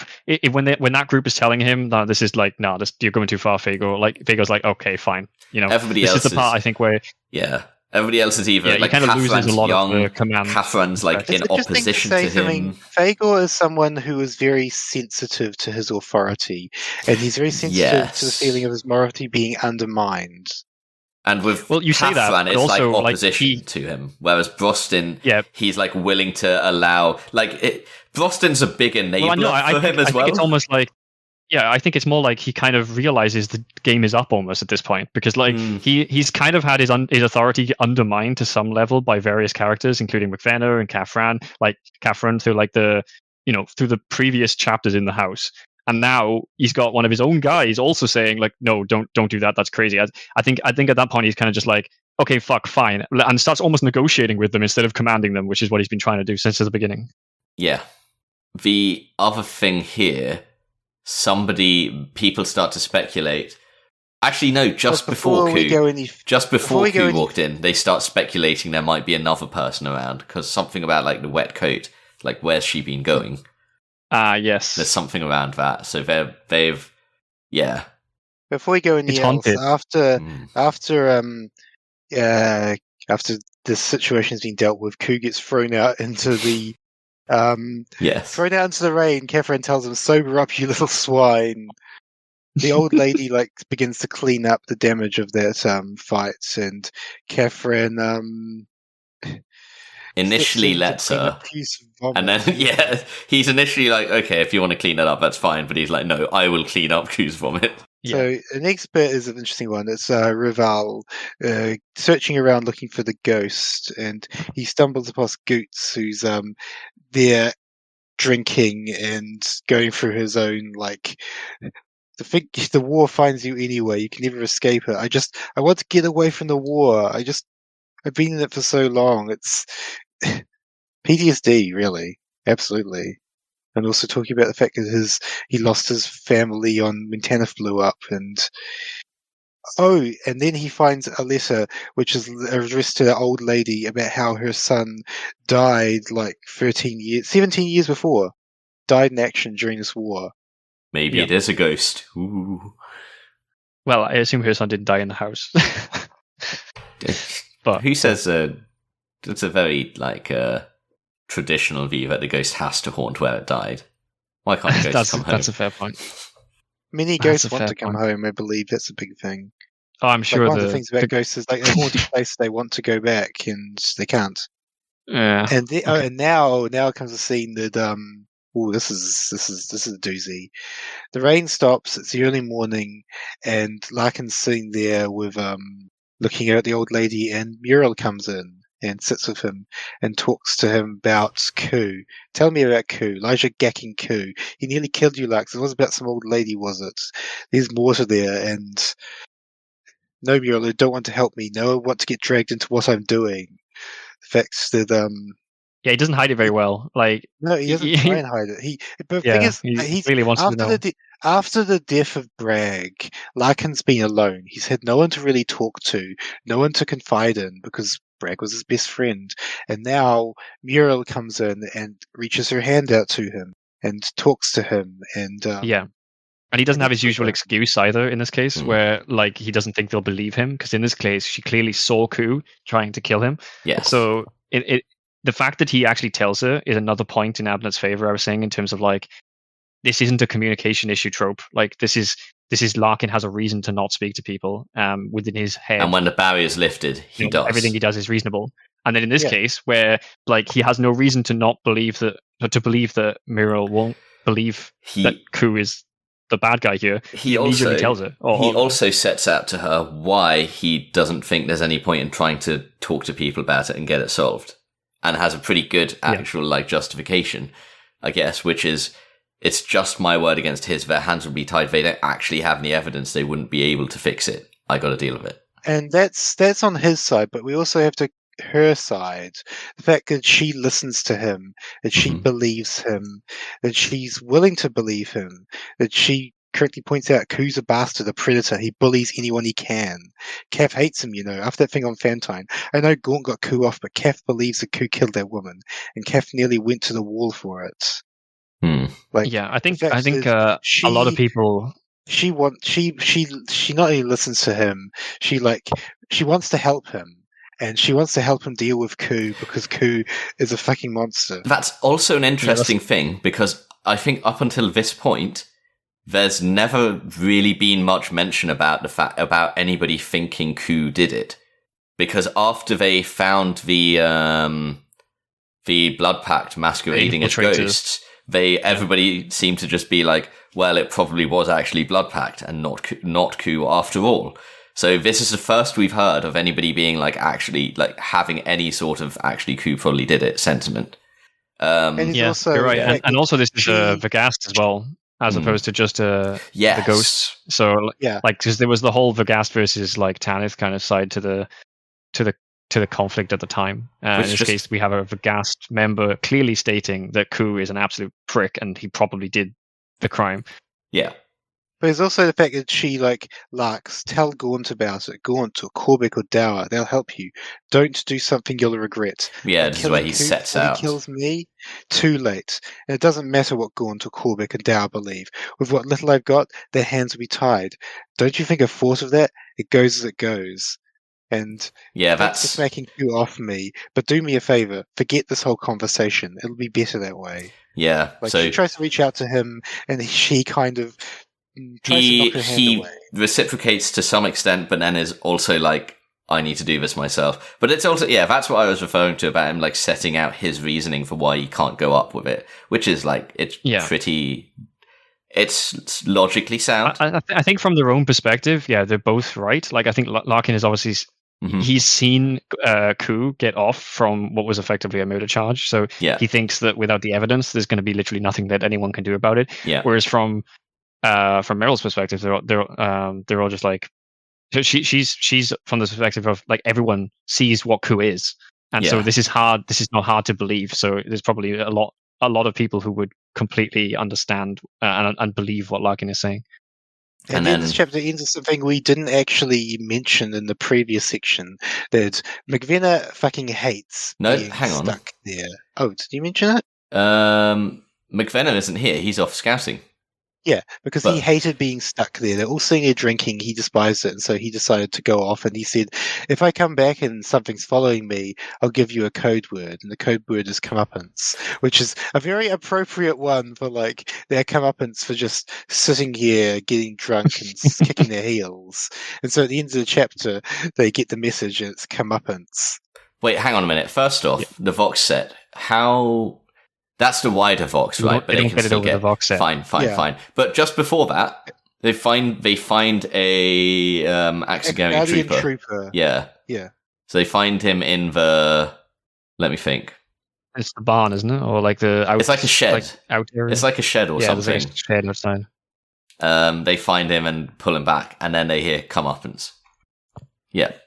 And then we switch back to the other back to the trenches, and we get like, so I'm a plucky soldier boy, my country I hold dear, find me somewhere to fight for, sir, anywhere but here, which is of course a reference to all the World War I soldiers ditties. And I love it's not like I love that it is just described as a popular Axigarian song. It's not like a war song, it's a song, but also because all they know is war. Anywhere but here, which is such a common refrain of so many World War I songs and poems. doesn't someone actually break that song down and explain the story at some Yeah. point in this? Gulk does. Gulk does later on. We'll get to that. Yeah. But we also, so we get the aftermath of Raglon's fuck up. 9 men dead, 6 injured, 3 more sick with gas-related injuries caused by tears in their kit. Like, Raglon's platoon is fucked. So let me think. This moment right here is Yeah, when this we is start Gulk talking here, don't about we? the song. Yeah. I was thinking that this coming up very shortly is the payoff, isn't it, from the scene where Gaunt shoots those people in the Yeah, it's a medical section building. with Dordan's operating upon the wounded and everyone else. Yeah. Basically, Raglon explains to Gaunt what happened with what's his name? With the guy who'd been drinking on duty. Yeah, Costin. And we end up with a confrontation forced between Gaunt and Dordan, where Dordan's like, "No, I will not let you execute him." Yeah, because he's already shot some people. He's going to go out and summarily execute Costin for drinking on the job. And now this feels very normal, and it feels like something you could imagine a commissar definitely doing. Yeah, I think the key here is this is like that. This is not an ordinary commissar, and Dordan is not an ordinary medicae. Yeah, but this culminates in Dordan eventually. It culminates in Gaunt pointing his bolt pistol at Dordan's fucking face, and a direct a confrontation that is so direct and visceral. Like, it's cinematic. I can picture Gaunt with his pistol out, shoved in Dordan's face, and Dordan just inwardly quaking, but holding his ground. And we are mirrors, Tollin. You and me, mirrors of war. I break them. You put them back together. If every gram of your solar wishes war would end, my match is at tenfold. But until the killing ends, I won't back down from my duty. Don't make the next round I fire be the one that kills Tollin Dordan. I think this is such an important scene because we had the scene earlier where we saw Gaunt as as you said, the stereotypical almost commissar that we don't usually get, and that Gaunt has never been. And then now we've got the scene where it's like, could he actually live up to that? Could he actually kill Dordan, because Dordan is clearly going against his orders here? And then it also ties into the fact that in the previous scene, he shot those people because they were attacking Dordan. He shot those ex-Guardians because they were attacking Dordan. And now Dordan is the one who is in front of him, and he's got his pistol in his face. Yeah, and there's an additional problem here, which is like Dordan is completely undermining Gaunt's authority, not only as the leader, because he's ordering him to get out of the way, but also as the commissar, because he's refusing to allow him to actually execute the guy for drinking on the job. And the interesting thing here is that Gaunt somehow turns this into an actual, like, almost a positive in the end, because it seems like an absolute lose-lose situation for Gaunt here, because not only could he not execute the guy because Dordan refused to move out of the way, but he couldn't even order Dordan to people to remove Dordan and then do it, because he didn't have, I guess, the will to go against Dordan like that either, because he knew that at that point their relationship would basically be over, and Dordan probably would never have spoken to him again. Or Dordan would have forced him in other situations to just to shoot him. But also, the line I like here, which was the section with McCall, is very telling, and I'm just going to read the whole thing. He should have known better. Gaunt would never involve another man in a personal fight, but it was bad. There wasn't a trooper in the first who'd take a gun to Doc Dordan. The idea was criminal. Time would tell what Gaunt's loss of face would lead to. The standoff had shown Gaunt was human. Ironically, that wasn't necessarily a good thing. Even more ironically, most of the first probably knew it already. Yes. And then, but this is the key I was talking about just now, is that he somehow then in the conversation with the trooper who was with Costin, yeah. He somehow actually manages, at least in my eyes, to kind of twist the entire situation into a positive, into a good thing. And there's a line at the end of it which spoke to me very personally. Sir, what? I'm sorry. Truly sorry. Gaunt got to his feet. Words, Costin. Just words. Actions speak louder. Don't tell me you're sorry. Be sorry. Yeah. There is some incredibly, people complaining about Straight Silver. There is definitely some really good... I can see why Dan Abnett feels pride in this book. There really is some incredible moments in it. Well, like I said at the beginning, the character work, as always, is really good. I don't think Abnett can write a book necessarily at least I haven't read one where the character moments are not always great. Yeah. It's everything around the that. setting and setting, the it's the constructed world around it. I don't like. Yeah, trying to force World War I style warfare in a way that requires to leap through a lot of hoops. Yeah. So Yep. This is obviously a really important moment for Dordan. And also, I don't know if Costin will turn up that much after this, but I assume he's now. See him, and I think we see him in later books, don't we? I think so. Yeah, I'm sure I mean, it would be a huge arc to just like ignore if Abnett didn't bring him back from never ignores arcs. He's no, way too exactly good for that. So we very swiftly move on from that into okay. So what about this whole mill and what's going on? And they we've got these the big super guns have been shelling them. Yes. And they're like, realize the dugout from the mill, we can use it to sneak through. Behind their lines. And sneak through behind their lines and take out these guns. So they have a... and luckily, it's like, oh, well, we're going to have to clear out a tunnel. Good thing we have like half of our fucking... regiment are mine workers, yeah. Yeah, it's like a chance for the Vergastites to really shine. It's actually interesting to note, like, out in the woods, and the other side of the story, it's the Tanith troops who get to shine. And here, it's the Vergastites who get to shine. And we also get yet another section with Kalia. Oh, yeah, and Kalia... Isn't this the bit as well where Kalia is just like, he doesn't remember because he doesn't remember like anything about his past. But as soon as they put him in front of a position where he's just got to do some mining, he just like starts the master craftsman that he is. And the whole thing you're sectioning there is like with Kalia it was worse. He was still there in body and voice, a constant reminder of the warrior they'd lost. Yeah, this was the bit I was saying that was like too overt. I don't think Abnett needed to have Gaunt say this. I mean, it makes sense if you're trying to say, like, this is from Gaunt's perspective, and he's not going to know that other people are thinking the same thing. But from the perspective of reading it all together, it probably comes off as just a step too far. I know what you're saying. I'm not saying it's against Gaunt's character to be thinking this. I'm just saying, like, it just feels a bit too on the nose when Abnett literally just, has characters just constantly saying exactly what the reader is thinking. It does feel like, do you get it? Do you get it? Yeah, exactly. And so the infiltration group go down through the tunnel with Shoggy Domor leading because he's got his augmetic eyes and make him look like a frog. They leave Froggy boy. They leave Milo behind, don't they? Yeah, they do. So because he basically Gaunt's like, I cannot risk Milo. So he goes, this is I've been told by the prophecy. Think of it as a test, Milo. Who would you pick? I want you to take command of holding this thing for us. And then see you, Milo, we're off. Like, it's hard to... If this was a bad character, or if this was an evil character, I should say, or if this was the villain, like, Gaunt is incredibly manipulative.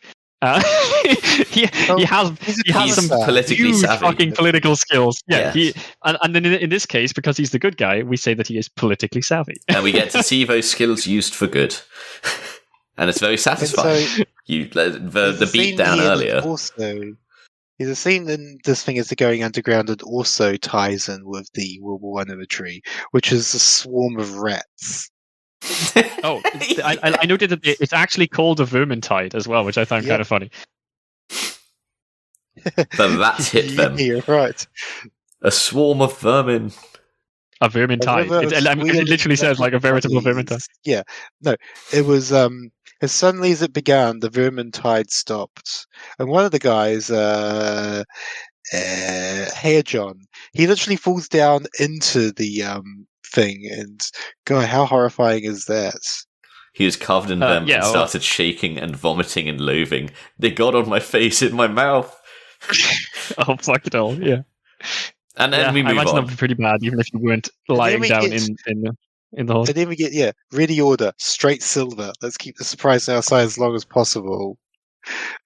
The thing is, we can't talk about the number of title drops because it's so many. Yes. But sometimes some of them just notable. Yeah, didn't we have wasn't there like a montage moment here where they sort of like it sort of pans back a little bit, and there's like sort of the discussion that soldiers don't behave like pieces, like regicide pieces on a board. And then there's a bunch of descriptions of like artillery strikes, I think, and there's like some sort of pipework explosion or something that happens. I'm trying to remember when exactly this comes into the story, but it was just after the rats, I thought. I think I know what you mean, because after they get out the other side, there's like a description of the Alliance forces attack. There's like a little montage or vignette, like some vignettes of it. It's a bit of a weird one because on the one hand, like the that's the next chapter. Chapter 13 is like the whole chapter reads as like a. Oh yeah, and it's only like 2 or 3 pages, isn't it? It's one of those big picture. Here's what happened. Summaries Abnett does.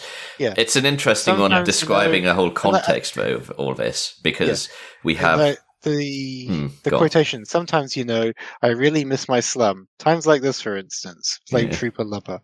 And this whole section is 15 regiments of Alliance troops assaulted the line in the wake of the barrage. A wave attack welling up from the smoke-stained darkness of no man's land. And like this whole section is just like him waxing lyrical about the World War One big picture. So something mentioned in the last chapter, history entry. Something mentioned in the last chapter is that there is another, like a second. So they had a counter push after the gas attack, and they're just going, strike while the iron's hot. We're going for another attack immediately. And Gaunt's like, great, we will use that cover to go in. So from Gaunt's perspective, all of this is actually a really good cohesive plan. Kind of for the Ghost, because it means we've got cover, we can go in. But now we see the other side of it. There's almost like two things going on. One, it's somebody being like, haha, this is a genius strategy, and this'll do it, and we'll just break the painful line. That's the kind of thing that happened many, many times in World War One. Yeah, and it says here, if Gaunt had been there, he'd have been able to tell him, we've tried that before 3 times, and it never works. And the war's been going on for so long, they've kind of just forgotten things that they used to do because the generals and the command staff have all kind of like replaced several times, I assume. The other thing as well... The thing to say this, Van Voigt was at the meetings, most of them anyway. His counselling efforts were completely eclipsed by the determination of the new Supreme Commander. When, months later, Van Voigt finally withdrew from ex-Cardinal, he would come to regard his time there as the most frustrating and impotent of his career. The other thing I think was the one. there's a note there about basically... Red Jack, the whole reason the offensive actually launched is Red Jack Anchor wanting to get the glory ahead of Gaunt. So because he wants to deny the Ghost the glory and get it himself, they push this horrific attack, tactically unsound, where they all get fucking obliterated. But it does actually, not only does it help them like win on the bigger picture, it also specifically gives the Ghosts that chance for glory. So it's an interesting dynamic. And a complete lack of understanding of the dynamic from Red Jack trying to spite Gaunt as well. Yeah, like the dynamic. Shockingly bad plan. There's a quote here that I will say. Ankh was actually afraid that the Off-Worlders of the Guard might actually achieve something that the Alliance had failed to do. He could not stomach the idea. He personified the emotion-led failing of the Alliance top brass, a failing that prolonged this war by decades, as of all efforts of such scale, his failing went unnoticed in the general scheme of things. It's really interesting because, like, this is I think probably the second or third example now of like Red Jack and maybe one other general, I think, being kind of like of the mentality that they can't, they're not going to let the Imperial Guard kind of take the glory away from the war and the win and the victories that they're going to have. It's kind of weird though, because they have the very obvious cover. The Imperial Guard have far better technology than they do. They've got far better equipment. They've probably got even more training because they've fought on many, many worlds against many, many enemies. Like, all of these are obvious mitigating factors that they could just be like, obviously the war's going to go better now they're here because of all the advantages they have over us. Pride is something that the pride. I guess what I'm saying is like, the fact that even then they aren't willing to like give any ground and like give any give up any of that quotation mark glory is kind of like it. They must be so fucking prideful to be in that position. Is what I think I'm getting at. Well, that's the myth of World War One, isn't it? The prideful generals who sent all of these soldiers to their deaths because of the belief that they would be the one to break the line and to win the great victory and earn the battlefield glory. The battlefield glory that was buried. World War One was the death of that kind of idea of glorious war that had been a thing since the Romans before then. Something like that. Incidentally, there's a quote here I really want to read because this one speaks to something you were talking about much earlier. At the northern tip of the assault, a detachment of Struford cavalry overran the held position under cover of autocannons and stormed the main reserve trench. Then a counter-strike of gas shells and nail grenades broke their sturdy advance and left them dead and dying. Hussars, individually untouched, lay twitching and screaming in the foggy dark, sharing through the mine links the death throes of their wounded mounts. Alliance troopers advancing through the area started to mercy kill the birds, and then found themselves, in tearful desperation, mercy killing the hussars too. They could not bear the screams. That just underlines something even more insane about the mind link, which is apparently not only is it such a weird way to have to control your mount, and kind of like it's not just control; it's a two-way emotional or sensory thing. But also you are completely disabled if your mount is injured. Like it reminds me of the knights, the way knights work, where it's like, oh, I'm feeling what's happening to my knight, except it's a fucking giant ostrich ass thing. Yes, absolutely. I very much got like a callback to something I think that in the Horus Heresy, one of the Horus Heresy books, where one of the families have these ancient like machines that are, they're basically like knights. And they link up to it, and it links up to them, and like there's this weird bond that they share. Yeah, that's Knights and Titans kind of work that way. I can't remember which story it is in the Horus Heresy, but there's several that have this sort of thing going on because it's basically how Knights and Titans work. If you can pick any book that has Knights or Titans, and it'll have some stuff around this sort of thing. Yeah, but that was came to mind again. But yeah, this feels like another huge, obviously, disadvantage of the weird setup they have for their cavalry, which feels unnecessary. Nah, it's cool. It's cool, but it can also be stupid. 40k is cool and stupid in equal measure. Yeah. Something you often don't see in like sort of history class, but you will see if you ever watch like war movies from World War One that are obviously trying to portray how absolutely fucking awful the battlefields were is all the dying horses. Yeah. Horses suffered horribly in that war.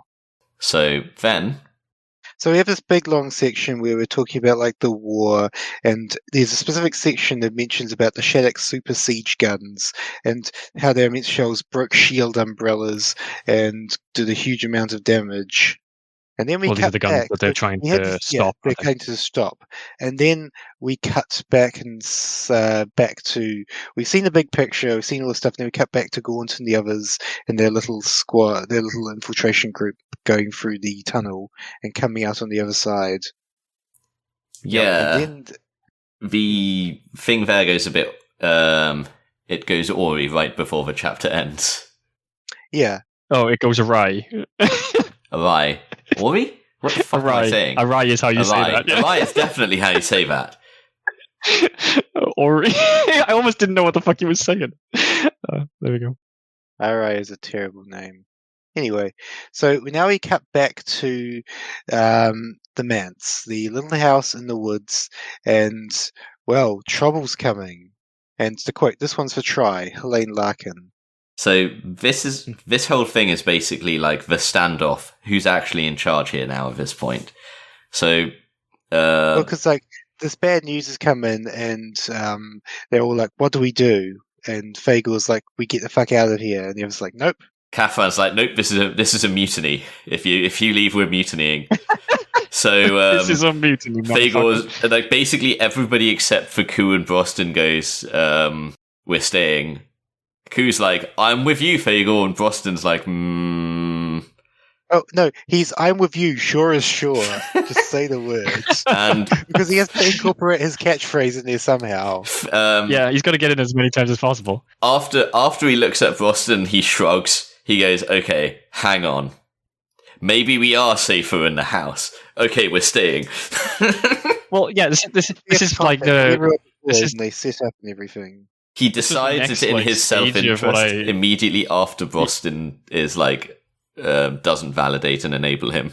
Yeah, this was the next stage of what I was saying in like the last section, where like now Fagor has kind of lost the command. Yeah, like from like it's been slowly degrading over time, but because of his actions, it's now like just gone. And even Broston is just not having any of that shit anymore. It's interesting that Fagor takes his anger out by hitting the deserter that ran in at the end of the last chapter, a local ex-guardian. Yeah, I mean, even that just shows kind of the person he is. Pretending to be the old lady's son and hiding out with her, more or less. Yeah. And doesn't what's his name? Like, what the fuck's the guy's name? The Catherine scout ties into a chair. I'm trying to remember when the scout that went off with McVenna comes back, and they bait again that McVenna before is potentially... before that goes on, we have a little moment where Larkin and Goots are together, and Goots is like points out, you took the circuit, you disabled the Vox, and yes, he did. Like, you're the only person apart from Verval who's got the skills to do that. And Larkin's like, considering how dumb you like to play, you're actually pretty smart. So he agrees to give him back the thing to fix it. It was Larkin. Yeah. But also the fact that Larkin sabotaged their Vox so that he could kill Ku. The mental state he's in. Yeah. They say surprisingly little about this. Like Larkin is just kind of like, yeah, I needed some time to think, and the other guy who's like basically just caught him in the act is just like, they're about to be attacked. They don't have the time to do anything about it. Yeah, he's like whatever, I guess. I hope it just turns up, soon, so that we can fix it.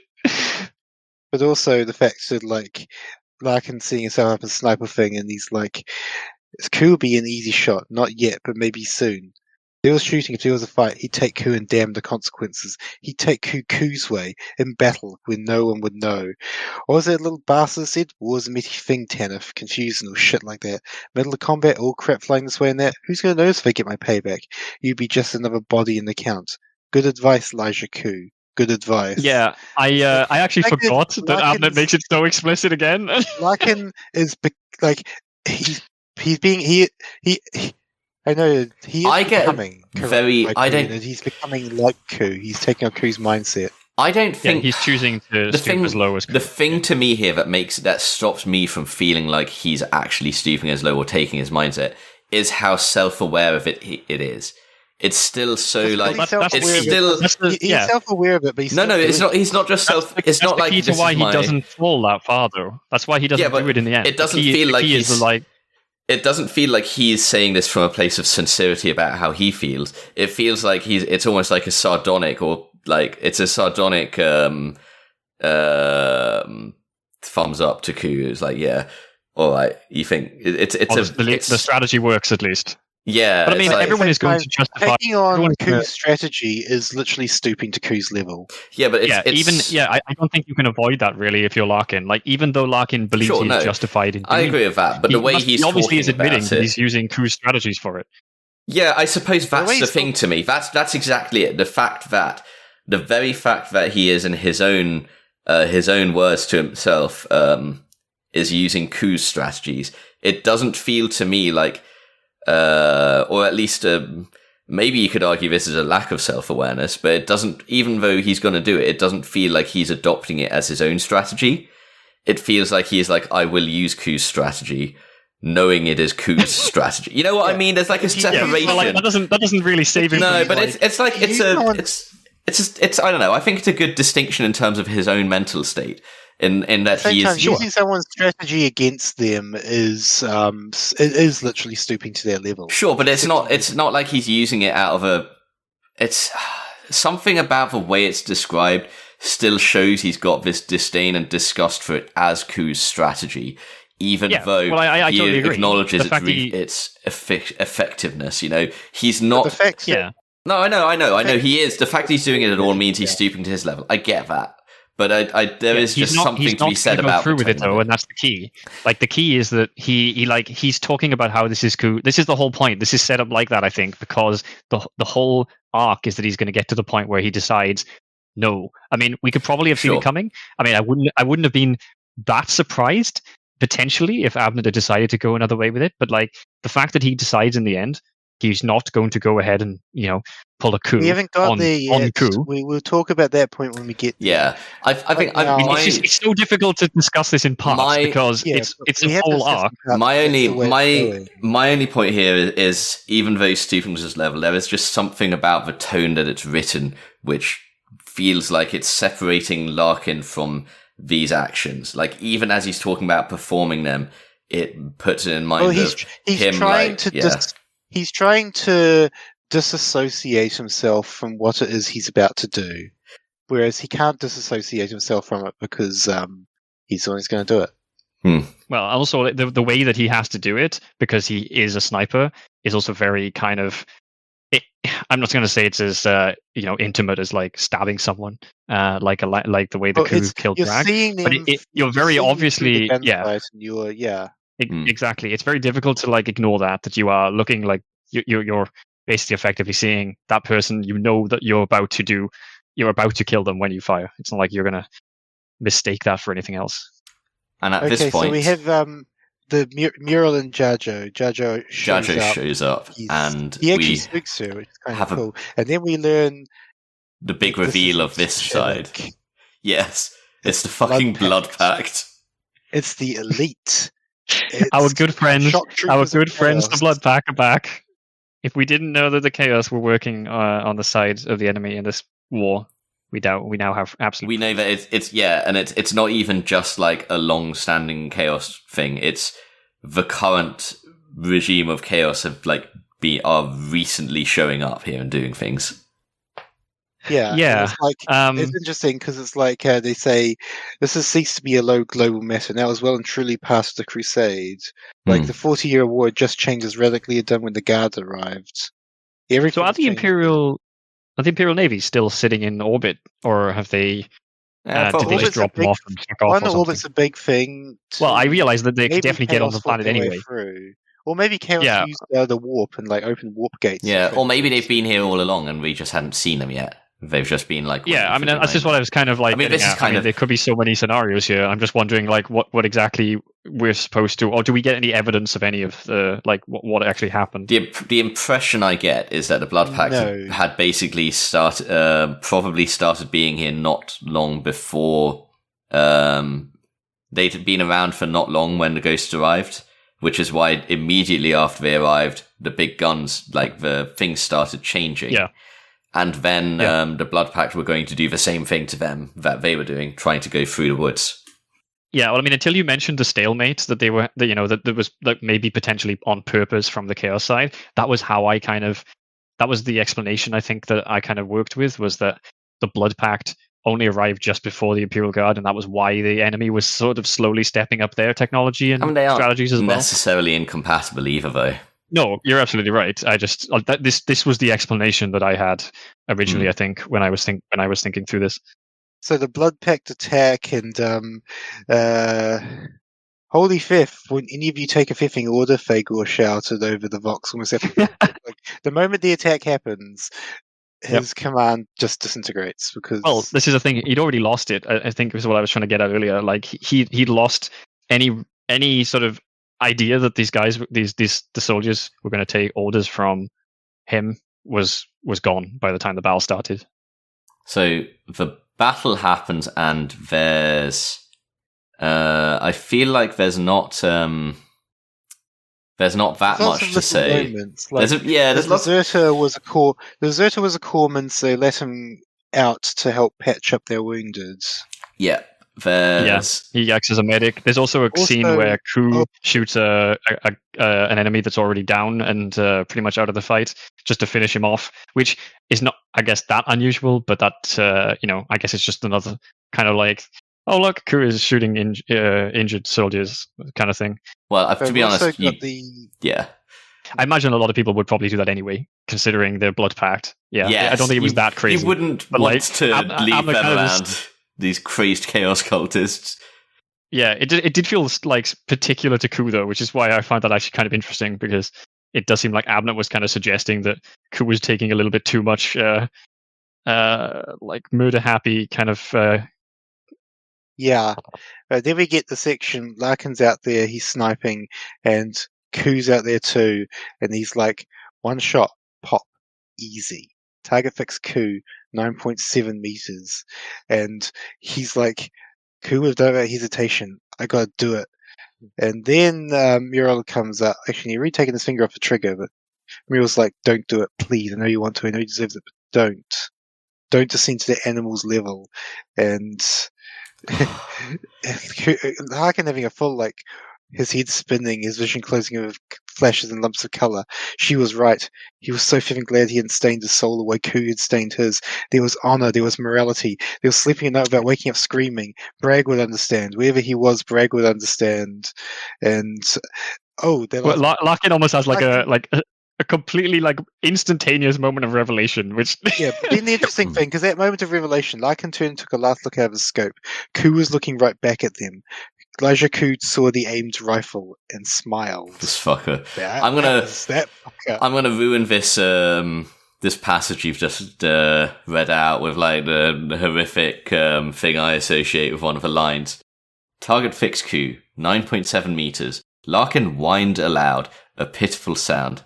And I'm just trying to imagine what does that sound like, and all I can think of is it's a squeal of soul deep desperation. I see what I get, which isn't necessarily incompatible with that, is a Christian stress sigh. Oh, you bastard! You Why, bastard? Don't bring no. Whining aloud, a pitiful sound. You bastard! Absolute bastard! Why? Why would you do this? I'm just like, look, I suffered that image, and I'm giving that to you. That's my gift to you, and anybody who's listening. I would rather imagine it. I would rather imagine it as the noise that R2-D2 makes when he falls in the fucking pit. I hope people who listen to this podcast don't know who that is, and I hope they never find out for their own sake. And if you do want to find out, there's an extremely long documentary out there. Don't. Just for your own sanity, for your own safety, don't.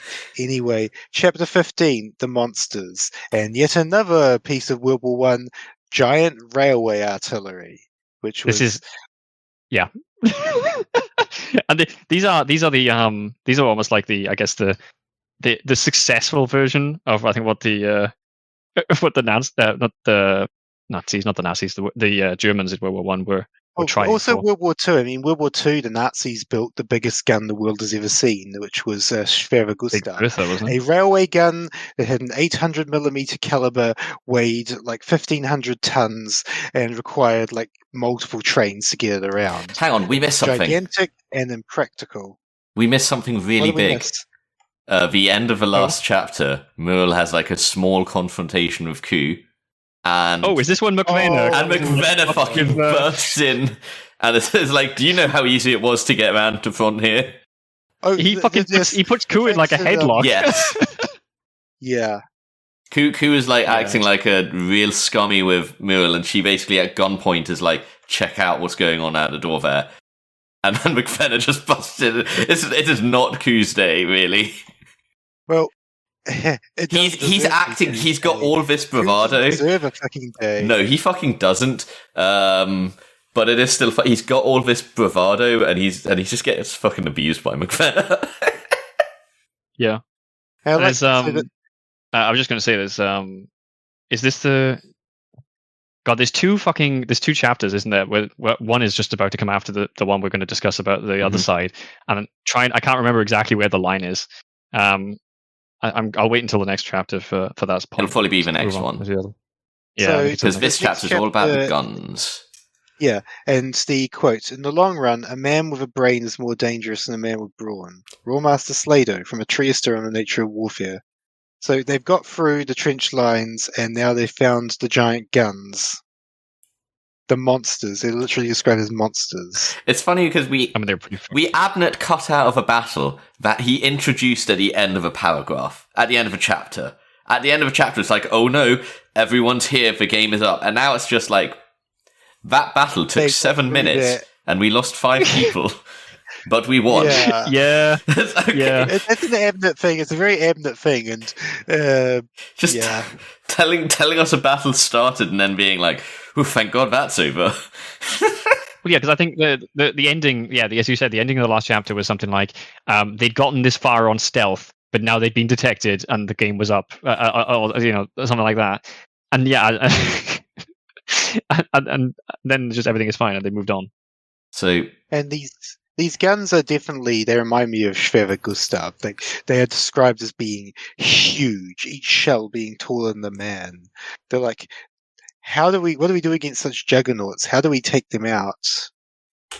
Well, they talk about trying to like how charges. the fuck are they going to spike the? Are they going to spike the tubes? It's like no, I don't know. They're basically these are too Oh, they're not big. gonna do that. We can't destroy the guns, but what we can do is break them so they can't move around, which is an idea Dorden destroy the comes up with. tracks. Yeah. Yeah. So, and then they can just like they're stuck there, and they can take them out in an airstrike or something because they have the triplanes and also better planes. They're triplanes. The triplanes Yeah, the and triplanes. auxiliary triplanes. The triplanes. I mean, So- I guess the other key here is that like the guns are useless if you can't get the ammo to them. Yeah. Especially, Or if you nobody's can't going move to them carry the around. shells. Yeah, because Just like like part of the whole the- thing is they can move the guns on these tracks. So Yeah, Um, nobody's going to be carrying anything around. we can fast forward this chapter, I reckon, because We can. I mean, they fight against the Sheddock. They set up all these explosives. They manage to exfiltrate, but someone's not there. We left a few also dead they behind have that we complications. accounted for. Dome was like, we almost managed to set them, but we didn't manage to finish the job. Like, oh, we got most of them. And yes, everyone's accounted for except Count Gulk. And he's taken some bullets. He's staggering around, setting up the explosives himself, and came back into the pocket, faced his demons, and come through it. Now he was going to his victory too. It was due to him. What he'd failed to achieve as a commander, he would do as a trooper. Which again, that reminded me of Churchill, because that was kind of his attitude in going into the trenches after Gallipoli. And then the Sheddock come up, got sitting on top of a crate of shells, or was it a cart full of shells? Oh yeah, I think it was He's one of just the rail cars, wasn't it? Yeah. Yeah, this he was such a like- good scene.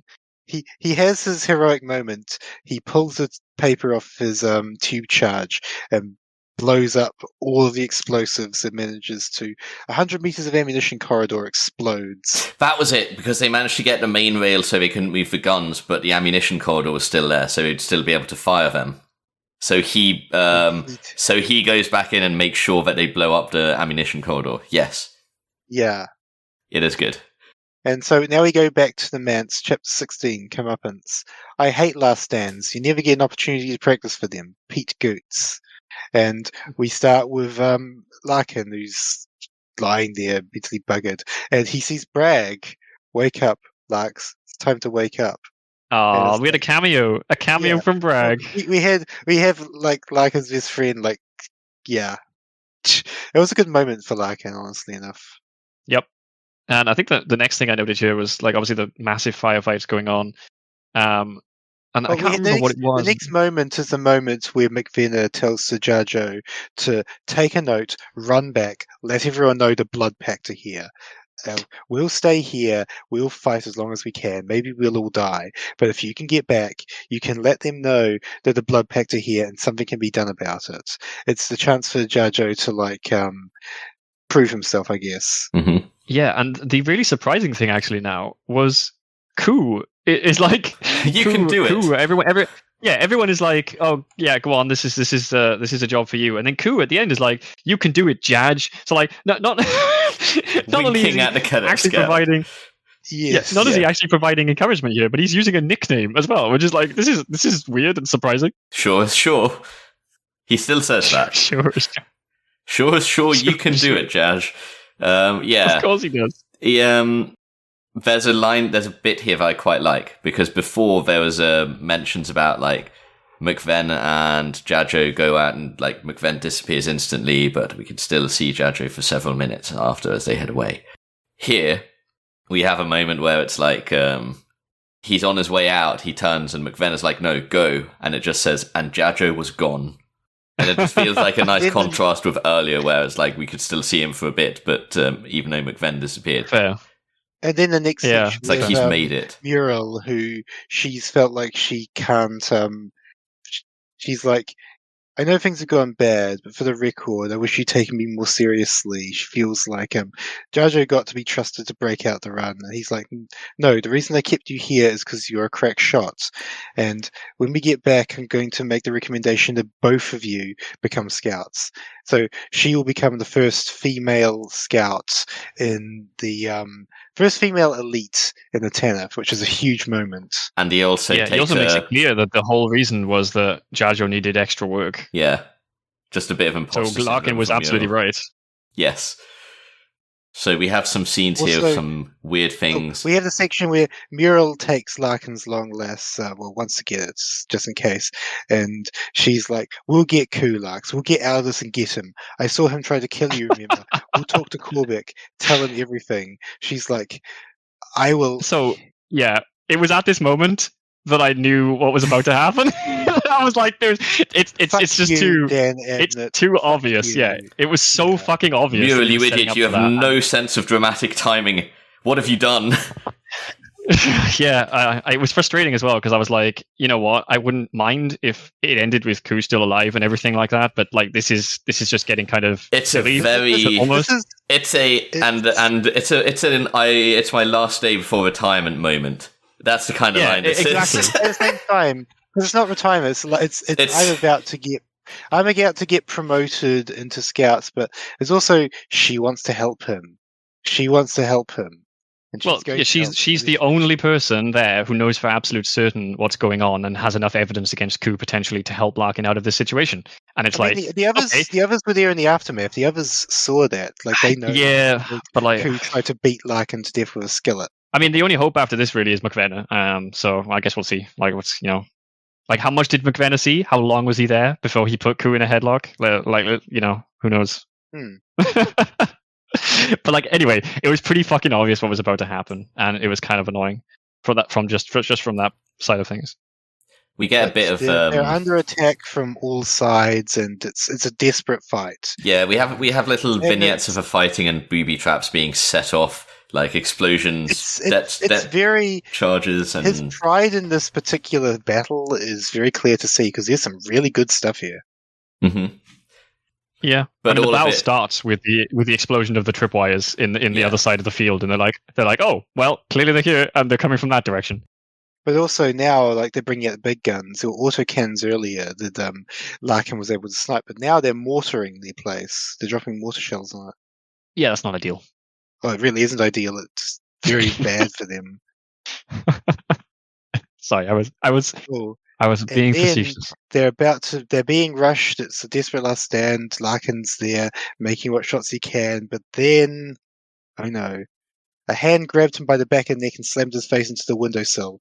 Larkin squealed in pain and passed out briefly. Elijah Koo held him by the back of his head, fingers pressing in like iron tongs into the damaged region of the sniper's skull. We're dead now, Tanner, sure as sure. They're in the doors and windows. We're finished. Except I'm not finished. I'm not going anywhere, even all the way to hell, without settling my business. It's Yeah, like, this is almost surprising actually, because I mean, in one hand, you could argue yes, sure, Koo would do this. On the other hand, I'm almost like, I feel like Koo's character up till now, and if he is truly like quotation marks a sociopath, as we're told, would lead me to think that he would just leave if he could. He would do anything he could to find a way out of the situation. Probably, like I feel like the grudge he has against Larkin would take a second place to survival, like pure animal instinct to survive. but he's I feel at already this point- seen. He's already looked up and like seen.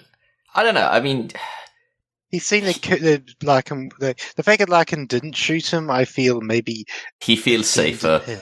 but he knows that Larkin and Muriel are talking, and No, I don't mean from Larkin. I just mean like at this point, he thinks they're all going to die. Like he explicitly says here He that they're thinks probably all going to die. so he's And he's like, going to take Larkin out Oh, you mean like that, first yeah. because he wants to. Yeah. I just mean like I think like priorities wise, I'm surprised. I follow. I'm surprised there Koo is didn't no just be like. escape. There is literally no escape. Larkin, Koo could not get away. He would be shot Yeah. down by the blood pack. I guess it He kind has of no way emphasizes out. So how terrible only- their situation yeah. is. Then So there's no way out, and he's like, there's no way out. I'll murder this fucker before Yeah, I guess it just kind of emphasizes then how shit this situation is, because like Ku, who I absolutely think would be the kind of like Snake to just be like, See it. do everything he could to like find a way through the line and just disappear. Yeah. In this situation, he's like, actually, fuck it. Like, there's literally no way out. So he prioritizes then Market instead. And then we get the fact that Ku's about to fucking Tanith straight silver, 3 centimeters long. He's about to stab him to death with that knife, and Muriel intervenes, gets in there with her last rifle, and like, you are not going to kill him. You're going to kill him like you killed Bragg, and God Emperor knows who else, you piece of shit. I feel like at this point... this point is like, oh no. Please. No. Well, if anything, if any other point in this story, someone had a justification to just straight up shoot Ku. Like, this is clearly the moment. Well, here's the thing. What happens is a mortar shell hits the building, and yeah, like a random fucking explosion from the sky again. Yeah, and then he was behind her, his blade in his hand. With a cry, she swept around as fast as any Tanith scout had ever moved before or since. Straight silver punctured through flesh and bone didn't stop until it had impaled the beating heart. That was... Yes, so it leaves it ambiguous. It's left very ambiguous here. Yeah, it's left very ambiguous as to what had happened.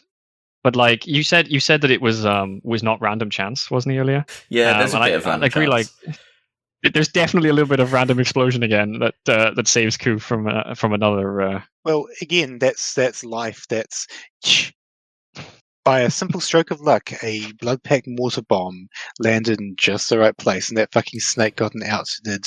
So there's a perfect fucking meme for this. You guys know Jesse from Breaking Bad screaming, "He can't keep cutting away with this." Yes. That's the fucking moment here. And also, so the final bit, Pete Goots, his last stand. He sees a red painted light tank, which says something about the fact that they've reached the end point now. Now, literally, it goes faster. Tanks are showing up. Yes, and his last stand, firing his weapon till it's empty, and then running out and just sitting in a dining chair and getting shot dead. And he's like, Goots wondered if the old woman would make it. He hoped so, though he doubted it. But it didn't matter anymore. Nothing matters if you're far enough away. That's what Pete Goots always told himself, and now, at last, he was as far away as he could possibly be. Hit the World War I button. You know what? You know what would have been absolutely crazy is if that would have been the resolution to this entire like drama conflict. If everybody in the house had just died. Ooh, that would have been such a strange way to do it, but like also really interesting. Yeah. We are 2 chapters out. We are so close. We're nearly done. Chapter 17. It's only been 5 hours. Yeah. There's so much in this. I see why Abner is so proud of it. And it's been so nice to dig into it. Chapter 17, first and last. There can be honour in life, and honour in courage, and honour in action, but the most certain of all, to man's regret, is the honour in death. Yako Brosar Llap Goch from his diaries. So... we don't go back to the front line. Smoke, we're back in the forest. Corbeck and his troops, APCs and stuff show up. They reach the manse. Light tanks and sentinels, like Allied forces have arrived at last. And they're making their way through the trees. Mm-hmm. And basically we get a rundown now of all the people who actually survived. Yeah. And the old woman survived, but the young Alliance trooper died. And then it was only meant to be a patrol. That's all it was, said McVenna, weakly blinking blood out of his eyes. It's like, yeah. And McVenna, like, he's fucked up. He's super fucked up, but he makes sure that blood, he gets the message to Corbeck at first. Yeah.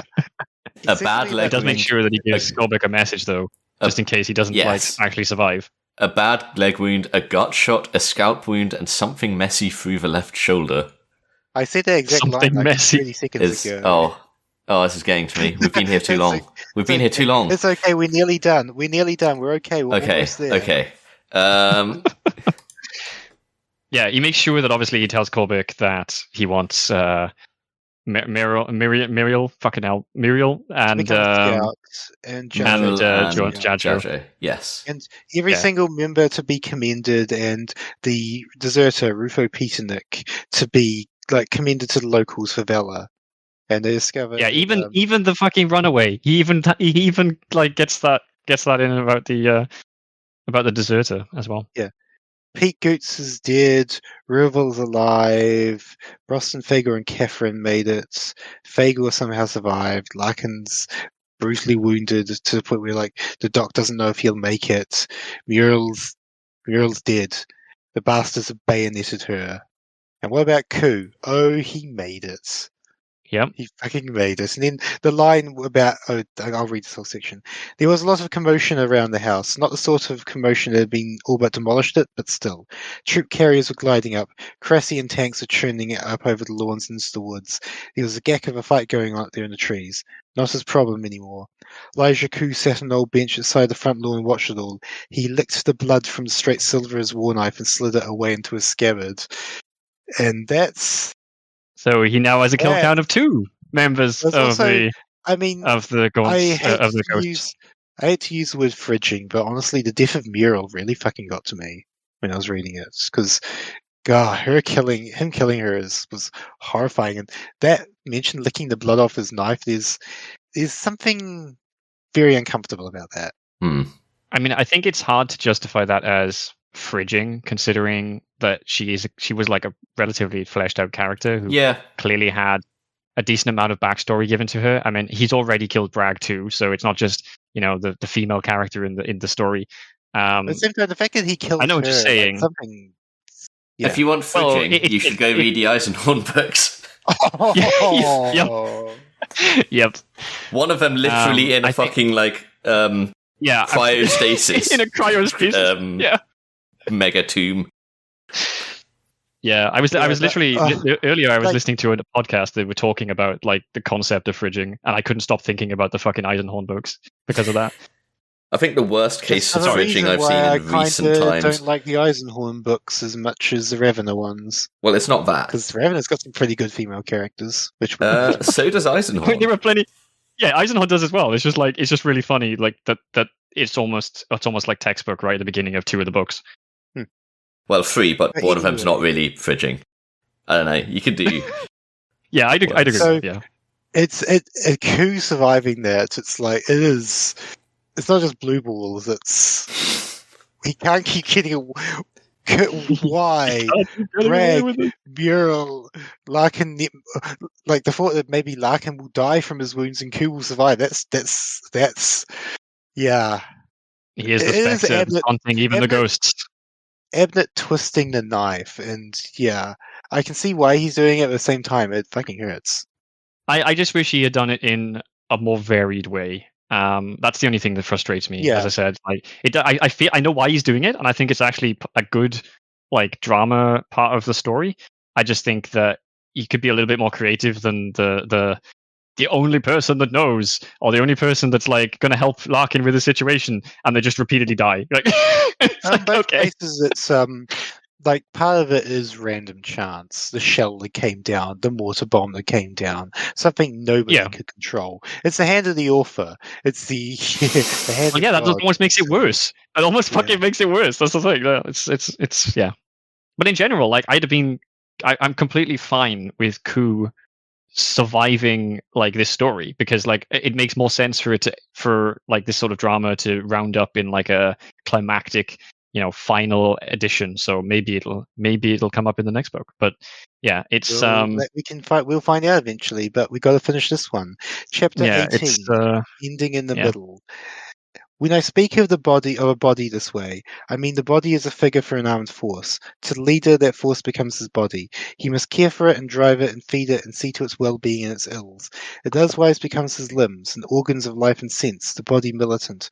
Thus the scale magnifies. All commanders and their men are bodies in war, fighting and falling in the way of things the soulmen fight and fall and show their woundings.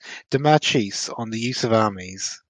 So this is the Demarchis that this is the thing that the Sister of Battle was alluding to, mentioning now, when she went to for the body. We now know what was meant by the body. Chapter 18 is absolutely, and that also speaks to Gaunt himself. That speaks very much to Gaunt himself. That is Gaunt, and that is his ghosts. Now, Chapter 18 is another one of those Dan Abnett endings that is patented, copyright Dan Abnett endings. Because Chapter 18 is just like a week later, it's like, we're done. Your part in this war is over. It feels like in one chapter, everything just gets rounded up, and yeah. Yes, another really classic Abnett ending. Yep. And it's like, so those siege guns were bombed by marauders, Imperial marauders.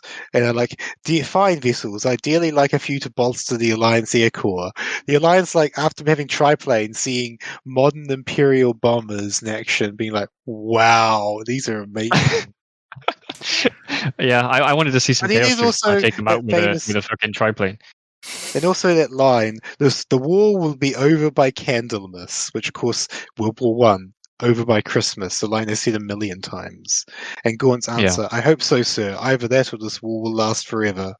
Yeah, there is kind of a bittersweet kind of note to the ending here, where there's kind of a suggestion where like the ghosts are leaving now, and we're going to do the typical thing where we sort of get extracted from the current story and whatever war it is that's going on right now, but we have no idea really whether this will actually like end or whether it will just continue forever with the same like command and leadership structure just kind of fucking it up over and over again. Yeah, they're getting pulled out of this war, but World War One was like the war, the eternal war, a war of no beginning and no end, just because it went on forever. It's interesting because Gaunt gets decorated, the Order of the Eagle, the highest order of ex-cardinal, the High Caesar's gift to offer, and the fact that Gaunt, he dearly wanted to take the medal and stuff it into Lintel Sec's throat until he choked, or at least refused it. And he's like, he allowed the Supreme Commander to pin it on him and saluted. He'd wear it now and never again. Yeah, I mean, it does seem a bit... Well, how many people get decorated? How many people got a medal pinned on their chest in World War One who dearly must have wished they could take their medal off and fucking shove it down the throat of that general for earning that, because he earned that medal on the backs of thousands of dead. Yeah, I mean, I guess the obvious anger there shown by Gaunt is simply, well, you got the first level where a lot of his guys died fighting a war under the leadership of the Allies there, which was complete rubbish effectively. I guess the second level is that, part of the medal ceremony is not even for the person receiving the medal. It's, the Kaiser can show up and be like, oh, look, they fought for the Alliance and did great, and under our leadership everything went fine. And yeah, it's a mess, and obviously it's very understandable that Gaunt despises the entire thing. And then he gets given Demarchis's books on the use of armies, a copy that used to belong to Gaunt and is now given to Gaunt. Yeah. And so they're heading back. They go back to where the chapel was, and it's gone. Well, hang on. The Holy Light Abundance. This wasn't a copy from Gaunt. This was from the Lord General's Library, which would be Van Voigt's. It's from just Van Voigt's book. Van Voigt is slowly giving Gaunt all of his fucking books. Gaunt can have a library. Yeah. Okay. Sorry, I thought it was from Gaunt, actually. That would have been a good move. I don't remember that. But I guess it makes sense that Van Voigt, we've established Van Voigt has got at least one other book. So, because the city said, I salvaged it from the Lord General's library, and I'm sure he won't miss it. And I'm like, I thought it was Gaunt because Gaunt's dead. Of course, he wouldn't miss it. Oh, that's a good point. Wait, was Gaunt? I'm not sure. Was Gaunt also? I think it's Van Voigt. Van Voigt was an avid reader, and he's just like, you can have. Also, the fact is, Biota is like he was the tactician under Van Voigt. Like, he is Van Voigt's guy. But what does he mean salvage though? Don't know. Maybe it's just a euphemism for steal. Maybe. Well, the handwritten notice from Biota, and Biota was wasn't he tactician Biota? Was he? He was in the Guns of Tanith. He was the guy working with them on things there. He's Van Voigt's guy. So, yeah. Oh, was he the strategy guy for Van Voigt? Yeah. Okay. Fair. Yeah. So okay, you're right. Sorry. That is odd, though. That is like a weird kind of phrasing. Like, because I mean, Van Voigt probably would have just given it to Gaunt, but like, He'd already given Gaunt one like really fucking He could have priceless gone for a book that he'd better had, word, shipped like from. he could have gone for a Didn't better he word, give like Gaunt, liberated. didn't he give Yeah. Gaunt like a copy of Ravener? A special Yeah, it was edition one copy of Ravener, Ravener's the version. omnibus. Yeah.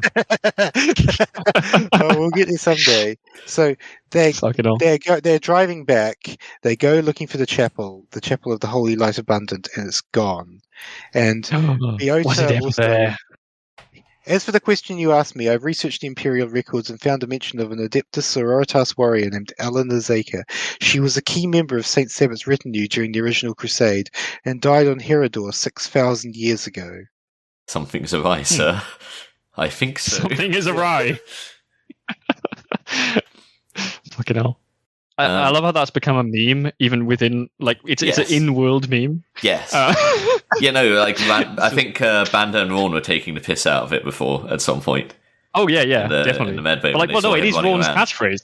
No, like, it's Beltane. It's Beltane's catchphrase. Gaunt's adjutant. Beltane, is it? Yeah. Oh, okay. Well, Gaunt, I'm sure Rawn has been using that, like, no, like, Beltane's burst into the room and woken up Gaunt, and Gaunt's like, let me guess, something's awry. Yeah, but I thought Ron had kind of adopted it as a joke like ages ago as well. He said it once or twice, like making fun of Beltane, because it fits perfectly with his accent. Because he's got like a sort of. That's probably why you've made that association Irish. Then. So that's probably why. Yeah, it's some form of Irish, and I wouldn't want to say it's Northern Irish specifically, but it does I think it kind of sounds that way. It's the same accent as the fucking inspector from Peaky Blinders, who like it's the perfect fucking accent to be saying that. The perfect, gritty Irish accent. Yeah, okay. To be saying something's around. Before we say this next bit, just something worth saying. It made a big deal about where the ghosts were headed to next, but didn't say where. It said something like his heart skipped a beat. Times. His heart skipped a beat when he saw the destination the ghosts were heading to, but it doesn't say it right there. But yes, I wonder where it is, because it's been dropped. It was mentioned when they saw the sister earlier. Yeah. Mm-hmm. And we goes back, the troops are pulling out, Dower's debriefing everyone, and he comes to Sorek, and Sorek pulls a paper in his hand, Ghost leaving tomorrow night. And then I'll read the last bit. Sorek sat back, the gleaming brass message shell sat on the camp table in front of him. He waited, hoping, wishing. Then he reached forward and grabbed a shell. Argon Sorek unscrewed the cap and shook out the spill of blue paper. He unfolded it and read what was written there, written in his own hand. One word, Herodor. It's like... Yep. Yeah. The place where Eleanor Zaker died, and the place she said would be important to the ghosts or something. Yes. And the place where the next book will be set, Sabbat Martyr. So we finished with Straight Silver. Shall we stop it here and have our concluding thoughts? No, I want to ask about this fucking Sorek thing again. Of course you do. In this case, I guess we're believing that like he got this paper that was in the messaging like shell thing. Yeah, papers show up in the message shell. Like they just show up there. He just creates them like psychically. They show up there around him. What the fuck? Against his will. Psychic powers, I ain't gotta explain shit. Yep. Is it always inside the message shell though, or is it just like? Yes. Yeah, it's always inside the message shell.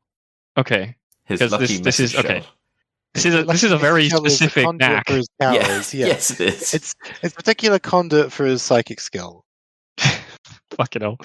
Okay. Maybe he should try and try and get more control over this, and then he can play poker, and he'd be a fucking legend. So shall we wrap it up here then? Sure. Yeah. So, all right. Who wants to start then? Trying to like, I don't think there's any point in recommending Straight Silver, but what did we think of it? Well, yeah, as you said, I don't think you can not recommend this. This is like the middle book of a 4 fucking books like arc. And there is so much in there. I see why it's controversial. I see why some people won't like it. But personally, just like Abnett said, rereading it in the context of all of them, I've appreciated this book so much more than I did back then. I've definitely. It's a compelling book. You're gonna. It's you know, you're not gonna be like, this is a waste of time. You might be annoyed at what happened in it, but you won't be annoyed you've read it, you know? Yes, I think obviously I started this by saying I had the hot take of not particularly enjoying this book in terms of like compared to the others. I think the interesting part of this is that the character work is obviously fantastic. Like one of the things we've spent so long talking about, and the reason this podcast is taking so long to record, is that there's so many like parts to the dialogue, the scenes that Abnett sets up, and the characters then, and how they deal with those situations that kind of expands on them even further than I think a lot of the other books. Like there's so much character work in this book. I think the reason that I didn't particularly enjoy this as much as some of the other ones is that I don't know. It's just the certain aspects of this don't feel as strong as Abnett usually like. They don't. It doesn't feel as strong as Abnett usually sets up like the reasoning behind like why things are happening, why the world is the way it is, and why the Gaunts are in the situation. That's part of it. He wanted to write World War I so much, but he basically had to twist. He had to twist the setting, the world building. He had to twist it into knots to justify it, and you can understand why. He does his work, and it worked for some people. It won't work for others. It's very much a case of personal taste. Yeah, and then the second reason I said is obviously the certain aspects repeat a little bit too much. I think like certain parts of the theme like end up repeating too much in a way that frustrated. You weren't satisfied with. I wasn't very satisfied with that as the way to go about what Abnett set out to do. I feel that the lack of satisfaction will tie into what we get in Sabbath Master in the next book. Yes. Yeah, well, I mean, as I said, I didn't expect the certain dramas in the plot to be resolved in this book, so I wasn't really disappointed, I guess, that didn't happen. It was just more the way it happened, like the way Abnett went about forcing the issue, I think, is what I didn't like so much, and what kind of annoyed me. Well, I think that leans in, like, is a big part to me of like where the I don't know. It certainly makes you feel strongly about the book. You know? Yeah, and we've got another book coming, and so that you. Like, hopefully nobody ever read this book and said, fuck it, I don't want to read anymore. Because that would be kind of... That would be really sad. Yeah, that would be really sad and also, like, I think a bit too much of a strong reaction. I mean, I can see why people would have that strong reaction. It certainly provoked more of a reaction in me this time around than it did previous times. But, well, we've still got one more book in this arc to go. We've still got the culmination, Sabbath Master. And we'll be talking about that next time, won't we? Yes. Yes, we will. So I want to know how where this goes. All right. Well, we can leave it at that. So we'll catch people next time. We'll catch up with you next time, yes. Goodbye.